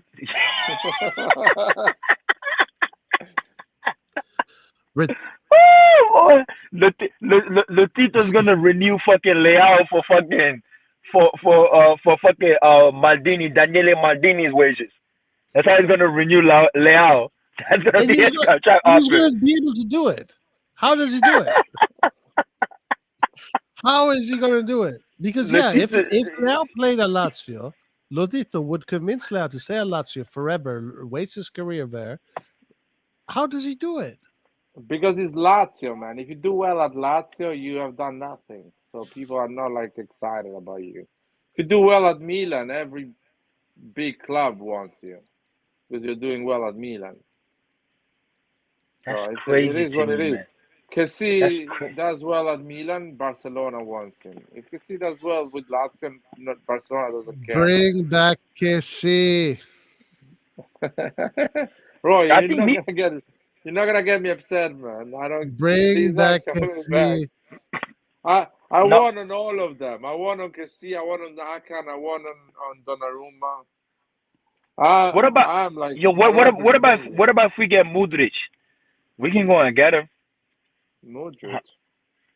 bro. Chelsea's about to get rid of a lot of their guys, bro. I'm Yeah, telling you, they're gonna send some kids up. They're gonna send some of them on loan. No, Dude, but not I'm the telling guys, but not the guys they bought now, man. No, they're not selling. I'm telling you, next year, Mudryk's not gonna have no starting playing time because Nkunku's playing in that spot, hands down. Nkunku's starting over him, and his play time is gonna go way down from this year, and that kid's confidence is gonna go down and down Are and you down. talking about Mudryk or Mudryk? No, like Mudryk. not Mudryk, the Ukrainian player. Ah, Mudryk. Yep, because Nkunku's playing in that slot next season on that left hand side for sure. Timo Werner's coming back. I wonder where the fuck he's gonna play. Right, Kai Havertz. I don't think he's gonna have a starting spot unless if they decide they're going for a forward. I reckon they're gonna put a lot of money on Osimhen. What about next season. Lukaku? What about Lukaku? Exactly. They're gonna try to get rid of him. They're gonna either try to do a deal with Napoli where they're gonna try to have, but I don't think Napoli's gonna accept that. They're gonna want straight cash for Osimhen, which I feel like Napoli is gonna be willing to sell Osimhen. Sorry, I interrupt you, but I don't think Osimhen is gonna go to Chelsea. No, but Chelsea and Man United are the most probable where they're gonna be going crazy to dropping the amount of money for Osimhen, where they'll be dumb enough to spend close to over 150 mil to bring Osimhen in, and Napoli's not gonna let that go. Trust me. And if I'm Napoli, I'll sell him. With the 150 mil, you can do a lot of things. I don't think it's a bad deal to buy Osimhen. No, not at all. No, it's not. It's not. But the thing is, like, I don't think Osimhen will give you a full season though, because he's gonna keep getting injured. For me, his age is showing. He's gonna keep getting injured. He's gonna give you the goals, but he's gonna be missing games. And Napoli already knows that, and they'll be willing to sell. They're gonna make double their money back, because they bought him at 70 mil, 150 mil, 120 mil. You can get rid of him. You good. And I think they're gonna do that, because I'm telling you, Chelsea and Man United are gonna be knocking on the door, right? Lukaku, to get rid of him, they're really gonna have to think that through. Who's really gonna want to get Lukaku? Maybe at a cheap discount. Madrid can go for him. I think they're gonna keep Lukaku. Yeah, they keep him, or Madrid can go for him as a backup for him. Benzema, they won't mind if they get him at a cheaper price. They might not be wanting to pay his fucking wages, because either they're gonna have to loan him out again to be like Lukaku doesn't want to stay. They're like, and it all depends about the coach that comes in the summer, right? Who's gonna be willing to work with Lukaku? If he doesn't fit the playing style, they're gonna be like, okay, I need to get rid of him, and him. You know, you got Timo Werner. What the fuck they're gonna do with him? You know, They're gonna hire Conte. They're gonna hire Conte, and Lukaku's gonna play. and then Conte comes, he's gonna make kids like Enzo Fernandez cry. Argentinians don't cry, man. No, you're gonna make a lot of these kids like they won't be able to keep up with his intensity, man. Bakayoko, I don't know what the fuck they're gonna do with him. Those are people that've been living for free. Freeloaders to the max, bro. Bakayoko is one of them. Holy smoke. He should be the mayor of Milano. Hopefully we can vote him in and we can get a new stadium. Fuck me, bro. Yeah. Holy, bro. That dude loves the city of Milan, I swear, bro. Yeah. Who else? Like, I mean, you got Mason Mount is not sure to even stay now at this point. Shabaloa. Yeah, I don't know, bro. I don't know what they're gonna do. They just don't know. Man, it's the fact that Nkuku is going there to me is even mind-boggling. They're buying all these Brazilian. There's a new Brazilian wonder kid that just signed with them right now. Again, I'm like, damn, they're buying all the academy cats. Who did they get? They just got a player. Fabrizio was just playing. He was closing on the Chelsea deal. He's another wonder kid. I think he's Brazilian. He's South American. They just closed the deal on him, I think, today. Yes, Kia was saying that they just bought it. I don't remember his name. Yeah, it's just a new kid again. I'm like, God damn. Well, I guess so. It's yeah. I don't know, man. I don't know. Yeah. But I think Osimhen is probably going to be one of the first Serie A players to leave this summer. I think he leaves in the summer, for sure. I think they're getting him. You know, I think if Manchester United gets top 4, they get Champions League. They're going for a striker all the way. He's gonna get convinced, and he wants to play in the Premier League. And a lot of people from Nigeria are usually fans of either Man United or Chelsea, unless the ones from London they like Arsenal. But the ones in Africa, the ones in London, the Nigerians in London, they're just Arsenal brainwashed fucking dweebs. Like Nigerians in Africa is usually Chelsea and Man United. That's like their team. You can't even tell them shit. And it plays a big influence. And Osimhen's idol is Drogba, so we know how the fuck that shit plays out. So and shit like that, they were gonna use the Drogba to go talk to them. But Drogba just spoke out. Clint. Mm-hmm. I have a controversial question for you. Yeah. Why Osimhen will sign with a team that they don't play Champions League? And that's not and that's the but that's the point I was trying to make. Even for what you just said right now, Drogba just even came out and said he doesn't recognize this Chelsea no more. So I don't think. I think if it had to come down to that, I think Osimhen would probably play with Man United. He'll probably go to Man United. Is Man United going to be part in Champions League next season? I mean, right now Man United is third. You're ignoring Newcastle United. No, Newcastle is fourth, but Newcastle is more closer to Tottenham and and Villa than Man United. Like their place is pretty secure. They are going to be up there, but for right now at least. But Newcastle, they barely make it back for. No, but like Man United, I think they'll make fourth. It's between the battle for me. I think it's gonna be Tottenham, Newcastle, and I don't want to say Villa because Villa is 6, but maybe amongst that, like right. And that's and you're right, but I think he also is looking at with Napoli, right? What's the ceiling with this team in the long run? Is it just Scudetto? Is it Champions League? Or is it a repeat? What about Bayern Munich? That's a good point. But they need a striker. You're right. But it would Bayern Munich break the bank, and that was crazy amount. What's the last time a German team spent 100 million? They bought 80 mil for De Ligt. Let's not get wrong. But what's the last time they spent 100 mil? And they're just not going to spend 100 million. It's at least 120, 130 to get Osimhen. Bayern Munich doing that, bro. If you thought Chinese people were stingy, them German people got to show you how stingy they are. Holy fuck! But I don't know. You're right. But are they gonna break the bank for Osimhen? And that's the real question though. Because yeah, Bayern can go and get him, but I feel like the Prem is gonna be more, suitable because if I'm Osimhen as well, would I really want to go to Bayern to stay to build my career there? What's the difference between that and staying in Napoli? I don't know. Since he said his dream is the Premier League, so But that's a good question though. That's a good question. But I don't think. But the thing is, like, I think his price tag is too high, and I don't think Bayern is gonna go crazy to go and get him. Bayern couldn't even fucking buy Haaland. What And I about think that's Milan? What about Milan? bro. Why not The Jerry? day If no, the the day question is, if we buy Ozzy, man, how good our team can be, how powerful our team can be. yeah, the day we do that, like the day we do that, it means that all my 10-year salary fucking just goes to the fucking team, and I don't know if that really happens. Yeah, we'll be fucking super powerful, but there's no fucking way. There's no fucking way. There's That no will be. way. We will dominate Serie A for the next 5 years. Yeah, there's no way. There's no way. It's gonna be. That's fucking Roy's wet dream. He's not even saying nothing. What is my No, wet dream? that's your Ozzy, wet man. dream. I'm like, it's Osimhen to How Milan. how powerful will be for us to buy Ozzy, man? We'll be dominating Oh no, Europe that's and never Serie gonna A. happen. Never gonna happen. I know it's never gonna happen, but that would be such an ideal thing to do. If you That'll be really crazy. wanna make money with your club, Jerry, that's the way to do it. I feel like, and for me, Bayern is gonna be really dumb if they bet Osimhen because you had Holland that was 75 mil and y'all didn't go and buy him. Y'all let Lewandowski leave and you didn't get Holland at the time when he was on y'all league. He snuck under y'all and he went, and then you're spending double the amount, on the Osimhen now where you're just stuck.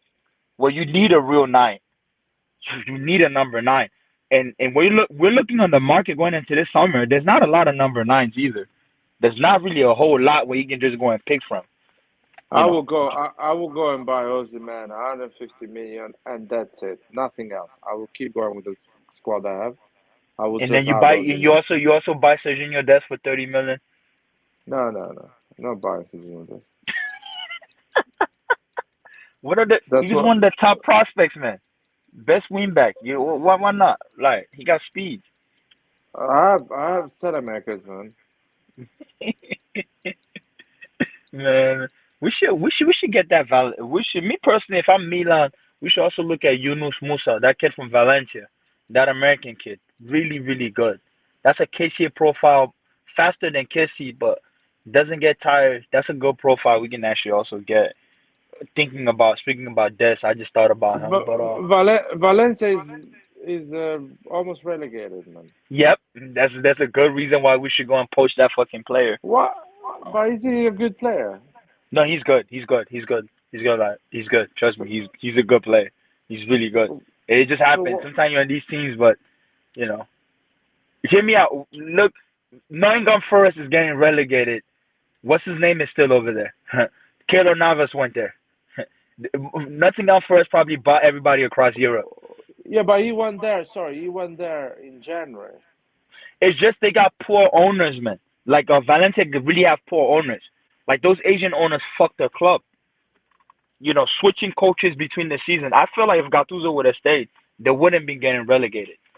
They switched around. They fucked their club up, and that kid is creating them problems.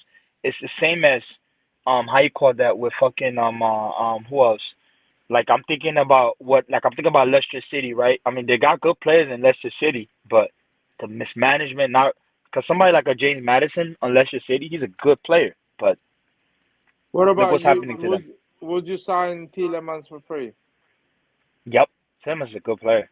Why not? Even we can pay for him. If you can get him under 20 mil from them, It's for you good. free. But It's for free. I'm telling you for free. I'll get him. I'll get him. I'll get to. You wouldn't get Tielemans? No, I'm asking you, man. I don't know. No, I'll get That's why I'm asking. I'll get Tillman. Tillman is a good player. I definitely will get him. I definitely will get him for sure. I'll get that guy. I'll get that guy.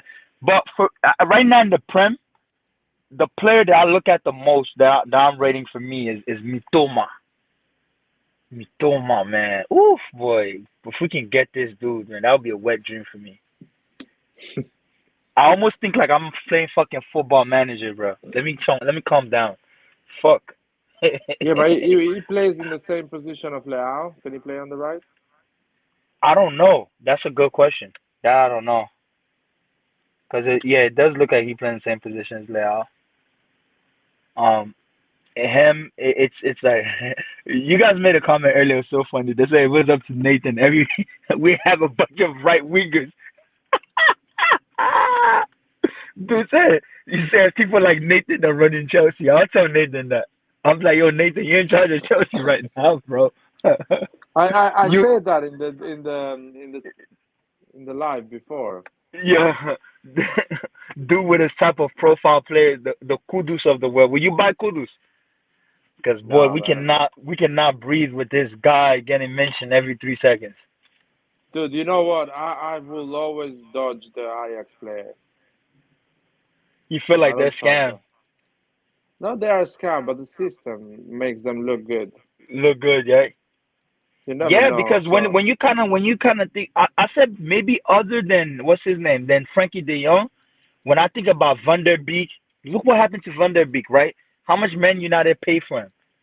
Nowhere yeah, to be seen. Delete, don't really fucking know. You look average. at Ziyech. I don't know what the fuck happened to Ziyech. Yeah, he's still a good player, but I don't know, dog. Serginho Dest, no.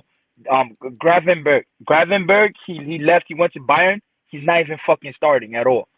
He's Exactly. not. Who else? Who else am I missing? Haller. Other than I know he had like he's scoring in the Bundesliga, but I know he had this cancer, so that's a question mark around him. Um, who else am I missing? I Anthony mean, is not amazing. Anthony is not doing nope. great. Yep, they're clowning. I mean, the dude only had 3 goals. That winger. I mean, Salamegas has more goal contribution than the guy. Even Messias, and Messias missed half of the season. Yeah, true, man. That's insane. And those are the guys they wanted us to buy for 70 mil. Yeah. Would have been pissed. Would have been Oh, if we thought CDK made us mad. People like him would have made us more mad. yeah, So true. you got him. Who else am I missing? I feel like one of Ajax's best player is still on there is Tadic. Tadic was good even when all these guys were around, and he's still good Yeah, now. he's solid. He's solid football He's good, player. and that's why he hasn't left. But the other guys, no, I agree with you on that. I think they are system players, and you have to see, like I said, other than Frankie De Jong, I can't really think of a guy. Damn, this guy got a fake Even butt. Her butt looks bad. Frankie De Jong is not exceeding. Uh, how's it called? Barcelona. It's still not Mhm. like making the difference. Mm-mm. So Mm-mm. it's a Even bit what's like his name left Ajax, that defender Mazraoui, what's his name? Anwar's little minions, his little minions. One of them, yeah, Mazraoui, the it's not Moroccan. playing. He's not playing at Bayern. He was in his feelings too, saying that he's not getting another game playing time. Who else am I missing? Lisandro Martinez performed well. The defender, he's not bad. Um, yeah, I mean you're right, man. When I think about all the guys that left, bro, they're not doing crazy shit, and some of them went for crazy money. So it's almost like they're scamming people. Yeah, hmm. I think I think getting good players is usually from if you get your players from France and all that. I think you're able to get because sometimes France doesn't overrate. They don't overtax you in France though. Not crazy when you get them from some of those guys. You're not spending crazy money, and I think you come out with good players. Because even the big teams, I don't know if you guys realize, a lot of like those teams now they're buying more in Ecuador than in Brazil or Argentina. Like Ecuador is like the third country now. People rather go get players from there, younger players, than the likes of let me go to Brazil or Argentina when the prices can be inflated. And Ecuadorians, they're putting up talent, man. There's a lot of gems that are coming out of Ecuador within the past 3 years, and it's something I didn't see coming at all. And I think in Europe, you can look at France, Belgium. If you do it a bit right, you can get some players out of there, right? Because I feel like places like Holland, like the Ajax and all that, yeah, I do feel like they're a bit overpriced. It's a bit scary. Cause imagine buying the lit for 80 million and all that, and whew, Dude, these are listen. These players are a scam because what they do, they perform in Champions League because it's kind of a window shopping for them. They want to showcase and get and leave Ajax, so they overperform in Champions League. But in their league, in the Eredivisie, the level is quite low, so they are not so good. They make mistakes and things like that. So we need to be careful with these players. They need to be an attentive scouting to understand what they're doing. Anyway, are we gonna close this live, man? Where is Roy? Roy, Yo, what's up? What's up? Yeah, I'm listening. Yeah, we've been 4 hours in. It's been a long one. It was supposed to be short. It's been long. Good to hear from everybody. But yeah, I mean, we can close for the day. Tomorrow, I'm sure we're gonna have much to talk about after the game. yeah.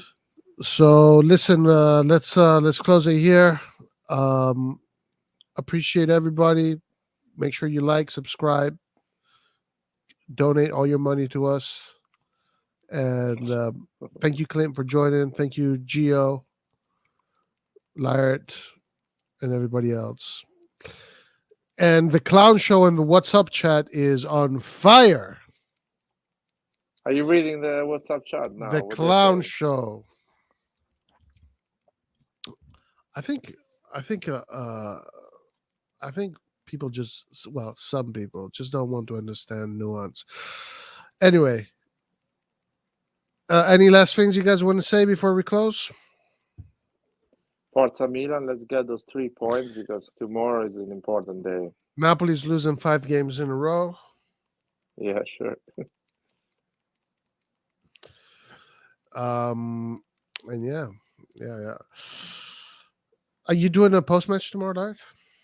I'm actually doing a watch along tomorrow. I think I'm doing No, I don't think I'm gonna do a post match tomorrow. Maybe I'll do a show during the week, but I'm not doing a post match tomorrow. okay, I might do a post match tomorrow. I'm doing a watch along. Then I'm going to wait after the Napoli Juventus game and then do a post match. Okay, that's perfect. Yeah, that's cool. Clint, any last words you want to say before we close? We lost him. All right, I don't think Clint's there. Okay, guys, peace out. Forza Milan. Forza Milan. See you next time. Arrivederci. Ciao. Ciao.